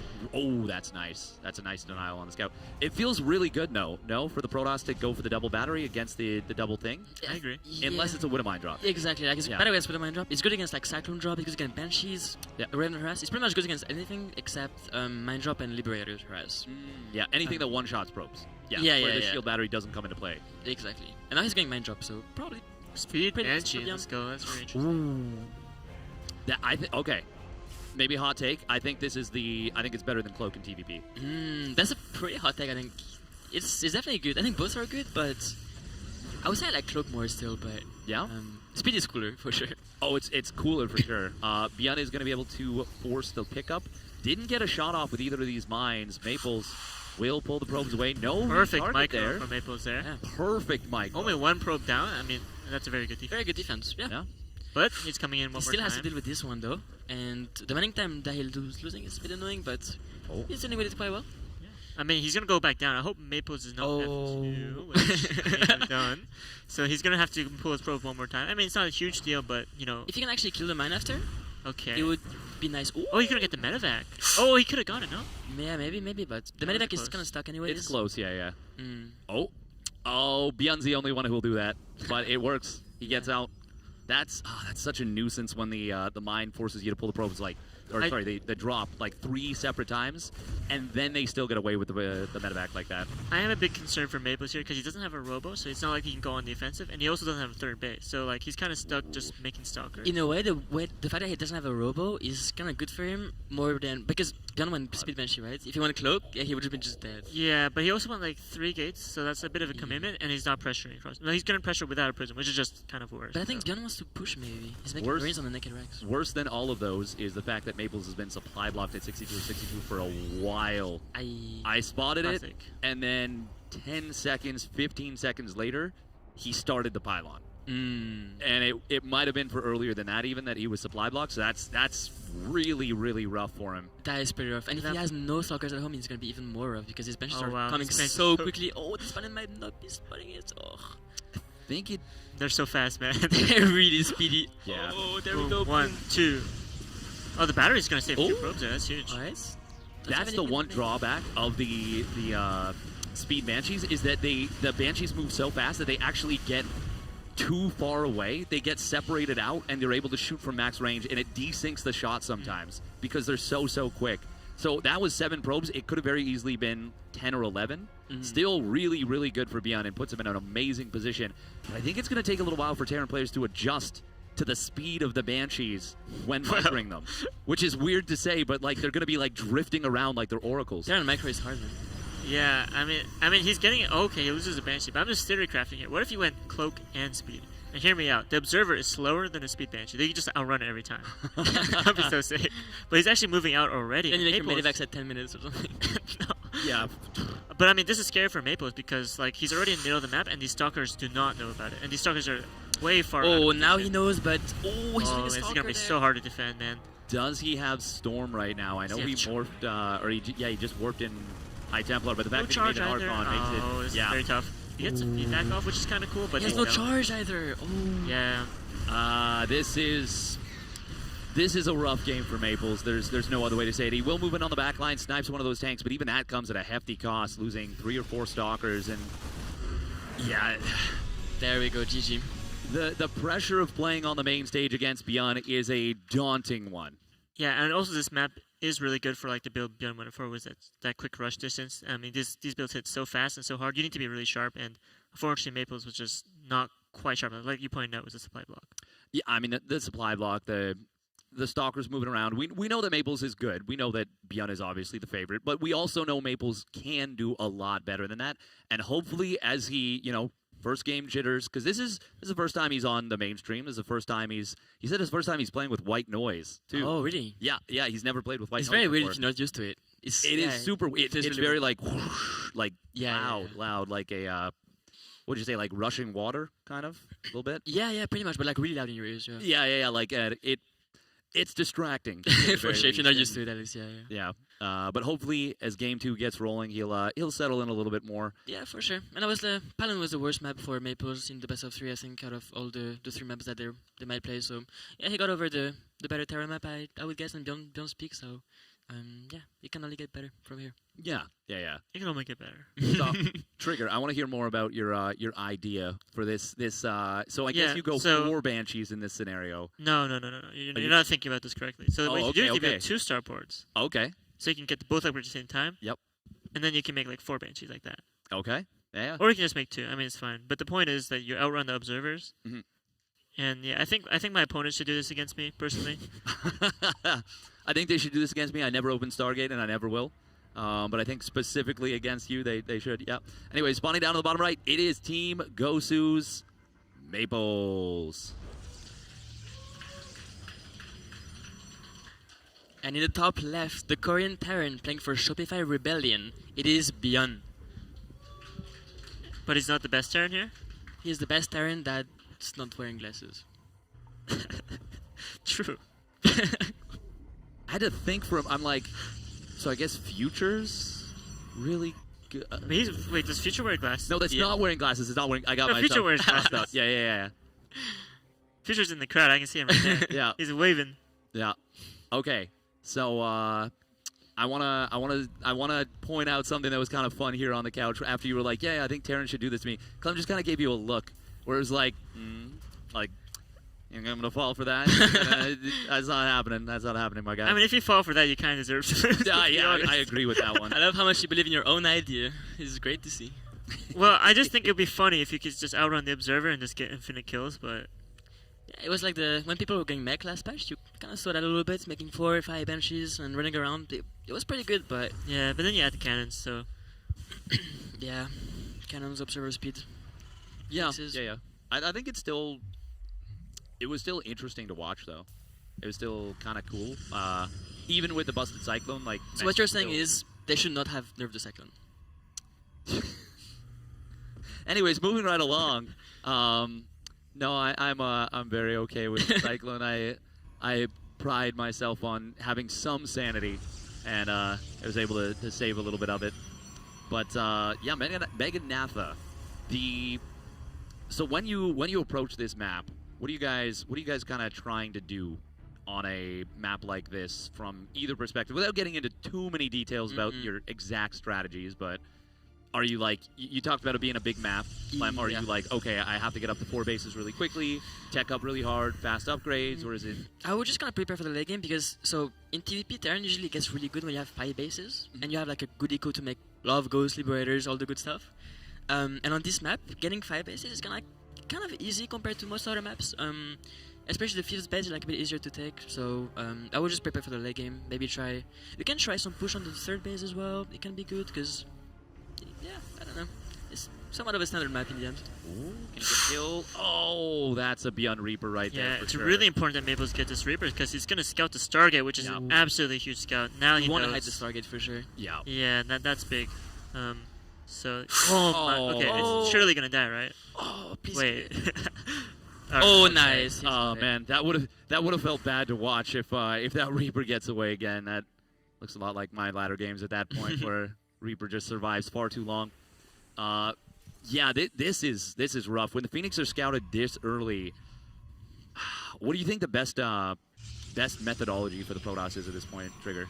I mean, at this point, you just gotta stick with it. Like, you can't just like switch to Blink or whatever. So you just gotta play Phoenix or Oracle, and you know that your opponent is not gonna go Mind Drop most likely. So you can kind of play around that time bit. But overall, there's not much you can change. You just have to keep playing the game. So, But for example, like some players will go 3 Phoenix into a Robo, and then go Phoenix Colossus. I mean, I know that's kind of an older style build, but it started to come back a little bit in recent history. Would you change something for that? There's something quite good right now. Is Phoenix into Storm, like Phoenix into Quick Storm. It's kind of like a new style that's been played by the pros players, especially Max Packs recently. And you kind of go 2-base Storm after Phoenix opening, and it's honestly quite good. Ooh, as we see Maples here in first person.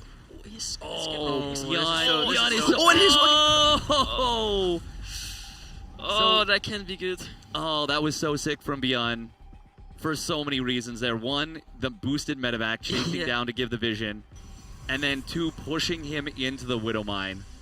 Yeah, that hurts for sure. I mean, yeah, I mean, that Cyclone just locked down forever. It looked like it would never end, but and then mine ended up getting killed anyways. Like, that's so rough. But yeah, I mean, from here, he is going Phoenix Charge, which is, I would say, like a dubious sort of playstyle. It can work if the Terran moves out too early, but if the Terran kind of just chills and waits for Widow Mines, you can defeat the style rather easily, in my opinion. So let's see what Beyond does. I hope for Maples that Beyond just takes an early move out, but we'll see what he does. Yeah. I mean, it's Beyond just has he has a lot of information right now. He is, chilling. Absolutely, got the kill on that early Phoenix. Do you still think best option here, Clem, is Storm?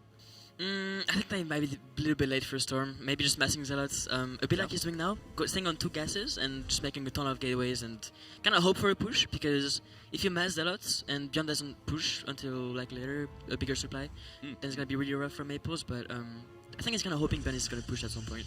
Oh, that's a beautiful scan. Now he knows that the gases haven't been taken. He knows the robo timing. There's not going to be a no prism or Colossus, anything. no or prism. Colossus, Yeah. So now he knows not to move out. We did just get, by the way, a $500 donation for Rainbow Railroad. Thank you very, very much. That is amazing. Already up to almost $1,000 raised. That's awesome. That is incredible. Very, very cool. Thank you very much for, whomstever that was. Ooh, lift on the Cyclone. Not going to be ideal, and it's going to cost him another Phoenix. That is a little painful. Shuffling those Phoenix around is really, really tricky. This is a bit of a... Oh, actually, okay. I was going to say the Maples Adepts are kind of legendary. They can do some crazy stuff. Thinking about what you can do in this position, Mind Drags. Do you think the lasers made it easier to execute a Mind Drag and to defend against it, or harder? Well, that's a question I've never thought about before. I think it probably made it a bit easier to defend against it because you kind of know where he's shooting a little bit more. This push is coming out, and this is such a sharp time from Beyond. Like, you can see that he has no Marauders because he knows he doesn't need to kill any armored units. So this is like a perfect response from Beyond. Oh, it's gonna be so I hard. think the only way he can deal with this is with 2 perfect Mind Drags. I would love to see it. Perfect. He almost had it. But the Zealots are kind of chasing I mean, these Marines are just going to keep kiting away, and this is starting to look very bad for Maples here. Cyclone's coming in from the behind to pick off the Phoenix. And Man, his Cyclones have so much range compared to mines. yeah, GG. Nice try Very from well Maples. done by Beyond. yeah. Very well done by Beyond. He takes the series 2-0. Maples puts up a solid effort, but I mean, yeah, the pressure of playing on the main stage against a world champion is really tough. Yeah, Bjorn is a monster. Yeah. He might even be the best Terran here. That's true. So cheeky over here, these lads. These young Zoomers, they're fast with their hands and they're fast with their words. Very clever. Well, Clever. Clever. Am I clever, Clem? yeah, I mean, sometimes. Thank you. I like that you left it open because you're like, oh man, I've been saying a lot of like bully stuff. You left it open to try and draw it back. Like Clem is the too bully. nice, man. Like, Yeah, and Clem was just, he was like, no, I'm avoiding the obvious he trap. doesn't like the drama, but I respect that. I as need well. to bully you more.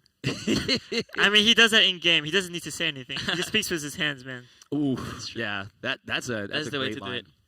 I'm just roasting myself by supporting him, but you know. Yeah, I mean we're all impressed by both of you, to be honest. thank you. Like people, you're talking about Clem as like the guy, but to most of the rest of us, you're both the guy. You're both the one to strive for in terms of speed, especially. Pig was talking about how you guys were like the proper Zoomer players because you're so fast, and you just are. You're clickers, like you're click obsessed, like you just execute so much and you do so much. Yeah, And, we got those zoomer hands. The Zoomer hands, exactly. I mean, I've never heard someone say that. I'm just a Protoss player. We don't use our hands, apparently. There we go. There's the self roast again. All right, moving on to what will be the next round, the final round of losers matches. Actually, production, who do we have coming up after this? Okay, so we got Harstem and Beyond coming up next after this one. What do we got? What do we got on the docket? Do you think the captain can pull off a cheeky little upset on his teammate, or do you think Beyond's going to be able to, man with gun his way? I think Gun is definitely the favorite. Yeah, but Harstem has really good PvT, and I think he can do some good stuff. Yeah. Yeah, I mean, I think Harstem might be the best Protoss, so it'll be like 50-50. He's the best Protoss that doesn't wear glasses. Enough with the glasses, man. This is the weirdest meta of like comments and everything. This is very, very funny to me. Future did take down Foxer, by the way, in the lower bracket on the other side.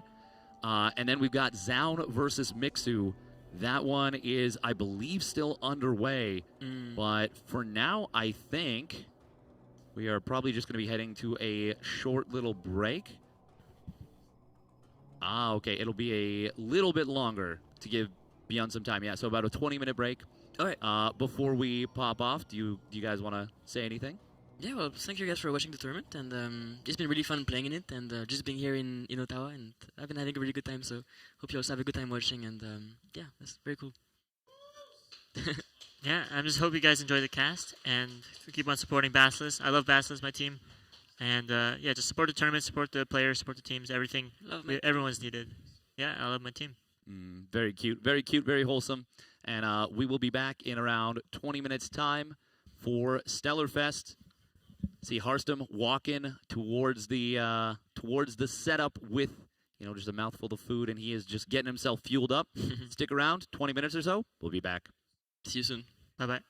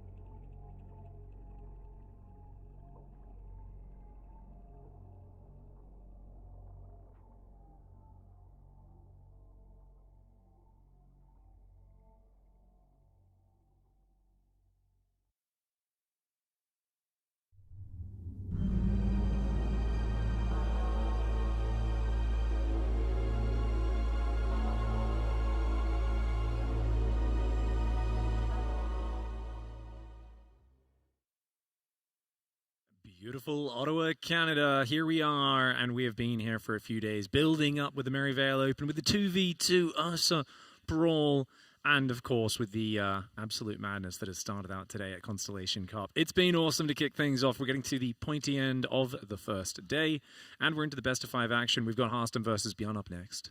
And we have 2 friends joining us. A Terran versus Protoss expert, Eon Blue, former Zerg pro player.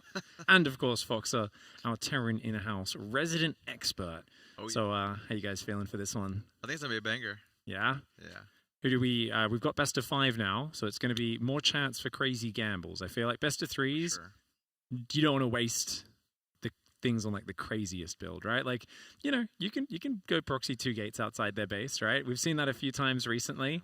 Unfortunately, we are not using the map pool with, like, Mothership or one of these silly 3-player maps where you do see the absolute crazy all-ins. But, yeah, I'm curious to see if either player tries to proxy.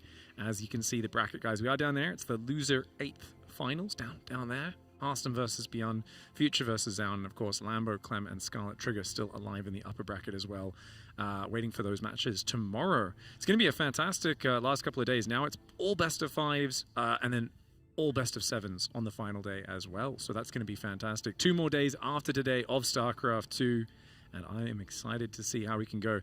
As it looks, we've got, is that 2 Canadians and 1 American left in the tournament? Yeah. Yep. All right, so who's going to carry the flag for NA the furthest? Who are we cheering for, boys? I mean, I imagine Scarlett is going to take down Trigger, actually. Oh. Which means then she's definitely already made top 3. Maybe Trigger can come back from the lower bracket, but, you know. Interesting. I feel like on paper, Trigger is, like, so good right now, but... I mean, I think on paper as well, that Trigger is better, but Scarlett has a lot of experience, very cheeky builds. What about Future, though? I think he's going to barrel out of that lower bracket and show everyone what a bracket is made of. Yeah, I think Joey's kind of cooking right now. I think he's going to show us some good games, maybe have a little upset. You just bring the mic a teeny bit closer, I think. Okay, there we go. Test. Yeah, that should be good. Yeah, I think there's some good chance for Future down there as well. And I kind of agree with Eon Blue. I feel like on paper, Trigger is definitely favored versus Scarlett, but I feel like Scarlett's really popping off right now. Yeah, she's having some good vibes. She's got the home ground energy behind her, which Trigger should have as well, but somehow, I don't know, she's vibing with it. It's really cool. Either way, we're going to be going out into the best of 5 stage. So we've got Incorporeal, Last Fantasy got vetoed. We do have the 3-player map, actually, Last Fantasy. It just keeps getting vetoed. Leylines first, Magnatha second, and then going through to the rest of them. It's going to be a best of 5 to decide who is going home and who is going through to the next round. Down here in the bottom left side, he's representing the Shopify Rebellion, who are in yet another team kill. Put your hands together for Beyond.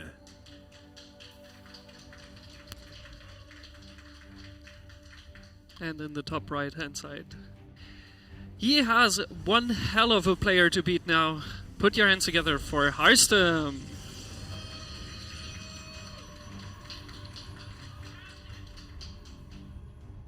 Let's go, Captain, I think is what I just heard there from the audience. Good chant, I think, for Harstem. The Captain, it's a good nickname. A lot of people end up with bad nicknames. He's got a good one. I don't know what he did to get that, you know? I always remember Rainer being called the Kid, didn't like it, managed to push that over onto Clem somehow with the biggest piece of esports propaganda I've ever seen. But yeah, Harstem's always had a good one. Yeah, I think Harstem got the captain with the captain set at one of the home story cups. Oh, one of I think way back when, right? I think that is when it originated. There was just, you know, a boat's captain hat flying around. Like a random person in the event just put it on his head or I something, right? genuinely don't know the origin story from there, because it's just ever since he's run with it. It might have had it before, and the cap was more solidifying it, but that is definitely one thing that I remember. I gotta say, seeing Beyond goes Command Center first is kind of crazy to me, but I actually kind of like it because when I played Harstem, I noticed he kept going Sentry first. So I keep waiting to see if the Sentry is what's Harstem's first unit of choice, because if that's the case, maybe you can get away with it. Yeah, and if they don't scout, right, you can race on ahead. Harstem does a lot of no scout gas first builds, so it's kind of clever against Harstem specifically, where it's like, all right, I know you're greedy, I'm going to be even greedier. Cut that corner. And, I mean, he's gone double gas, right? So it's factory is going to start pretty damn fast. It's kind of crazy, isn't it? Command Center. I'm like, you can get a factory that quick with a CC first? It's like 5 seconds later than a normal factory. That's actually crazy, yeah. It's a very clean build by Bunny for sure. Both orbitals on the way as well. Harstem's PvT style is usually like lots of just gateway, right? Colossus and he used to be disruptors. I don't think he would believe in the current disruptor, and a lot of the Protoss players don't. But he was always like really good. Maybe even like a year and a half ago, I remember him having some epic series with Clem where it'd just be like, hey, I've got 8 disruptors, Stacker, Zealot, Stalker, and yes, your army beats mine if I stand and fight, but I don't. I just run in, zone your army with the disruptors, kill a planetary, and then just run away. And he would just move around the map, and he'd have 20 gateways reinforcing. He's really good at that style. I do think it's a little bit harder to pull off with the Colossus, where you need very good combat stutter step, where the goal as the Protoss is like, if there isn't enough Vikings, you just want to be like moving in, picking off units, making them stim, pulling back, moving in, pulling out. You want to keep them at the edge of the Colossus range, make them slip up so the Vikings expose themselves. You can snipe them with Blink Stalkers. That's like an incredibly mechanical dance. And I don't think there's any Protoss player, funnily enough, that does it as well as Clem when he's controlling the Protoss pieces. So Sure. it's hard to pull off when you're on the other side of the coin here. Harstem at this point scouted with the hallucination, and I was wondering if he's going to like make any faces scouting the CC first, but I didn't see anything. I think he just saw what he needed to see. There's nothing special going on. Clicked on the starport and the tech lab, but nothing out of the ordinary really. Going for the second hallucination scout at this point. What do you think of Phoenix openings, Foxer? I was just thinking about that actually. I actually don't love it versus this, but I'm kind of curious to see if I'm wrong about that one. My first thought was didn't love it so much, but when you play against it, is it a smile on your face or kind of frustrated, or does it depend on the player? It depends on the player. Like if I'm playing versus Maples and I see a Phoenix, I'm like, oh boy, he's gonna do some crazy Glaive Adept stuff. But an ordinary Protoss, I would say honestly, I kind of like it because I know what kind of game to expect for the most part.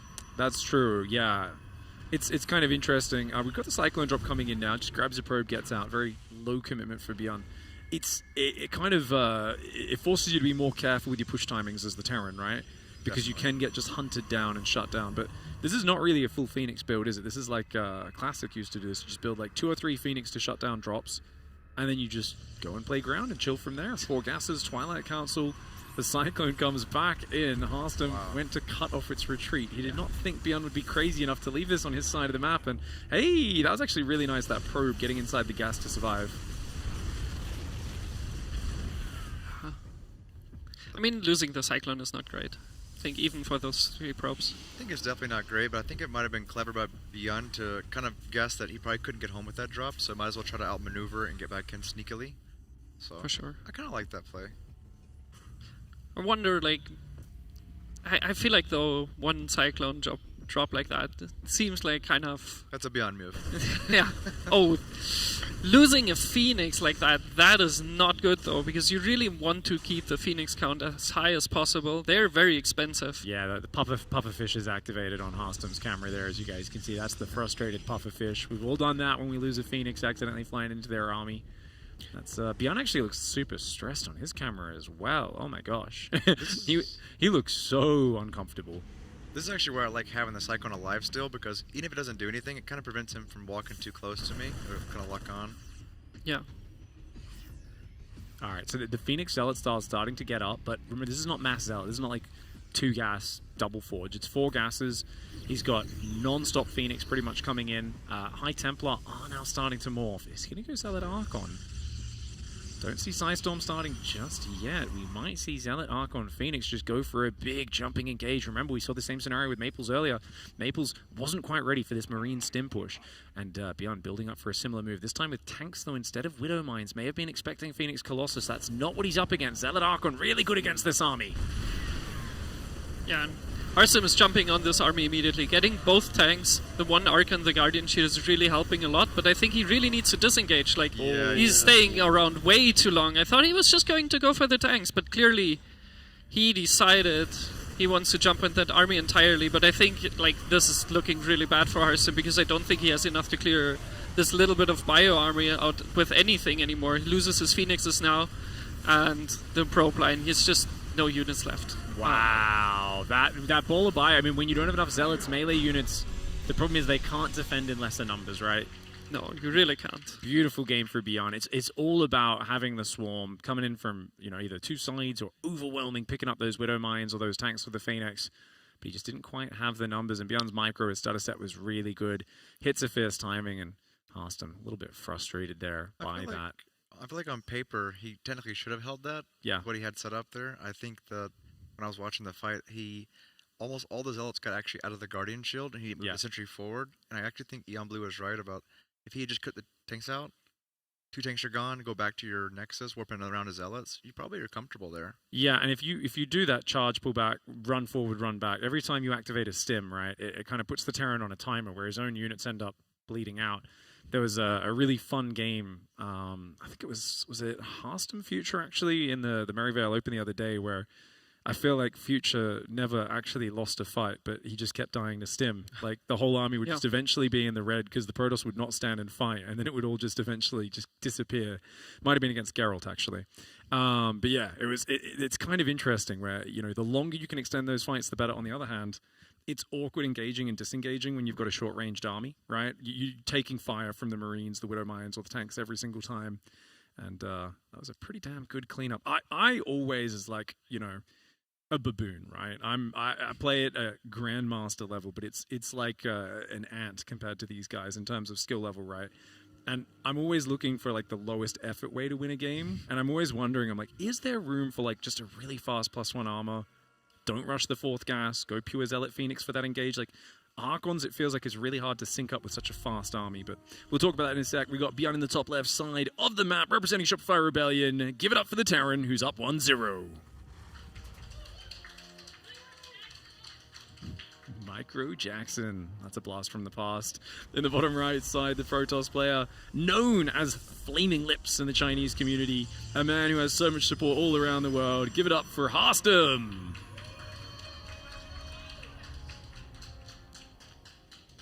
I mean, Pick, you said it before the series, that this is probably going to be a good series if Harstem can make it past the 7-minute mark, right? Like, this was also the push timing right at the 7-minute mark, or it was like 6:30.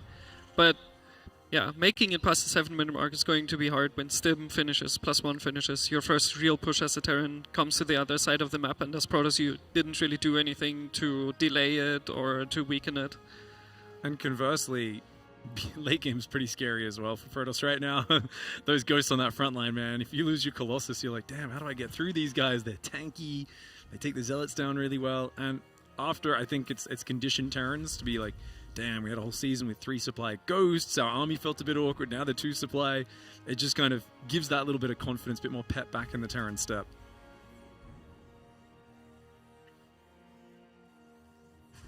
Yet again. Greed. Yeah, the command center first again. And again, no scout from either side so far. Harstem just scouting around his base, looking for any proxy barracks. But yeah, I mean, they're playing blind. I really like the build prep from Beyond, though. This seems like the best way to take advantage of what Harstem's doing. Yeah. Because he's not changing it up much. He's not doing the scout. He's still keeping the sentry first, so... It's so funny as well, because no one does this. Like, it's like, oh, I know he's going to go gas first. I'm going to proxy Marauder. I'm going to go do a proxy Reaper opening, and then do this follow-up. Like, it's... No one really does it, because Command Center first is considered so dangerous. Do it 2 games in a row. It's the sort of ballsy I love from Bjorn. I absolutely don't want to see it anymore in this series. I think, like, in his interests, I think it will get counted at some point if you just keep spamming it. But the fact that he's gotten away with it 2 games in a row is just, like, an awesome start. Yeah, for sure. Big, we have a 2-minute eBay. Oh, I've seen this one before. I hate this build. It's so bad. It's, like, glorious when it works, but I see it, like, fall apart because there's, like, always, like, 12 Marines with +1 and, like, Stim's not quite done or something, or, like, the Shields is really late. It's cool because your upgrades get there so early. I always feel like, fundamentally, it's kind of like a Gold League logic build, because it's like, just what situation are you ever going to actually be in a position to use +1 when this thing finishes, right? When you got like 10 Marines and a medevac? Like, I don't know, it's really cute. And maybe it's more for the 1-1 or the 2-1 timing. Like, maybe it's more looking to like 5, 6, 7 minutes ahead, right? That's what I'm trying to think too, because at this current moment, I don't see where he'll have Stem ready for this, perhaps, so I'm kind of curious what he's doing. Oh, that's a really early third base. I think it must have been beyond I've seen do this fast eBay before. I'm always just like, so the weird thing about upgrades for anyone who's like not an expert StarCraft player is they're the least flexible thing you can commit to, right? You go for army, you can immediately use it to scare your opponent or harass them or attack them in some way. You go economy, that's the most flexible, right? You can turn that into whatever you want. You build an upgrade structure, you start an upgrade, you're like, all right, several minutes from now, that type of unit will do 10% more damage or thereabouts. It's this very long, delay until it pays off, and then it pays off only in a very strict, specific area. So we'll see how he makes it work. Yeah, you were spot on with that. Usually when you do that, you're investing into a timing. So yeah. We see another Widowmine drop now with 3 Widowmines. I think. Well, they're going to have +1 weapons as well, Leon Blue, so. I don't think the Widowmines are benefiting from the Engineering Bay upgrade. There might have been a patch which I missed, but. What do you? Because Roddy always goes on about how Widowmines don't do any mid damage anymore. So. This is tough for Beyond. Wow. Oh, did he get all 3 lifts? I think he lifted a probe. He lifted up a probe. So he's getting at least a Phoenix with it. Oh no, slight mistake there. And one of the Phoenixes is hallucinated or was as it, well. Or was it just, yeah. No, definitely, one Phoenix definitely died. Because so he only had 2 real Phoenix, right? Yeah. Okay, because I thought there were 3 real Phoenix. And I was like, wait, I thought so I as well. saw him lift, Yeah. Okay, that's why I'm confused. I get it. No, but if it was a hallucinated Phoenix, only one Widowmine shot would have killed it already. That's really good for Harstem, though. Going Phoenix 2 games in a row like this, and then having someone commit to a drop is the dream. Yes, he messed up the micro, took a bit more damage than he should have. I still think it's good.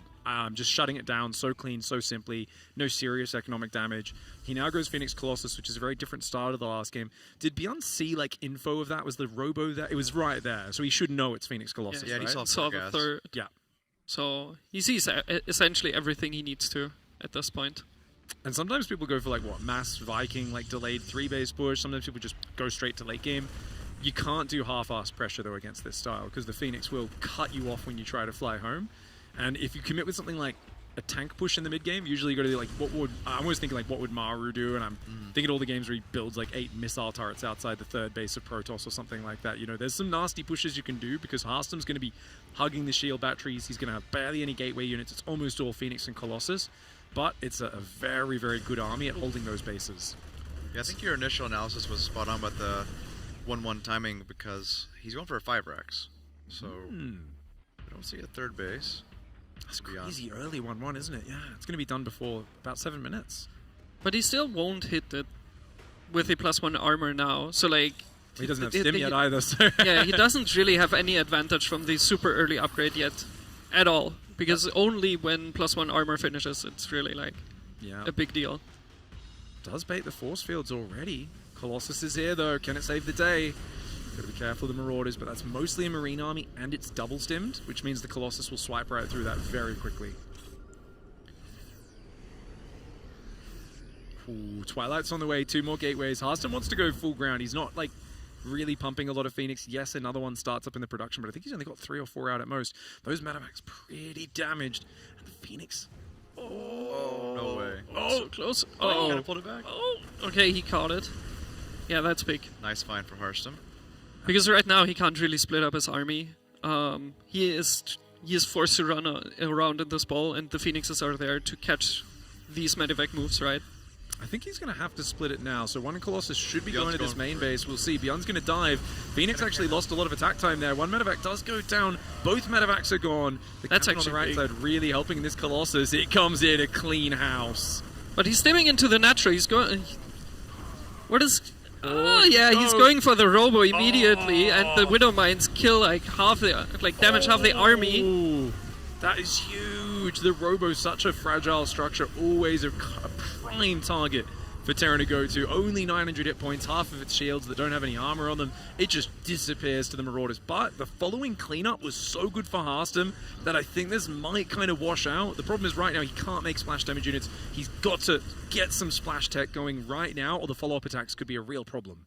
That's true, he needs splash, and he needs to get his charge done. Right now, those are slow zealots. No Templar Archives, no Robo. He's taking a 4th. Harstem, is he getting ahead of himself here? I mean, the 3rd's just now landing for Terran, so I think that's fine, but there we go. Robo, Templar Archives, and Second Forge all at once. Okay. And it's going to be ghosts for Bjorn as well. Feels like with the 4th base, I think Harstem can race ahead here. But is he maybe a little bit too greedy? Like, we don't see any further commitment besides the ghost tech from Bjorn. There's no armory just yet. So he's just going for a pretty big push. He's like slowing down SCV production. Oh, hold on. Here comes the biomine. Looks like no way he can contest the 4th. Ooh, those Widow Mines quite scary. Goes for the spready. He's going to try and defend this. The Stalkers do take care of the Vikings. Both Colossus surviving, which is massive, but the Zealots have been cleaned up. You got to be careful chasing such a mobile Terran army. It could turn on you at any time.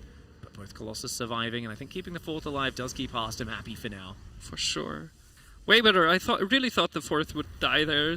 Bjorn would just snipe it and run out again, but he decided to trade with the Zealots instead. Harstem is chasing. I like that. The army's so damaged. And he's just made it stim again. I mean, the thing is, you want to be putting Vikings, not Medivacs right now. You've only got 3 Medivacs. They've only got a limited amount of healing juice. And, yeah, it's running low. So he's kind of forced him back, reclaimed vision of the tower. You got both towers as Harstem. You feel much safer now. And also, bonus, the map kind of looks a bit like one of those Mickey Mouse masks now with the both watchtowers. I don't know if I'm the only one who sees that. I can kind of see it. It's kind of on an angle, right? Yeah, I had to tilt my head a little bit, but then I see it. Yeah. Why are there 2 storms on the production? Okay, no. Just a little visual bug there. Right, so when it gets chronoed, it like shows a second image for just half a second on the production tab as part of, I think, this interface. Okay, fair call. Because that's happened a few times now. Now I understand it. Cool interface, got lots of details. Being able to see what's being actively chronoed on the production tab is really nice. Yeah, I'm not sure which one they're using, but I've never seen this one. Because I noticed earlier when he depowered the robo, it had like a... Yeah, it's like the depowered symbol. I think this might be the Ali Obs? I'm not sure. Okay. Pretty cool.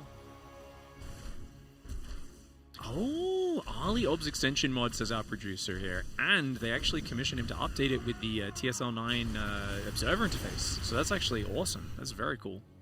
I gotta be honest, as a Terran, this is kind of when I'm starting to feel good in the game versus Fordos. If they're not Zealot spamming me at this point and they're kind of sitting back, and now I finally got a good amount of Vikings and Ghosts. Yeah. And a 4th base pretty easily. Immortal count's growing for Harstem. I don't mind 4 Immortals in the army. Any more than that, I really feel like it's basically you're just building traffic for your own army. They all get stuck behind each other. Oh, good storm. I think for this, it is getting to that point where what is Harstem's win condition? Yeah. Chasing this army down would be really excellent. He finds himself some ghosts. The Zealots charge in. But as Foxer was saying, it's a scary moment in the game from here. The Phoenix trade out very poorly. I don't know if he cares that much. The Phoenix were kind of past their use-by date at this stage. He does need to replace them with better units. The fact that the Terran upgrades are competitive, though, because of, the early eBay and now the Armory coming in to continue them, I'm looking at this and I'm thinking, assuming Bjorn's confident in a macro game, he's looking quite decent. And does Harstem go air? Is he willing? Because I haven't seen it, but I've heard that Tempest Storm is just not good enough anymore with the new Storm not doing enough damage to the Vikings and the Libs. They kind of just can dodge it, they can dance through it, they can just fight sometimes and ignore the Storm a little bit. Tempest Storm was always a very finicky way of like picking away at a Terran late game player, but it's one of those things we've just seen no one really try it on this patch, so I'm curious if Harstem is going to be like the first Brave Soul that gets forced into trying it. But we've just seen both of them clustering a little bit. We see a little engagement around the watchtower. That's a nice storm. But I feel like Harstem really lost a lot of his map control now with the bottom army as well from Bjorn. Is he going for a surround with them? Oh, he's even got the Impute down already, so he's just going for it. There's a big recall, but I don't think a lot of it is counting out. Oh, well, it's just one Immortal that died. Oh, so Immortal 3 Templar, 14. It's still a great fight, and now he pounces, immediately resplits his army as well, which is kind of cool. That Bjorn doesn't just clump up like most players would. So army on the left is kind of going to bait him and distract him. He's just going to kite and run backwards while the army on the right gets itself a Nexus. The probes do escape, which is good for Harstem. Losing the probes and the Nexus would be terrible. Oh, the rocks actually get broken, separating the Protoss army. Bjorn getting so powerful here on Maganatha. Gets the Nexus, scares that army away. And behind it, Fusion Core, 4 Ghosts, 3 Command Centers coming in. Oh, this is actually such nice follow-up play for Bjorn. It once again reminds us what we've all heard about this meta in this patch, which is as a Terran, You can be scary in the mid game, in the early game, and the late game is really good. As a Protoss player, you don't want to go to late game, and the upgrade does barely finish on that Forge for +2. You want to try and finish turn before they get here, but now Beyond's, he's dancing his game, he's EMPing everything. His Marauders and Ghosts and Medevacs are absolutely smashing. Harstem was unable to get enough done in the mid game, and now Beyond starting to run away with things. That main base, all the Colossus are going down. It's just, yeah, at this point it's really unfortunate. He's fighting in the middle, but yeah, there's just not enough room to grow anymore. No extra bases for Harstem. I don't know. I feel like this game just kind of fizzled out. I feel like there was no real opportunity that Harstem was trying to go for to win this game. Yeah, he wasn't able to find himself in a position. Like, I'm not sure what the plan would have been. Yeah. Off of Phoenix Colossus, it's always weird to find like a timing attack. I guess if you don't lose the Robo, you make a third Colossus, you make a Warp Prism. You can make Archons and go, right? The classic Zealot Archon Colossus timing. Too. Yeah. It's a good one, right? Especially you get there just before the Ghost. There's like got 1 or 2 Ghosts, right? It's like Archons are a really good unit until the mass Ghost hits. So I do wonder, man, that the Robo getting focused and then him being a bit slow to rebuild it, I think just took away any real chance for him to do a counterattack. Oh. So that was the replay where he accidentally picked up the probe, yeah? Yeah. And I think that's what the hallucination is actually for, to tank the 2 Widowmine shots. So that, I mean, there should only be 1 Widowmine burrowing. The other one was supposed to be picked up. And then there is no real need for the hallucination. I really don't know if that was intentional or was just a scouting hallucination and he pulled it back by accident. But yeah, I mean, the start, what I hear from Roddy always is just that the Widowmine drop doesn't really do anything anymore. It's been nerfed a bit too much, and like, I'm surprised to see Terran still doing it so actively, because I also feel like it does nothing. You saw it even there, even when it was like kind of a solid position, like a mistake from Harstem. Sure, the Phoenixes are good for it, but like, it didn't really do anything. I mean, I think Roddy would have that view because he builds Phoenix every game. I mean, that's a fair point. I mean, don't get me wrong, it is very efficient and it doesn't cost a lot, right? Widowmines are cheap, they build fast. I think it's pretty decent, but I think, doing it into Phoenix it feels pretty terrible, right? Like it's any drop pressure really feels really bad into Phoenix. So Harstem's kind of punishing the fact that it's Beyond. And Beyond doesn't feel comfortable doing anything else. He loves to get active. He wants to check what you're doing. He wants to be in your face, microing, forcing interactions. The fact that twice has been Phoenix, whilst he's been dropping, still won both games, it's very good for Beyond's mentality, because he's like, I can have an opening that's maybe not like super optimal. Doesn't matter. I'm seeing what he's doing. There's no surprises. Harstem's stuck defending in his corner of the map. Like, it's really, I mean, he looks stressed as always for Beyond until the series is over. But like, I feel like if I was in his shoes, I'd be like, I can't lose at all. Like, things can go against me. I'm going to smash, man. Back to the Widowmine drop thing. I think, it may not do like a ton of damage, but I was just thinking about it. It's kind of like our main way of scouting too sometimes. Yeah. It's like, if you go in there, especially in the natural, and you see it's 4 gas, that now you know it's immediately not +1 armor zealots, like the Roddy style of like Phoenix Zealot coming to get you. You kind of know what you're playing against now. It's going to be like a slower army of Phoenix, Colossus, and... But wouldn't you get something out of not going for 3 Widowmines but just for 1, for example? Keeping the 2 maybe at home, or maybe... Usually that comes from either skipping the first Hellion, and then usually you have... if you make a Hellion, you usually get 2 Widowmines after, or if you just skip the Hellion, you can have 3 Widowmines. Yeah. So... I think there's, I kind of like what Ian Blue said, but I feel like you're not going far enough. He's like, can't you go more middle of the road? I'm like, no, go extreme.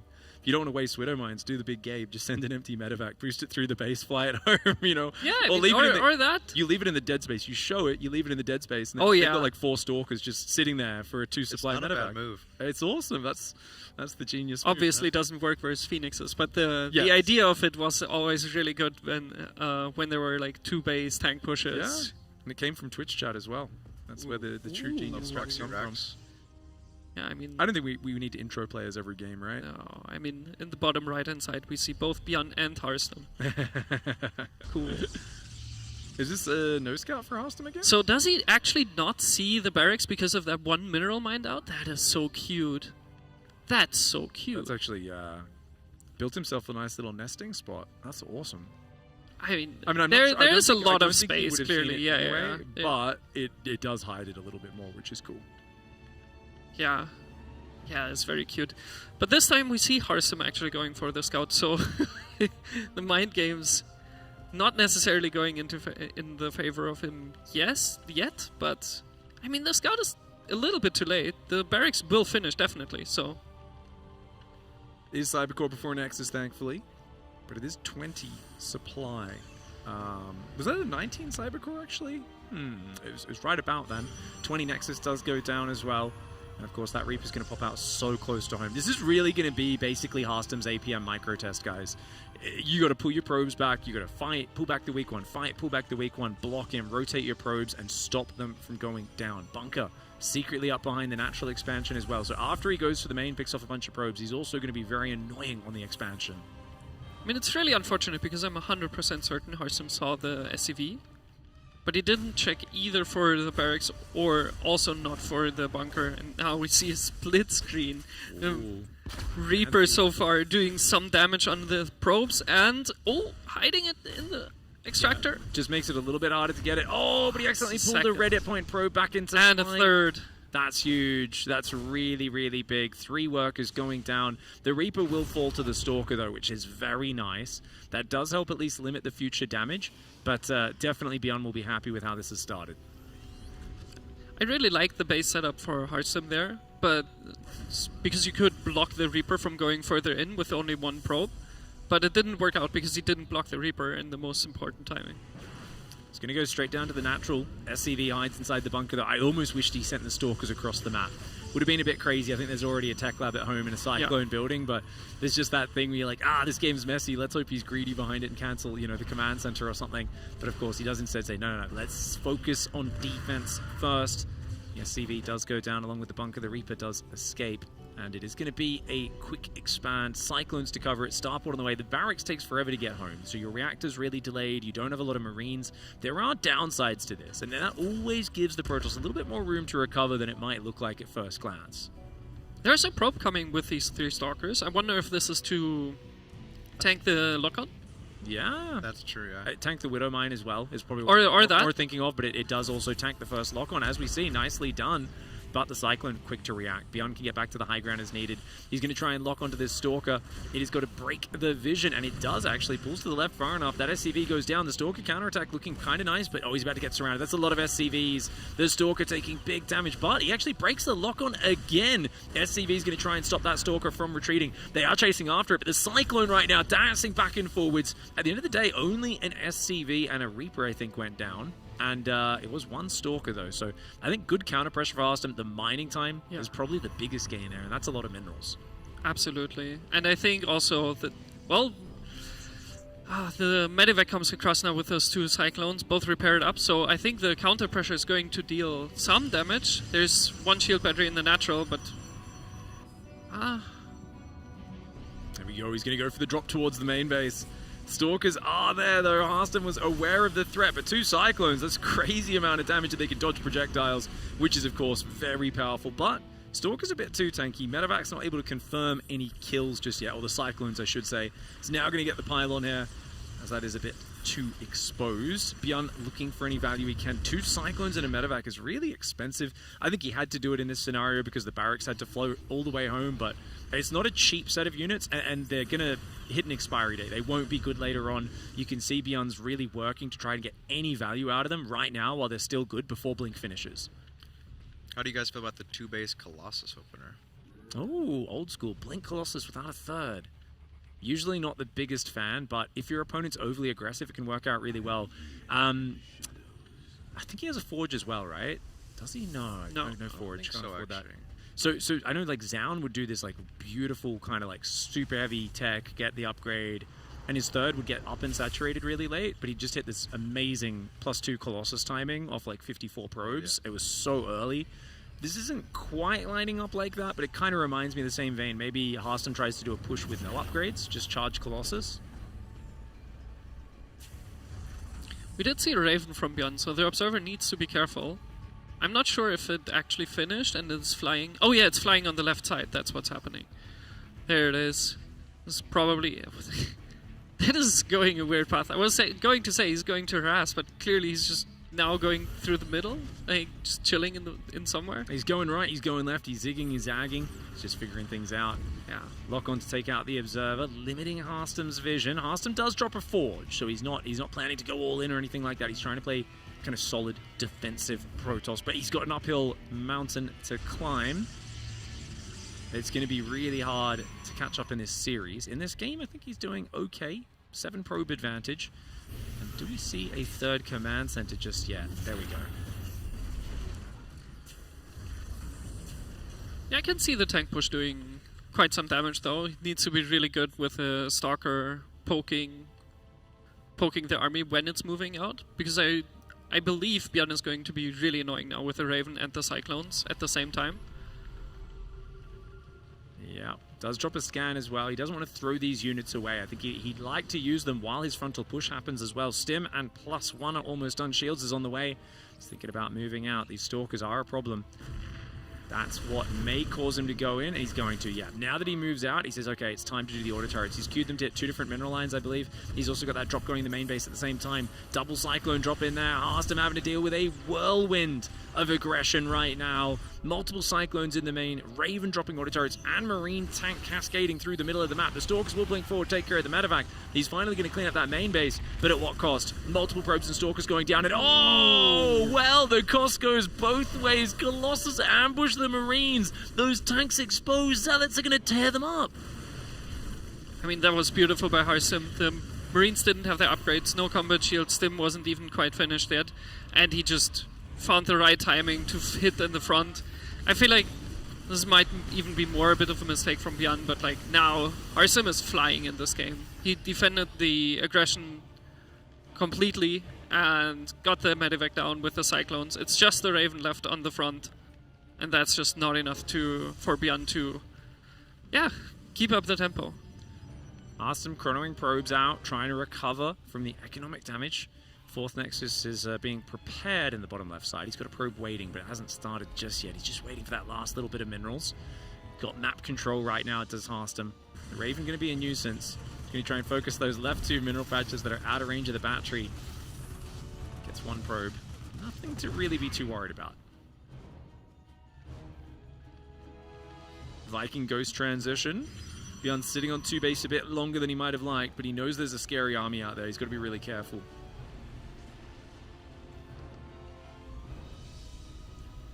But he's still taking the front base. And it's, I don't know, I would have expected a bit more defensive base, because I feel like this is going to be really annoying with the Colossus now. It's Harstem's turn to bully Bjorn, but he's got to get a move on a few minutes from now, right? Like, he's got to figure out, is he going to push hard now? Is he going to try to win the game here in the mid-game? I think you got to get ahead in the mid-game. You got to punish the Terran when you've got these advantages, and because there is that ever-present timer in the back of your head of what we saw in the last game.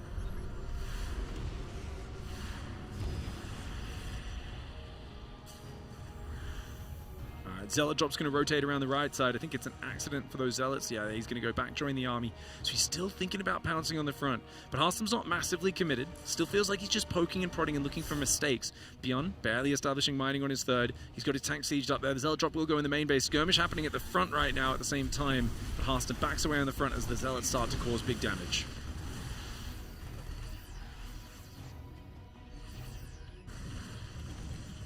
What do you think we need to see from Bjorn from here? Because I feel like he's still like kind of cornered in his base. Does he just want to get in the same position as last game with Viking Colossus? Hodor. With Viking Ghosts? Hodor. That's it, right? What do you reckon, Foxer? I was thinking I would just sit here and camp. Yeah, just chill, right? Just hold the door, dig a trench. Get my little tent out. Yep, get your tent out. It's always scary pushing into so many Zealots and Colossus, so. Yeah. It's hard to know how much Harstem's committing as well, even though his Raven sees there's 4 bases and the like. It's like, yeah, I mean, is he going Storm? Is he going to go Tempest? Is he just on, as we can see, 67 workers, heavy gateway production. Harstem's army grows in the middle of the map, but Bjorn's almost maxed. Bjorn has found a lot of value with that Raven over the course of this game. That's really helping him out. Worker count's even now. The Raven has been...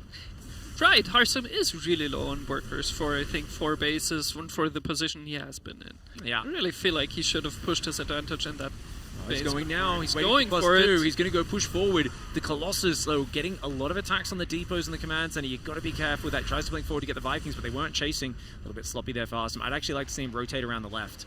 I feel like he's a bit too far away from the tanks, and the way that terrain is set up, his units just like they're kind of splitting up. The Zealots are going one way, the range units are going off to the right. Maybe coming from 2 sides with the army split half and half from the top left ramp and then kind of the center left. But I think he's got to get an angle on these tanks. Those 2 tanks are just defending so well for Beyond. And there's only 13 Marines. The Colossus really don't do that much versus that army right now. Like, obviously they help in terms of range, but the Marauders tank so much better than the Marines ever would. He's so Marauder heavy. The caster might have gone Storm now? I don't know. No, he's just making more Archons. He knows there's not that many EMPs, so he's actually just continuing to make Archons. He's only made a handful more probes. He's going to go for yet another drop into the main base. Beyond somehow, does he anticipate it? No, he's just sitting behind the mineral line. That means yet again another Zealot drop. Really good way of distracting the opponent. There's 4 Immortals, 5 Archons, 3 Colossus. Harstem has to get a move on though, because as the ghost count grows, his army will struggle. Now we see a rotation both by Harstem and Beyond, so Beyond is getting ready to take his 4th base. And probably also trying to defend it, but he really doesn't know that the army is there already yet, so he's a bit out of position. The question is it good enough? He's blinking forward, trying to snap the Vikings so the Colossus can deal their damage. The planetary is not up yet, so he can't just lift and cancel because it doesn't really add anything, and just barely caught out of position there for Beyond. The tanks are still in the back. Second Robo coming in as well as a Disruptor transition. Going to add a couple of Disruptors to the mix because he needs some big long-range damage to really punish Beyond when they're just a bit further away, and he doesn't have that opportunity. Beyond is trying to cut off the army, but Harstem is already there, also out of his way. Just barely. I feel like he's really on the edge. Like, if Beyond could have caught him a little earlier, he could have stimmed on that army. Is Beyond escaping the danger zone? Kind of feels like he's getting to late game. I think that 2-2 kicking in is like a really big turning point. It does seem that way, yeah. I feel like getting the Prism really at least slowed down Harstem's momentum. I think he's got Vikings over here. Yeah. He's just like, just don't get picked apart. I know he's going to keep trying to fly Prisms in there. I can't afford like 7 turrets right now. But now Beyond's maxed. I think the only worry I have for him is the ghost count is a little low. But the Disruptor count is also only at 5 ghosts. Yeah, definitely. I think Beyond might want to start trading some Marauders out. 32 Marauders. 32. That's a very high count. And getting the ghost count up is always huge. Disruptor shot damages a few Marauders and takes out a Widow Mine. Oh, that Disruptor shot goes forward as well. Remember, Disruptors do cool down a little bit faster this patch, even though their damage is not so impressive. But damaged Marauders will be an easy target. One of those goes down, as well as a Marine. The army's rotating around Harstem. He's chipping away. It still feels like Beyond's in a dangerous spot, but it's getting better as time goes by. And I really wonder what the next step is for Harstem, because we've seen so many top Protoss players struggle once it goes to this stage. And carrier transition sometimes takes a crazy amount of money and time, right? You got to be working on air upgrades for a while. Other than that, Blink DTs, I guess, is what Harstem's going to go for. Get your army distracted on one side, blink in 12 DTs, kill a planetary on the other. It's an old style. It takes a lot of money as well. It's going to take him a bit of time to get that one ready. The Prism gets into the main once again, but there is no supply available to warp in. Well, 2 Zealots, not more. But he's trying to push at the front as well. Just blinking in. Gets a tank and a few Vikings, which is cool. He will lose a lot of Stalkers for it. I think his ground army has to turn to cover this. Disruptor shots do go out. Big one lands. A couple of Ghosts and Marauders do survive that, though. Harstem spent a lot of units there, but at the same time, the main base was distracted, so Beyond has lost 15 SCVs. I mean, I think overall that's still positive trading, actually. If we could check the units lost tab, that would be fantastic, because, about 4,000 difference. That's enough. I think Beyond can keep trading like that all day, and he will get further ahead. For sure.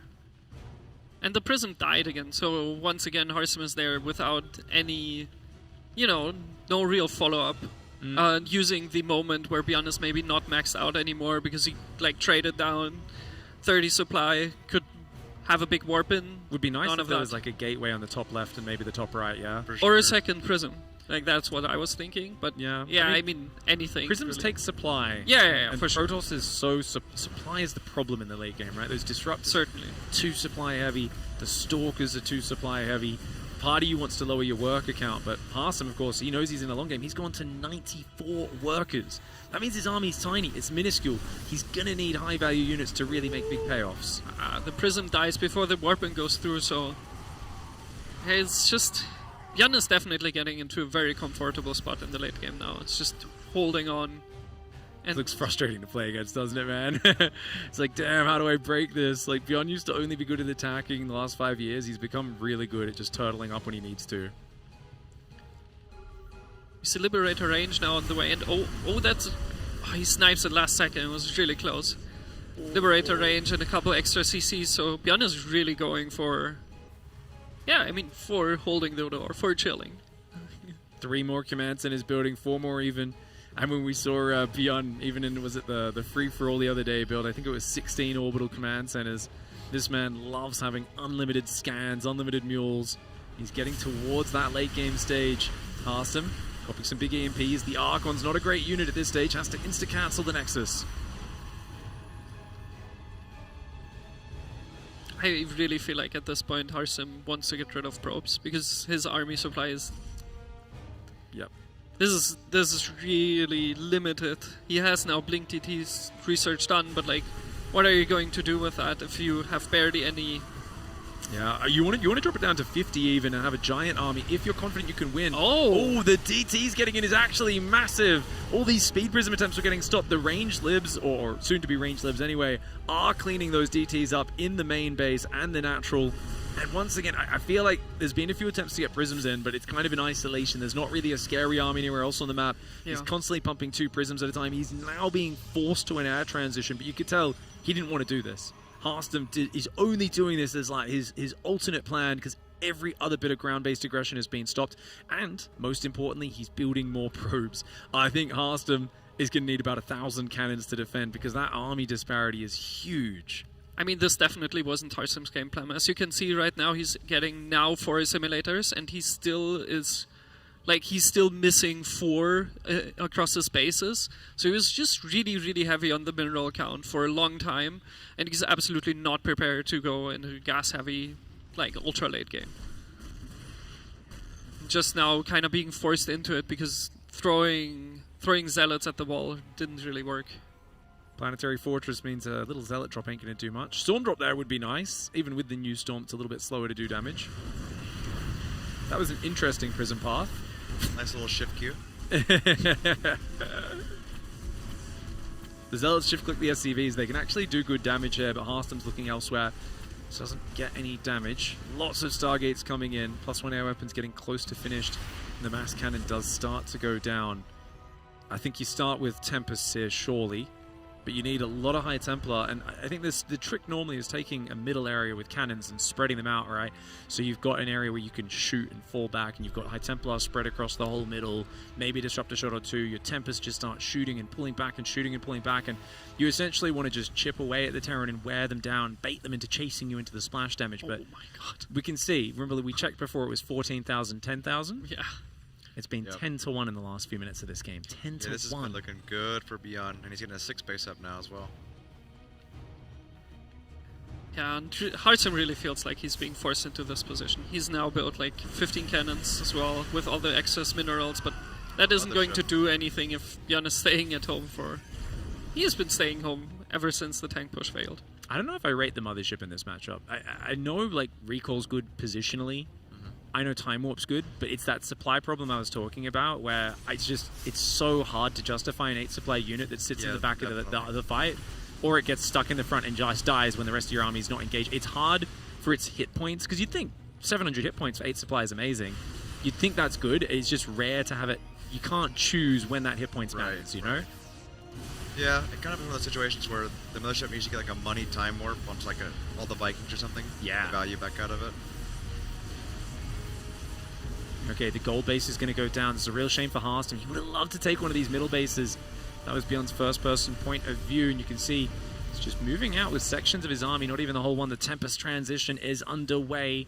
There's still a lot of Immortals in the army, which always an interesting unit. But, okay, now he's going after his own probes. There we go. Still too high. 80 is crazy. And he has 7,000 minerals, so he really just can't get rid of a whole bunch more.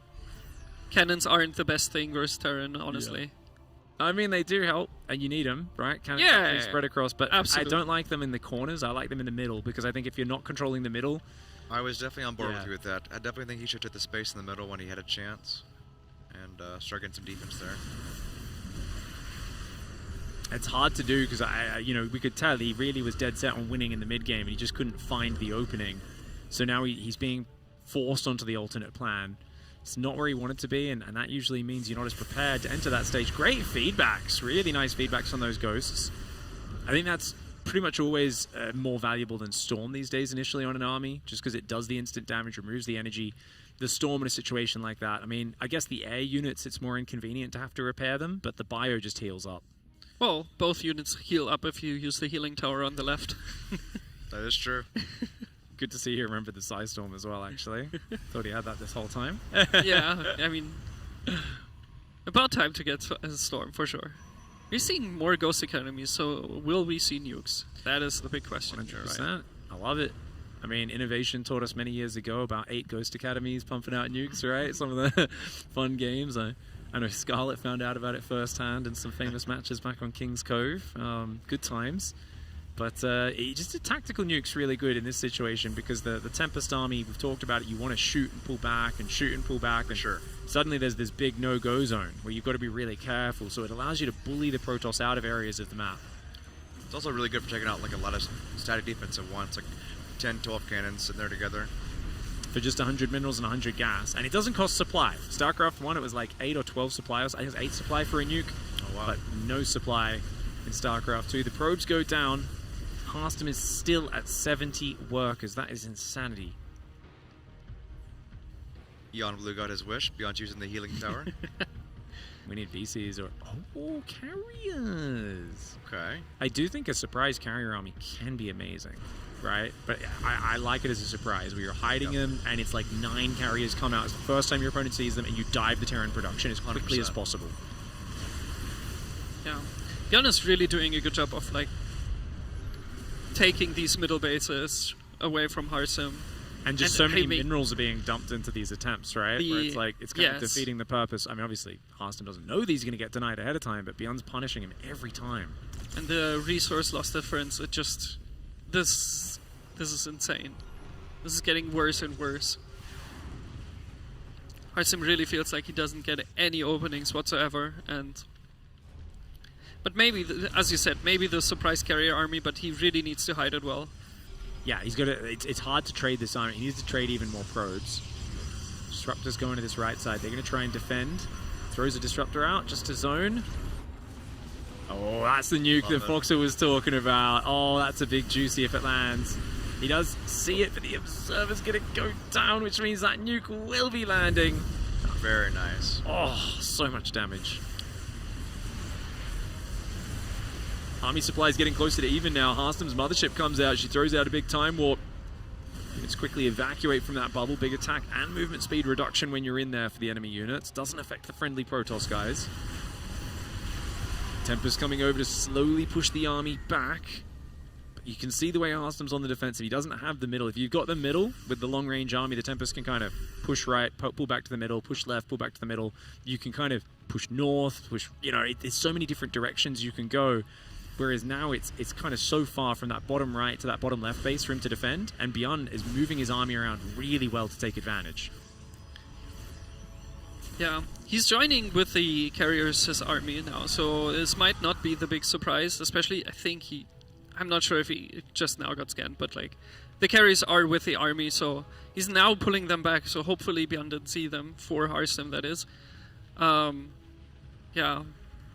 One more thing for the mothership, I feel like this map especially doesn't lead towards having much use for the mothership, because you don't really have... Was this the map where Max Pax recalled in the back of Clem's main? I don't know. And then Maybe. like his whole army just got completely annihilated. There's the mothership. Oh no, the 700 HP saving it for now. She's a tanky lass. She's also very slow this season as well. She did get her movement speed nerf, so I think that went through, right? I'm pretty sure it did. Yeah. She's always lagging behind the army now. I feel like Protoss units all have different movement speed at this point. Oh yeah. Like barely any units share the movement speed. I think the Sentry got made to be more similar to the Gateway units now, but Planetary's going to get sniped.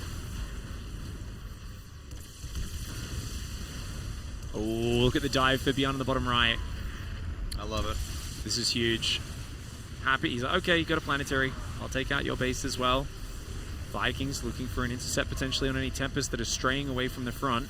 Oh, he just now scanned the carrier, so now Bjorn is aware of the carrier count. It's go time. 6, so that is exactly what I felt like as well. It's like Harstem, this is the time he has to go. He immediately loses a carrier to the Vikings, though. Yeah, you kind of want to chase these Vikings down, but if you blink forward, they're going to get hammered by EMP and Marauders.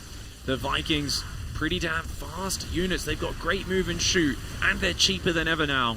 The carriers are running forward, though. If you can get on top of the production, it could be big.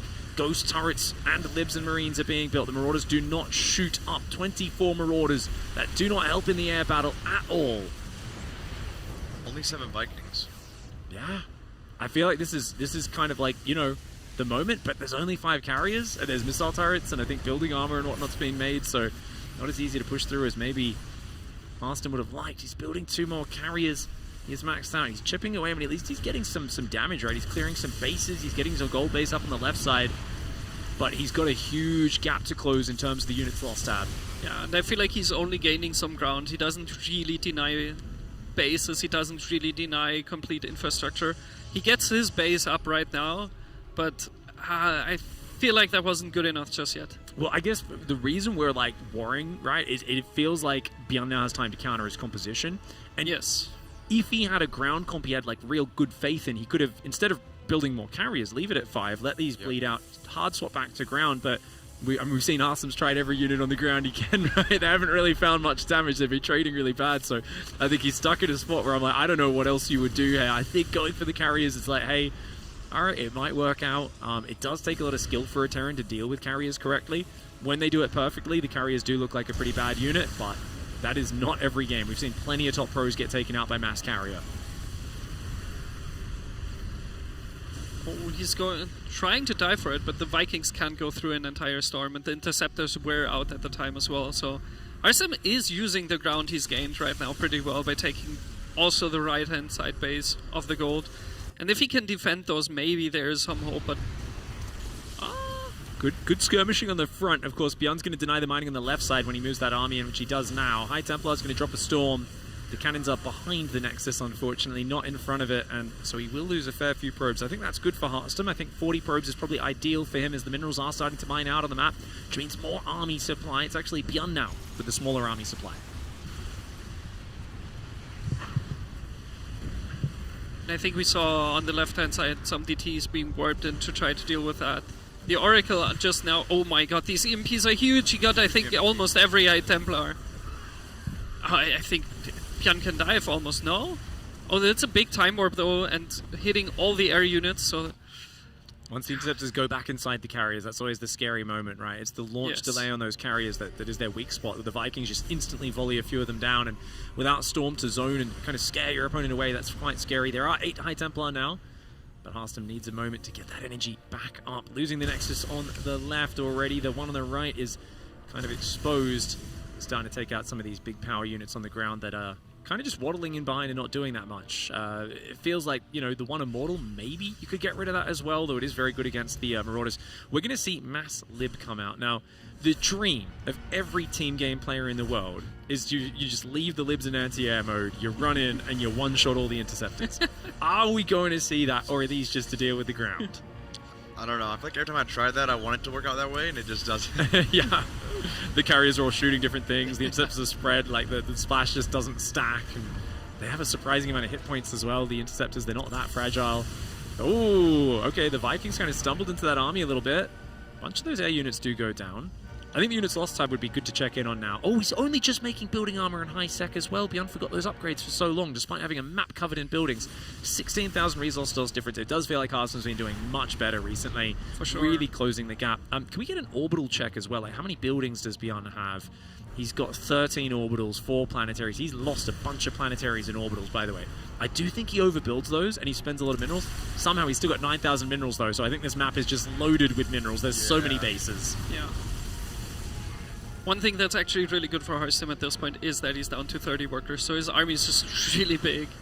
It's very scary big wall of Needs a lot of reserve Templar, though. He's got a few coming in from behind. He's still spreading them out, dodging the EMPs really nicely in the midst of that fight. The Libs are coming in. They're going for it. They're going for it. The interceptor count drops down to 50. The Libs aren't getting those one-shots they look for. 10 more interceptors dropped in that volley. 5 more in that volley. Another 5 go down. But the Terran army is crumbling. Harstem, that storm's a little dangerous. It may end up killing more of his own interceptors than it will enemy units. He does pull back for a moment. He's still got Mass Tempest. I can't believe Bjorn's still fighting with him. Bjorn's army is in tatters. It's a handful of units remaining.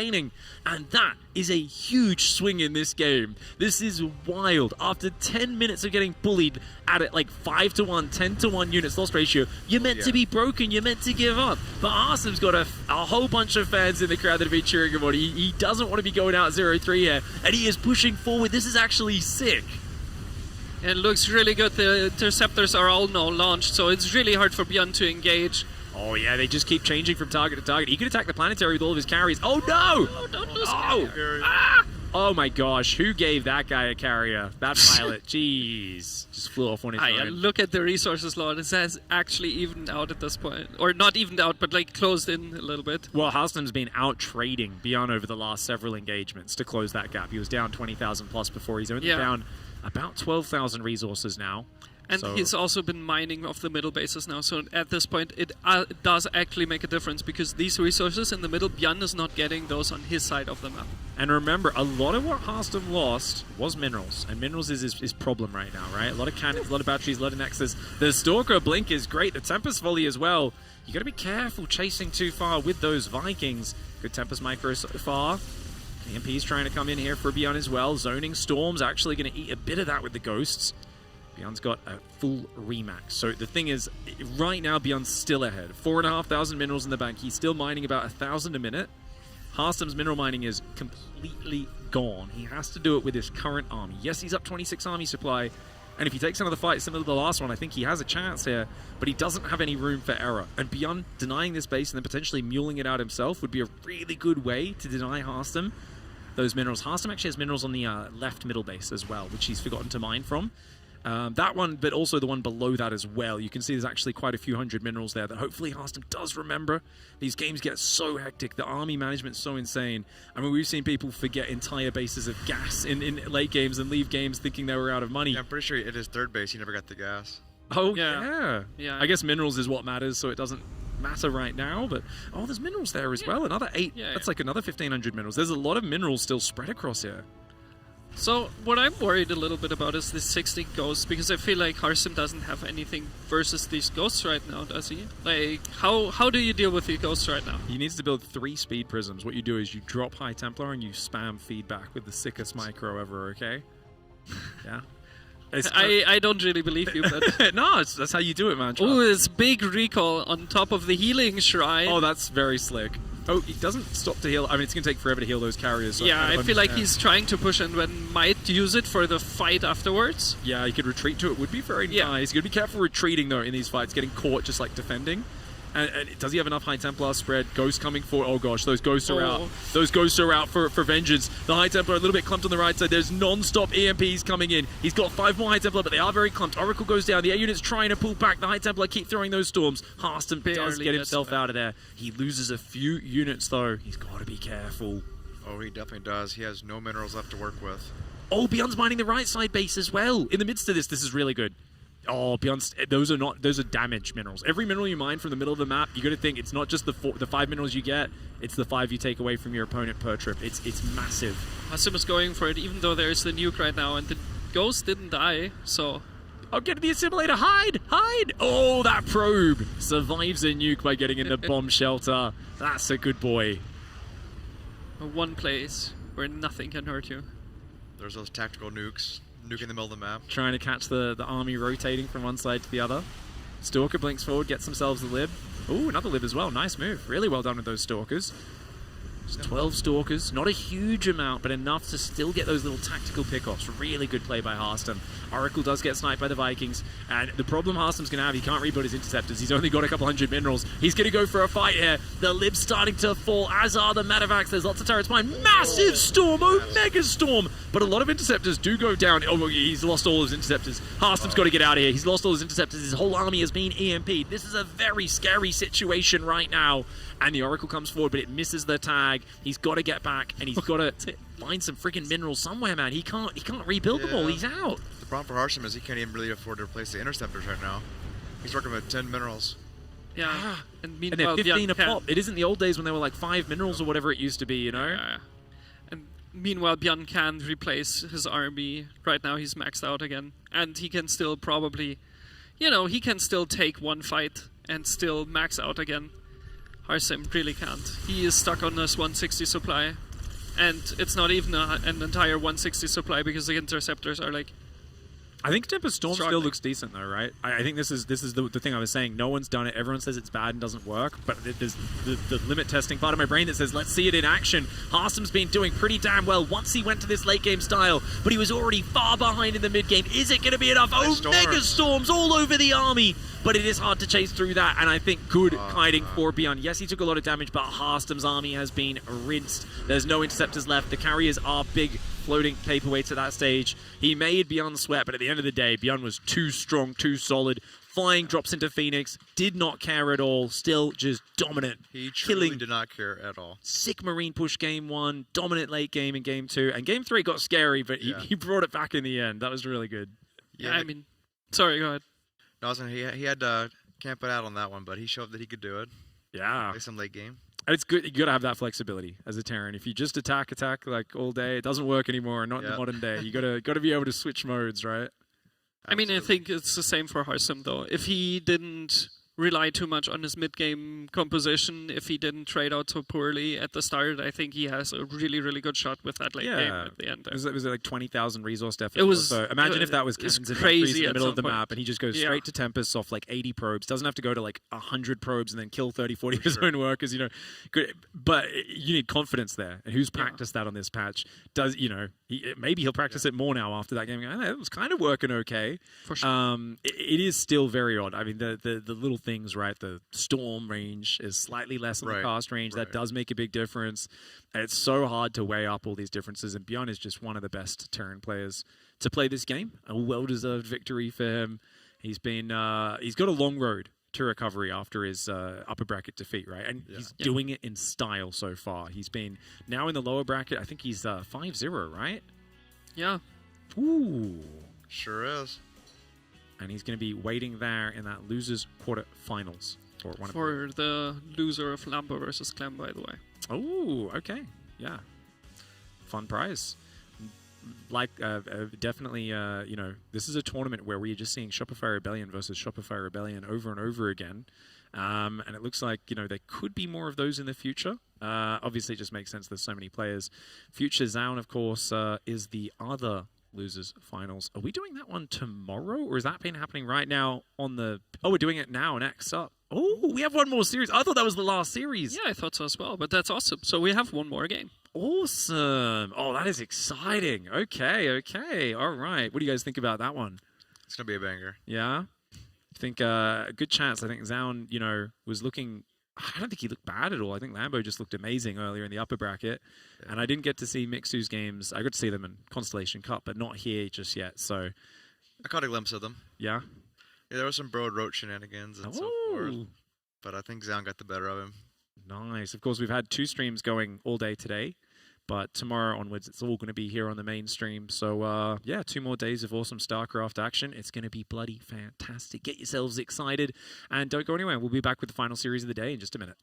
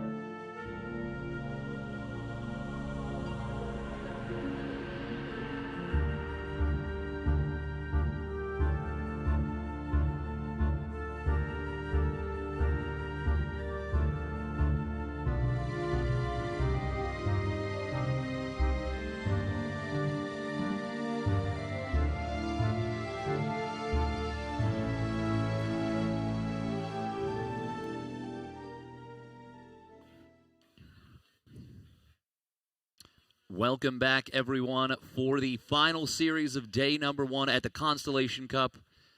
Phase 3 of the Stellar Fest. You know, Phase 4 comes out when Kevin, the guy from Marvel, well, I don't know what his last name is exactly, but, you know, he announces Raisin Man. But for now, we are on Phase 3. I am Steadfast, and I'm joined by Harstem and Pig. I think I got my first laugh out of Harstem out of the entire weekend. I feel real good about that. How are you doing? He got me with Raisin Man. That's I really want to see Raisin Man now. Yeah. It's actually it's piqued my curiosity. Raisins are a thing that is like pretty controversial. There's a lot of people that really hate raisins and people that really like raisins. I was eating with Lambo the other day, and I can't even remember what it was, but there was raisins in it, and he looked so freaking upset. He was like picking them out like a 3-year-old that doesn't like something. There's raisins everywhere. I think it's just a visual thing, man. I think they're great. I love a good raisin. I like the juicy raisins. Yeah. You know, where you can still feel that it once was a grape. I was gonna say I think those are grapes if you get them juicy enough, but No, the middle, yeah. You also have these like nasty dried out. Yeah, that the look like dried an ones are 85-year-old weird, man. Oh, and it still has like a little bit of the stick sticking out of it. Oh, Yeah, Get 'em out. yeah, like it's like you need some moisture in there. Like it's I don't want to eat a rock. Like that's what you're doing is you're making this into a rock. And speaking of rocks, we have a rock solid Protoss in Onside Gaming Sound. I could have just called him a brick or a rock, and that would have been a terrible place to take it, but bailed it out at the last minute. Solid as a rock. He's good, man. He's good. He had an unfortunate match against Lambo. Got his builds called out, kind of got behind early. Lambo got away with some vicious greed, took him out in the upper bracket. But I think he's ready for revenge. He's looking focused, and I guarantee you he has like a very detailed plan of exactly what he wants to do in the series. Yeah, I think so too. And I mean, I'm really interested to see. I feel like I haven't seen a super high level PBT from Zaun with a lot of stakes necessarily on the new patch. Like I can't think of that necessarily yet. But this guy has been impressing me quite a lot in the last 2 weeks. He had a fantastic result at SC for All, and now he is still alive here with a chance to take down a really fearsome opponent. Leyline's Persephone making it through. We got a Last Fantasy and a Torches veto on a not in the first round though. This is a little bit of an interesting map pool. What do we think? I'm surprised that we didn't get a Maganata pick. Out of Zaun. Out of Zaun, yeah. Yeah, he went for Leylines first, or he went for Persephone first, which I wouldn't even consider like that great of a Protoss map, but he must really like it, or he has like a plan for the map. Yeah, maybe he's one of the few players that actually will use the healing shrine to heal up his blink stalkers and just really likes it for that. But I agree. Maganatha feels pretty good. I will say though, I feel like a lot of Protoss players recently are not a big fan of going to the super late game. Because of the recent changes and like ghosts are a lot stronger, can't one-shot them with disruptors. Maybe that's playing a factor. Yeah, it's gonna be hard to say. We'll see how this series will develop. But for now, in the top right, spawning as our yellow Protoss player, it is Zaun.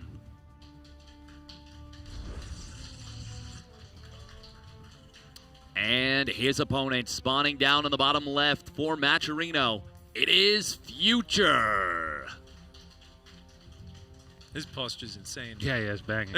I was going to say the same thing. Man's been lifting or something. I don't know. That spine is straight as they come. Yoga. He does a lot of yoga. Oh. Yeah, he's very good at it too. Very nice. Yeah. We're in the modern age of the healthy gamer, man. It wasn't like this back in the day. Yeah. I remember that was a big deal the first time there was a team called Echo Fox that was like their whole identity. They were jacked gamers. Oh. Yeah. What game did they play? I think they played a shooter. I want to say. I was going to say it's going to be a shooter. Right? Yeah. Shooters like you go to LAN and you're just like, oh my god, there are so many guys on steroids here. Yeah, it was actually cool because it was Rick Fox was the one who made it because his it might have even been a League of Legends team. I don't know, but Rick Fox, a former NBA player. But let's talk about this. We've got a scout on the main. We're just going to let him know. There's something missing here. Future, what's going on? What is this? Are we doing something here? Is this? Where's your barracks, buddy? And the answer is it's pretty close to his opponent's natural. There's only one player in the entire world that likes this build, and that player is Future. The proxy Rex into eBay block. It's super interesting. I don't have a lot of information about it. The way that I usually try to beat it is by building the Nexus before the eBay goes down. So this is new territory to me. And Future has been playing this for a very long time. I think this is going to be the first time ever that Zaun will have played against it.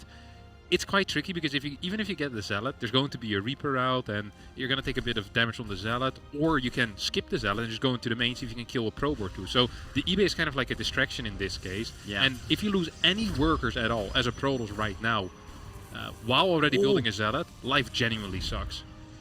One probe does go down. Stalker's out though. Reaper's gonna have to get out of that. Oh, I think he goes down. One hit. Oh. Does he escape? Oh my god. Oh, the grenade. Not enough. Oh. So close. That was almost a perfect zoning grade, but just barely loses that.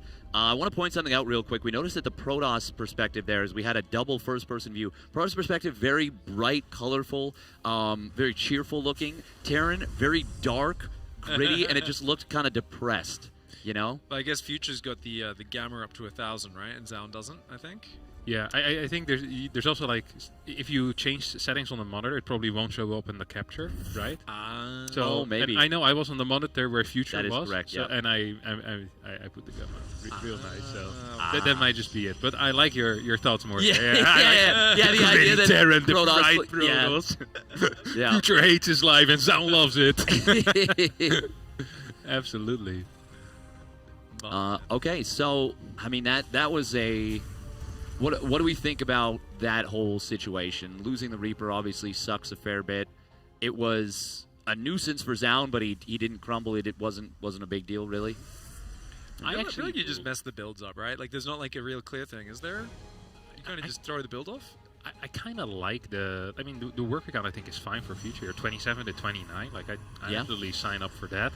Of course, he still needs to get the orbital on the natural, but I feel like his barracks timing, like his second barracks timing, compared to the blink timing, feels much better for him than it usually would be. He already is going to have a tank out as well, so I feel like for what Future usually does, which is all in off of 2 base, this feels quite nice. Yeah. I you cannot argue with that one. It's obviously the Mule's big benefit. Not going to get the same benefit when your Nexus is so delayed, even if you pump probes super hard off of one Nexus. Zaun is a player that will play a longer 2-base setup, and I don't know if he's still feeling willing to do this, but he was going for a lot of the 2-base Storm plays on the previous patch. I wouldn't be surprised if he still feels relatively comfortable doing that, but is this a 4-gate blink coming up right now? How many gates do we have in the field? Yeah, going to be a 4-gate blink. Yeah, gonna be nice and aggressive. I mean, Future's building multiple tanks. He's gonna have quick Marauder production available. He's got a bunker going down. Feels like he's very well set up. He's not really cutting any huge corners just yet. And 4-gate blink it's a big commitment. 39 probes. He's cut there, has Zaun at least momentarily. Raven flies in and actually gets a bunch of damage without really wasting any energy. That's kind of nice. That cannot feel good for Zaun.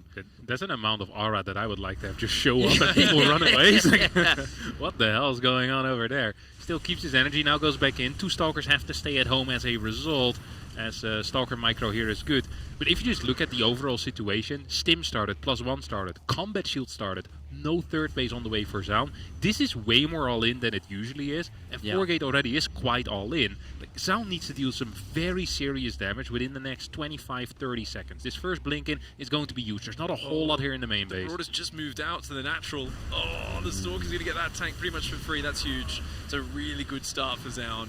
And he's going to try and pick up the Prism. Hasn't really lost any big units just yet. Oh, they're pretty good pickups, but now he's doing the lock on damage. Lock on will get broken there, but it does force the army back. Still 11 SCVs going down. He got one of those early tanks, and that throws the door open for this to continue to be a problem until that Stim combat shields are done. Big blink forward into the bunker on the natural. There was no tank set up there, and this is already looking very, very rough. Another tank goes down. Zaun is cooking. Raven came back home as well with an F2 most likely. Stim is about to finish up, and so is Combat though. And if Medivacs ever hit the field, this might still be fine. 3rd base is very late. There is no follow-up here whatsoever for Zaun, except if you call killing someone a follow-up. There's a lot of Stalkers, man. They're damaged, but needs to stim, and once you stim, those Stalkers are going to be backing away. I think he's going to pull some SCVs as well. Future doesn't pull the SCVs, he just stims straight up and fights with the Stalkers. I think that SCV pull is just too late. He had to tank there against the Stalker shots. A crazy blink forward for Zound. More Marine Marauder comes down the ramp. That's a crazy blink, man. These were absolutely insane blinks, and the SCV is actually getting a lot of work done. If this War Prism gets away, that is huge for Zound, but man, that was insane. In the mid-brain. Yeah, I mean, Harstem, you were just emoting super hard there. Tell me what you're thinking right now. Get some wild blinks. His hero would be proud. He's watching from Korea. He's like, that's my boy. Good lord. That is absolutely mental. I mean, +1 is done. We're on 4 gateways, 2 more on the way. Charge is gonna finish. If Future decides to move across the map at some point, I don't feel like Zound really has anything special going on for him. He's trying to get a Forge out, trying to get a rollway up. He's freaking 6 Stalkers, 4 production. Doesn't even have a sentry right now, so yeah, you've got very few tools. This red hit point Warp Prism is the main thing. Like, please stay at home for 2 more minutes while I get some actual good units out. Yeah, no kidding. This is, this is pretty nice. The SCVs are going to take big hits here, but even just 4 Stalkers in the Prism represents like half of Zound's army at this point. Actually, more until just now, until this Warp In came through. This is really looking tough. I mean, obviously, Charge is going to be done in a moment for Zound, but the Widow Mines will help handle this with a relatively very small number of units. Ooh, beautiful target fire, denying what could have been Guardian Shield. Recall will come through. Widow Mine, not bad. Future doesn't have a crazy amount of bio, though. No. I almost feel like if you just go with 20, 30 SCVs here, there's just not enough stuff, actually, to chew through them. It will this take is dangerous, too long. though, him staying here, because that stim's about to wear off. You'd be really careful. God, 11 Marauders and 5 Marines. This is nutty, actually. There is not a whole lot of anti-Zealot DPS in this army, and that Immortal popping out is going to be really good for Zound, but just will he get enough units is the question. It's the 3rd at the same time as the 4th starts. You know, it looked good for Protoss in that regard, but he's still down in the army supply. His first Colossus coming out is a game changer, though. That's going to be massive once it gets to the front. Yeah. Ooh, big blink forward once more. Good Marauder pickup. And look at the positioning here out of Future. He realizes that there is a moment where he can put those Liberators down, and look at that. Probes being pulled off the line as well. Widow Mines. Dude, that is actually huge, though. The Zealots clearing out the front line. The Libs do go down to the Stalkers. So many Zealots in here. The Marauders going to start a step back away from this. The Zealots getting just blasted down. Those Marauders need to survive, though. Those Stalkers still thinking about chasing, and they do blink forward. That's so dangerous, man. He's cute with the blinks. Oh, you talk about aura. That's an aura blink right there. That one was all vibes on the blink forward, and it worked out very well. Really nice job from Zound targeting down medevacs on the tail end of that fight. Future had 4 medevacs, and if they all get away, that's a really nice position for Future. But with 3 of them getting sniped on the tail end there, I think that makes this just fine for Zound. I think he's feeling great about this, maybe even. Yeah, he survived. He has the decent eco right now. Fort base going up. He just needs a couple more workers for that fort, and he's definitely going to be cooking here. So the Prism going into the main base is the first time Future is really going to be tested since that initial Prism attack. Future has had a long period of map dominance. He already has double turret. He passes. Yeah. Test well map. done. My turn again. Sound's not watching. It's quick reaction. That's really sick. With the War Prism taking advantage of the ability to fly, simply goes over to the 3rd base. That's a good quick reaction time from Future. Gets back with the units. Zound, does he have any observers on the map right now? It doesn't really feel like there's a whole lot of vision for Zound. I think that's... 3 or 4 have been scanned, right? I remember he was like, dropping Marines across the ledge to snipe them. He was scanning them. He had the Raven there. Yeah, 3 observers. Pretty good that he's like kept that number down. But the economy, like the longer this goes with a 15 to 20 worker lead, it does feel very good for Zound, especially with those key upgrades. +2 thermal lats, zealot counts growing. I feel like Future feels like he's got to go push right now, but at the same time, Zound's best upgrades are kicking in, so he would love you to push into his army. Yeah, I think this is going to be very tough here for Futures. Mines are going to try and burrow here. The Marauder count is insane. Only one Colossus, yeah, he needs a second one. Not the best first fight there for Zaun. There we go, good Zealot run by though. He's gonna get him in there. The Marauder's coming forward. Those EMPs pretty good as well. But there is a battery in the back. It's out of juice though. A few Zealots warping in the Colossus. Can they get through this wall of Marauder Ghost? It looks like the answer is yes, just barely. Yeah, something really important right there. There's a cannon in the fight. That static defense gave vision for the Widowmines, even though they burrowed up, and it prevented some potentially massive hits that could have had a huge difference in that fight. But Zaun kind of recognizing, yeah, if I hold this fourth base with the worker count I'm setting up, with the tech I've got, I'm going to be in a great position. And with that, he wins the fight and wins game number 1. Very well played by the South Korean Protoss. And after a series versus Lambo that, maybe wasn't looking as good as we've seen him, that was a great game number 1, despite that couple of crazy blinks. I like the way Zaun kind of had a little discussion with himself there at the end of the game. You could see him kind of like having a bit of a questioning thought, and he was kind of muttering to himself, and his eyebrow raised a little bit. It's always fun seeing the players kind of try to think through what went right and wrong in the game. You have very incomplete information. Often they'll click rewind at the end, but it feels like you've got a lot to process. Only a few seconds to get on top of it. I think overall, it was going okay for Future, but it was, I think if he'd pre-pulled SCVs to his natural to repair the bunker when the Stalkers rotated from the main, that would have been good. I also think he had 2 Marauders and like 7 Marines in the main, and he moved them to the natural just before the first blink up. And the tank was just way too close. The Wolof was kind of dodgy. I remember like when Clem got 6-0'd by like Max Pack's 4-gate blinks or something over a few tournaments. And then like the next few weeks, it's like a full wall with depots in between. The tank is so far back that like you cannot get to it without using a second blink. And sometimes you just got to have a little bit of that extra safety against the 4-gate blink. Something which I don't think Zaun's known for 4-gate blink. So it's kind of a good surprise tactic for him. I do feel like that Future had the read. Yeah. He had the heli on the other side of the map. He saw that there was no third base. Right. Would you really want to use a tech lab for combat shield at that point? Like, I can understand Stim, absolutely. Yeah. But maybe a third tank there is it's at least more the safe. For more Marauder production. He wasn't even building Marines and Marauders. So it was like the barracks were idling, and he was like, let's get all me upgrades, an extra depot, a 4th gas. Like, it was all the little There's like 300 gas, a Stim combat, M+1 all. Yeah. I mean, I liked it, because if he survives, he's in a... Even now, he lost 25 workers, was an okay place. It's still a close game, yeah. Although Zaun's blink did help, and Spawning up. Never mind. Spawning down the bottom left. It's Future. So to do it again, but do both in quick succession, auctioneer style, Steadfast. All right, here we go. We got a match arena player from North America. It is Future. Gonna get spawning up at the top left for Vitality. It is the red Protoss player. No, he's in the yellow. It's Zaun. Da-da-da-da. Da-da-da-da.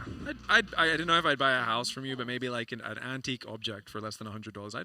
I hope you're not buying a house at an auction. That's something's gone horribly wrong. Oh, sorry, that's very standard in Australia. Yeah. Okay. They love doing that. Yeah. Oh wow. Yeah. That's so interesting. Yeah. How does that work? But the myth is that you're going to get more money, but really the guy who does the fast voice gets more money. Oh, true. No, I don't really know. I think it's just whatever the reason is. Yeah, it's just culturally you all stand around and kind of put up your little banners. It's fun. That makes sense. Yep. Cool. Bit of a pause. No doubt a technical issue of some sort getting sorted out quickly here. Glare on the monitor. Probably a hotkey reset or something like that. Oh, yeah. It's usually the main one. Yeah. It is going to be a pretty interesting build here from Future, considering what he did in game number 1. Nice little setting the table. Does a proxy Rax. Proxy Reaper. Yeah. And then says, well, we're going to do it again, but psych, not really. Maka. Yes. Maka Rax. Well, wasn't the Maka Rax the proxy second Rax? Just when you put your barracks in a random spot where they can't find it. Yeah. Marine? Usually just outside your base somewhere. Okay, I like that. I like that response, Harstem. Walk me through your thought process here. Well, he's opening Marine, but he doesn't get a faster factory. Yeah, his factory is like 100 minerals late there almost. Yeah, and it also had 50 gas, so this could have been a Reaper. Yeah, I think that's just a mistake on the factory timing. No. No? Future doesn't make mistakes. Anyone else? I'm with you 100% big, but this guy, he's doing something. We just don't know quite yet what it is. It does feel like this could be some kind of. Well, he's like, the factory has to go in the reactor anyway, and the reactor's not ready in time because the barracks had to float back. Still mining. Is he still mining full gas off 3-on-3? Yeah. Can we take a look at that? No. Okay, 2-2. Okay. I was gonna say if it's 3-3, then it's he's definitely cooking. This, by the way, the plan here is, or the goal of the fake racks is to force a zealot out. So you're not going to get anything done, right, with that Marine. If your opponent builds a zealot, they delay their second gas most of the time. They have to cut a probe for a little bit. It's quite expensive for the Protoss to do, and their tech, as you can see, is fairly delayed. So the goal has been achieved, and I think that's what Future did in game number 1. He just wanted to read what Zaun's response is to a Proxy Rex Reaper. And then he was like, okay, this is what he does. I'm happy with this if my barracks is close to home. Now he can go for a follow-up. It's going to be a Cyclone as well as a Starport over here. And he has a good Marine count due to opening with Marine and then flying back instantly. So I guess that is the one reason why you would want a Marine over a Reaper, because you can fly home faster, get more Marines out. So based on all of that info, I'd expect a tank push. Do you feel like it's risky not building a bunker here as Future? No? No, it's a Cyclone. It's completely fine. I guess I'm too used to seeing Hero Chrono Boost out like 4 Stalkers super, super fast. We're going to see the Cyclone getting a good lock on here, and it will be able to take down this Stalker. In this situation, fantastic. Oh, Adept is going to shade forward. Nothing here to greet it yet, but he's not going to have enough time to kill anything, I don't think. Cyclone's always nice for that. It's the cleanup unit. It really is the kind of go around vacuuming up the mess in the early game, that Cyclone. Bit annoying to build otherwise. Quick medevac and tank coming out. Is this like is he actually going to go pick up the tank and go across the map? This looks scary. Second tank is obviously he'll pick up both and boost them across. Oh, that's a very, very vicious push. How many SCVs do you pull, Harstem? At least 3. At least 3? I'm going to go 5. On 23 workers, he's been cutting since day 1. I don't think he pulls any. I'm going to go crazy here and say he doesn't pull any. You might be right. He probably can't afford it. That's what I'm thinking, right? This is a one base. Look at the army supply already. That's true. Like, this is nuts. That shield battery is going to help, but will it be enough? The Sound is thinking of a third base with that pro. Yeah, let him do it. Cyclone, back off. Let him build the third Nexus. Come on. Never interrupt your opponent when they're making a mistake. Yeah. Absolutely. Observer here coming out as well. Sound is completely blind. Otherwise, you'd be boosting out an Immortal ASAP. It's going to have Blink, but this is such a tough hold. This is such a sick build from Future. Like, just the way he set the table on this one. Oh, boosting forward, even in the face of the Stalker, shooting at that. Going to let the tanks get into an amazing position. He will hit this pylon. There is a back one behind him, but not for the Robo. Gateway and Robo depowered. Nice interception on the Viking. Landed Vikings, of course, amazing versus Stalkers. But this is looking brutal right now for Zaun. Yeah, it's looking tough, but he's making the right moves. He blinked behind his opponent. He's buying time, making sure no reinforcements can arrive. And now we're pulling a lot of workers. We get a blink in forward as well. Absolute madness. The blink Stalkers come in from every side. All the tech units go down. Stalkers can now out-micro this. That was a brilliant engagement for Zaun. Only one probe went down? One probe? That's what I'm wowing about. That's insane. Man. How did Zaun just do that? That was nuts. That's such a sick hold, dude. That was, I actually, can we take a look at the battle report on that one? I want to see how many Stalkers died. Only 6 Stalkers died. Man, that was really impressive. Abilities used is funny. I don't know. It's a funny tab seeing 3 lock-ons, 25 blinks were used in this fight. 2 tanks, 10 Marines now. An awkward spot for Future. I mean, is this... Third Nexus is finished. What could Future do from here? I'm thinking about it. I mean, without Stim or anything, it's going to be tough. Oh, nice little replay there. You get to see the Stalker split fire. Yeah. The medevac, the tanks, and the Cyclone. That was really well done. And the staggered blinks really confused the tanks. Like, you saw them turning their turrets around multiple times during that fight because you're not used to your opponent blinking in not just from 2 angles, but one angle, then another. Like, it makes it difficult to be like, okay, where do I clump my tank fire? Because there's not really a great option. Really good job from Zaun to engineer that engagement into just an outstanding defense. And now he finds himself, as you said, on a phenomenal economy, getting all his gates online, getting that charge upgrade finished, and Stim and +1 just started. We don't even have combat shields yet. He's hunting an observer again. Future does not like those observers. He's been all over shutting those down. This is a lot of tanks and very little Marines. Which is great if you're fighting pure Stalker, but once you get 1 or 2 Zealot warping, like this army falls apart real fast. Yeah. Oh! That was a good volley. Was that 3 Stalkers? I think 2. 2? 0.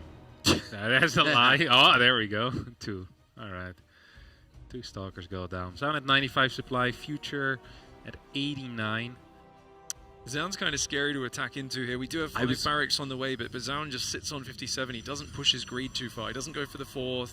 Doesn't go double forge. He's like, no, I'm going to make a massive army. And if you push into this, you're giving him pretty much what Zaun wants. So obviously there will be a push. It's going to be a few minutes from now, I would imagine.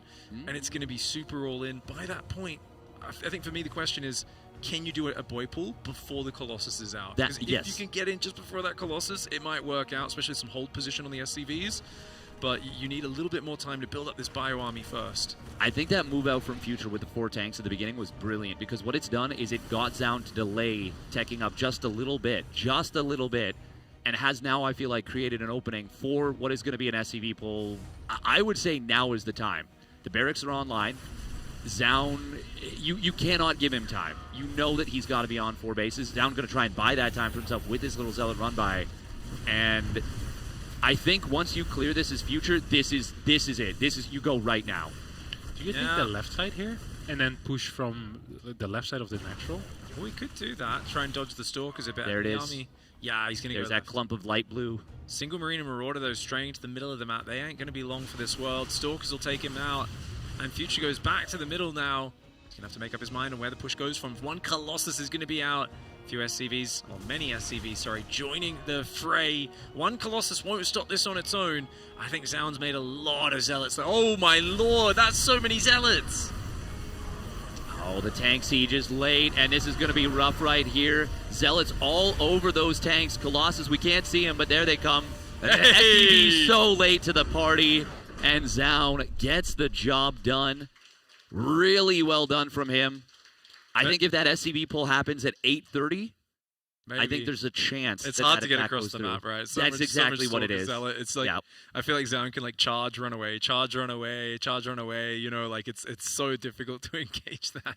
Yeah. But you know, great early hold, man. Those Stalkers were fantastic, and I feel like just if I'm having a beer later, I'm definitely going to be toasting to those SCVs trying to solo the Colossus at the end of that game. Like 8 SCVs coming in from behind and trying to drill a Colossus. That's bravery. Yeah, that's optimistic, to say the very least. Maybe you target the tanks on the probes there. Yes. I'm thinking the same thing earlier. Yeah. But I feel like if you had the early game that he had, and your opponent is as blind as he was, this is almost never the call you're gonna make. Yeah. Like because you're kind of predetermined. Like before the fight, you think what you're gonna win the focus, game. right? This is Yeah, this is a game-winning push. I've cut SCVs. But the reality was, even with this, even only killing 1 worker, he was only down 6 workers at this point. If he kills 15? Yeah, but then there's also going to be more Stalkers remaining, and then the counterattack is harder. So it's like it's a different game. Like it's hard to say what's correct here. For sure. But I think it's an interesting thought pattern to kind of... because they stack up so much when they pull, right? Exactly. If you get that shot right in the middle, like one tank shot can kill so many workers, man. And especially if they're mineral walked, you might get a shot where you hit 4 Stalkers and like 11 probes, you know? Yeah. And that's a completely different game at that point. But Zaun definitely confused Future a little bit there. And let's see if he can make this a clean sweep. Spawning up at the top left, it is Onside Gaming Zaun.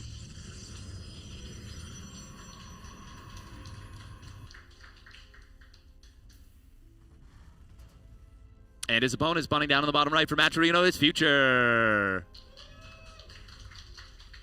Just so you guys all know, Steadfast just lost that game of intro chicken. Yeah, but I won the game of beating Mapu to the actual intro.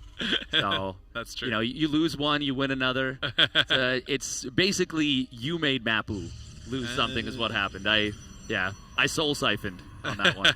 Very nice. By the way, it's really cool to see the Rainbow Road meter up to $1,200 now. It keeps on climbing there. Big thanks to everyone who has been supporting the Rainbow Railroad Fund there. I think we might have just gotten another 10 buckies, actually. I think it was 12.03, now it's 12.13. Hey, big thanks, of course, all proceeds there going straight to the charity. ! Donate in the chat if you want to support. And what a fantastic first day support. We've already seen that meter halfway full. What else is he cooking? Gasless to depot. This is That's one rack. range, no? Yeah, I was going to say, I don't know if you can build the CC. Oh, yeah, this is just a high ground CC. Yeah, but he wanted to build it. I think he was going to build it potentially before Orbital. Am I crazy? He had it in position, but... Yeah. Oh, This is scouted. Oh, that's in vision. Yeah. Oh, that's so bad. Oh, it's unfortunate. Oh, I didn't think the probe was going to turn around. He just was greedy. He wanted to float it quicker to the natural. Maybe doesn't even realize it's scouted as well. To be fair, who turns around over there? That like is this true. really is Zound's mistake, if anything.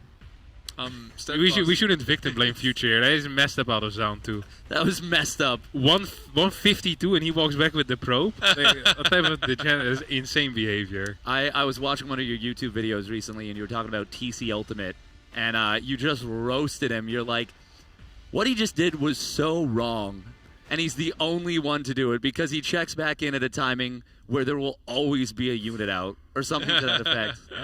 Yeah, I mean, this was there was no unit out, so it was fine. Or there was a unit, but it couldn't kill it. Yeah. It is what it is. But yeah, I mean, it's actually very fast, the command center, normally, because if there's not a probe coming, you get it before second depot, and with no gas, you can squeeze it in before orbital. It's like, I don't know, 120, 125 command center or something like that. It's really nice. But it does get delayed when you have to go to the second depot, and then having it scouted as well takes away the whole point of the build, which is, hey, you are meant to be faking a one base all in here.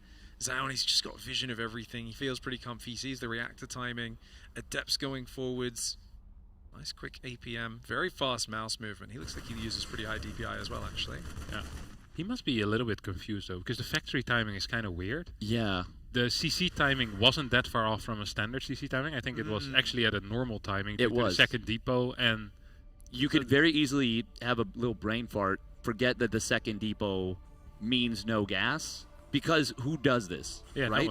No one. Does this. So you see like a 140 command center, you're like, oh, okay, this is a one Rax Reaper, but it's easy to do the math wrong in your head. Yeah.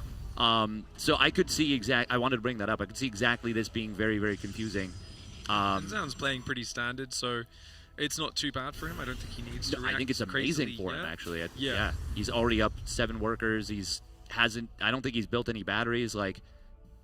Yeah, no, this seems very, very good for Zound right now. Yeah, even if he doesn't know exactly what's happening, which does look like it's one of these weird stim no combat shield pushes, is what I'd guess. Single medevac might start here on the starport, It's a bit Beyond-esque, this, isn't it? Yeah.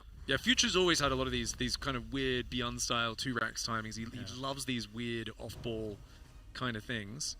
Oliveira was doing this a lot in his World Championship run. Yeah, he did this to Hero, I think, 3 games in a row, maybe. Yes. And it was the key to success there was no matter what happened, he was going to the Protoss base. It didn't matter how much you nitpicked at him from the side, he was going to that natural. And it was off the back of these 2-Rax plays that hit it such a fast timing. I never forget him stimming up that ramp on altitude. Altitude was what I was thinking. Freaking out, and I think he missed a force field as well. He just couldn't believe he was just so brazen shoving up that ramp. That was some plot armor out of Oliveira on that one. That was so cool. Such a baller. Will Future be able to get the plot armor needed to make this one happen? Charge is obviously going to be amazing against this, but it's not going to be immediately ready if Future goes very quickly. What's the gateway count? Is it like 4 or something? Only 3 gates. Very little. I mean, the nice thing here for Zound is that he's here with a bunch of Stalkers. He has 4 extra gates on the way, starts in Immortal. I think he knows that something odd is happening right now. And Future, he's just kind of hanging out. You got the Observer Siege right there. Dude, the Siege is so overpowered. This thing, it sees so far. It's like having 2 observers stuck to each other. It's ridiculous. It's actually such a good ability. It's amazing. For those who don't know, it does reveal itself when it sieges up like that now, but it goes to like 15 sight range. Yeah. It's wild. It's like a sensor tower. Yeah. Sensor tower, but you see the units. Yeah, it's crazy. And Protoss players are like, oh man, this is so weak. Why did they nerf my Observer? And then it's like, they forget that if you just click another button, it recloaks immediately. Like, literally, like, it's Well, instantaneous. this is just a punishment for F2. You know? Oh, yeah. Yeah. The guys who wanted to leave their observers everywhere and be able to select all armies still. It did hurt them a fair bit. All those upgrades coming in, I mean, you can see the timing's getting close. It's pretty much go time now. +1 weapons is still a while away. It will probably finish during some sort of battle on the other side of the map. Good SCV count at 50 workers there for Future. Picks up some units to save the tank from that volley. He's going to push on forwards. Zound doing a great job of showing that you can, in fact, siege and unsiege your Observer multiple times in order to have it on the map. This is interesting because it's different than what we thought it was going to be. Still no SCV pull coming in, and third CC, 2 more Raxes, but this really felt like it was going to be a hyper-committed push, but there's no Colossus here to deal with a lot of Zealots. crazy number of Marines. But those tanks, it's so around that corner, you can't chase the bio around the corner, or your Zealots will get stuck behind each other. So it's a really good position. And now the tanks get some nice shots off. There's this awkward position where you're already losing so many Zealots, and you're charging so far away. That's really bad, because by the time the charge finishes, you're still nowhere near the tanks. You want to finish your charge on top of those tanks. And wow, Future just pulls out. That's such a mature decision. Yeah. Yeah, it's absolutely correct there. Infantry web's about to finish up as well. Zound did not have the balls to even probe up his third base. He's on 3 gas playing Colossus. No fourth base on the way. Like, this is pretty much exactly what Future wanted. He got a decent fight, then returned back home off of a very high SCV count all around. And I think the next time he will move out is going to be 160, 170 supply, maybe a round of Ghost, 6 to 8 Vikings, and it's just going to be a very tough hold here for Zound. Zound's already setting up some run-bys. Might want to do something with these Stalkers as well. If he can pick off a tank or a mine, that is going to be great. But Future is on point, man. Yeah, this was a really cool representation of a build into a very cool pivot and great decision-making. Because it can be tempting when you have a really nice tank position to just be like, okay, I will always be able to hold this tank position. But, well, no, that's not really the case. Your opponent you're next to their base. They're going to be able to reinforce right into it. And, of course, just a beautiful time to disengage there. Disruptor shot. Oh. Okay, that got something, but... Did get down deep in the red and... 1 kill. Okay. A single Marine. Not the biggest pick-off, but about what we expect from the Disruptor at the moment, isn't it? It's the unit that kind of, it's like a traffic director. That's what the Disruptor is now, right? He kind of just goes, hey, move away from this big glowy thing. Or don't. It doesn't really matter. You can eat 1, all right? 1. It's only if there's 2 on top of each other. Yeah.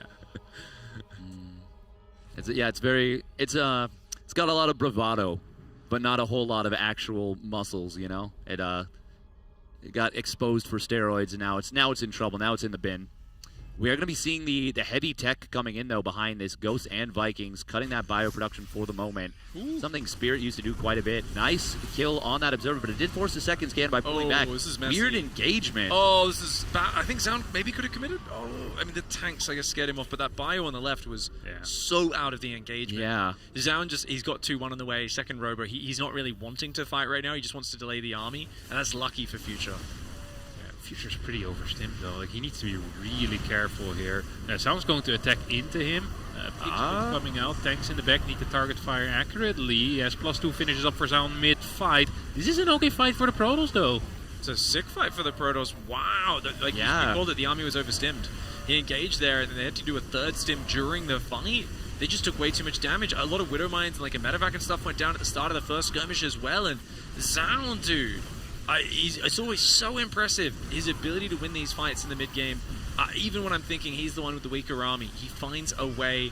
The Colossus is going in a bit too deep. The Zealots trying to get the cancel on the 4th command center, which they will be able to get. A lot of SCVs falling in that mineral line. Just can't deal with those Zealots. Very well played from Zound right there. A messy engagement into another messy engagement. First one, they both kind of backed away from. Second one, Zound went in, said, nope, we're going for it. Committed hard, and manages to complete a 3-0 victory over his opponent. Very well done from Zound. Future, a good run in this tournament, but he is going to be knocked out in that 7th, 8th position. Zound will survive to make it to tomorrow. That was pretty impressive. I think Future played really good. it's one of those things. There's moments where you've got good strength in your play, and then things kind of unravel very quickly.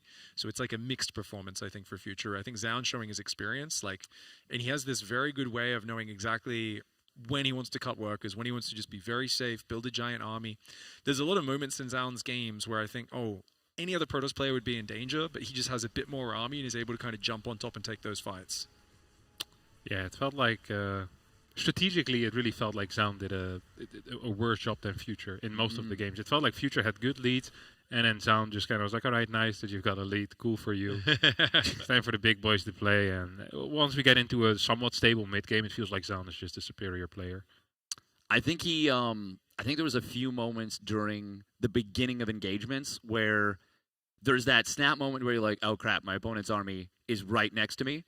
And I think multiple times Zaun was instantly ready with the correct decision, and Future was just a 0.5, 1 second, 2 seconds late with the correct decision. And it's that little start of the engagement that was just enough for Zaun to take those fights. Because I do agree. I think Future played a phenomenal game strategically and a phenomenal series strategically. But, we had not pulling the SCVs at the natural. I think this is one of those situations where you're probably not used to playing against a player that is this fast with the rotation from the main to the natural. Usually there's a little bit of a guessing game, a will they, won't they, if I may, of where do we go. But Zaun got out of the main and said immediately, no, I'm going for that natural. And if you're not in position, I'm killing the bunker, and I'm taking command of this position. Even earlier, I think if Clem does that fight, he'll pull back the tank. Because it got a couple of shots off. It wasn't just like a blink on top of the tank, right? Bunker goes down, and then the tank fought for a little bit. I mean, I thought Future played really well, strategically, and I think he made a lot of correct calls as well. But yeah, in the key moments, just not entirely there. Yeah, it sucks. Not a lot of room for error. I loved his observer hunting. That was really cool. But I think Zaun, pretty damn solid in the mid game, as we saw. After a rough start, I think a very necessary kind of couple of wins in the lower bracket that is putting Zaun much deeper into the tournament. It's going to make it to day 2, which is, of course, going to be getting into more and more best of 5s tomorrow. There's going to be some best of 7s after that as well. As on Sunday, we will be playing out, of course, the top 4 players of the tournament, the final couple of best of 7s, which will decide the eventual winners. It's going to be a couple of days of very fun games. I think Future did a great showing.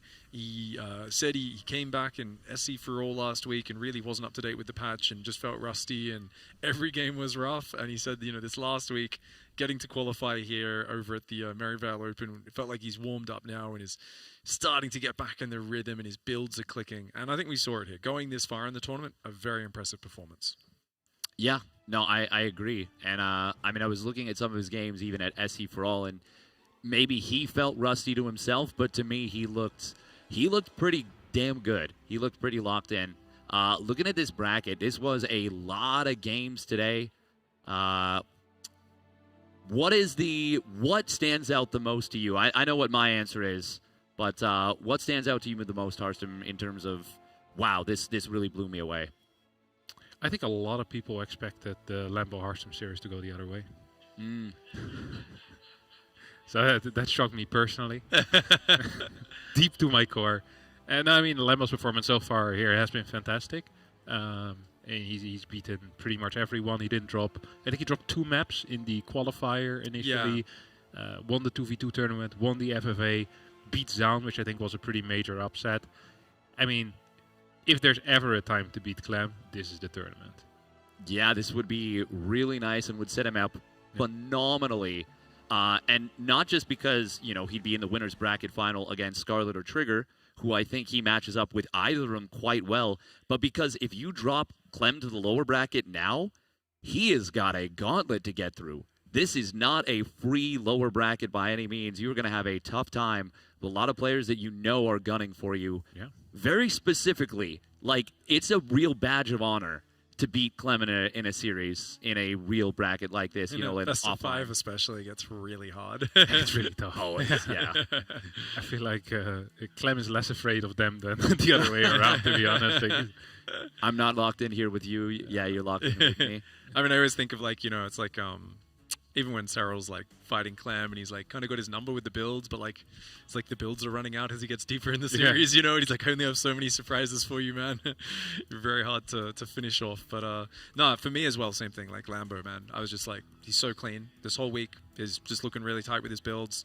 Also cool that we got a Canadian semi-final. Like Scarlett Trigger there as well. Yeah, it's not what I expected. So really excited to see that. And yeah, I think this is going to be a really fun kind of way to see how it goes. I hope at some point we get to see the Clem Beyond PVT match. I don't know, that's just a favorite for me. Even though Clem historically does do really well, I think it's always nice and fun. Yeah, and while we're here, I do want to once again have say a little thing about the Rainbow Railroad, the charity that we are partnered with for this one.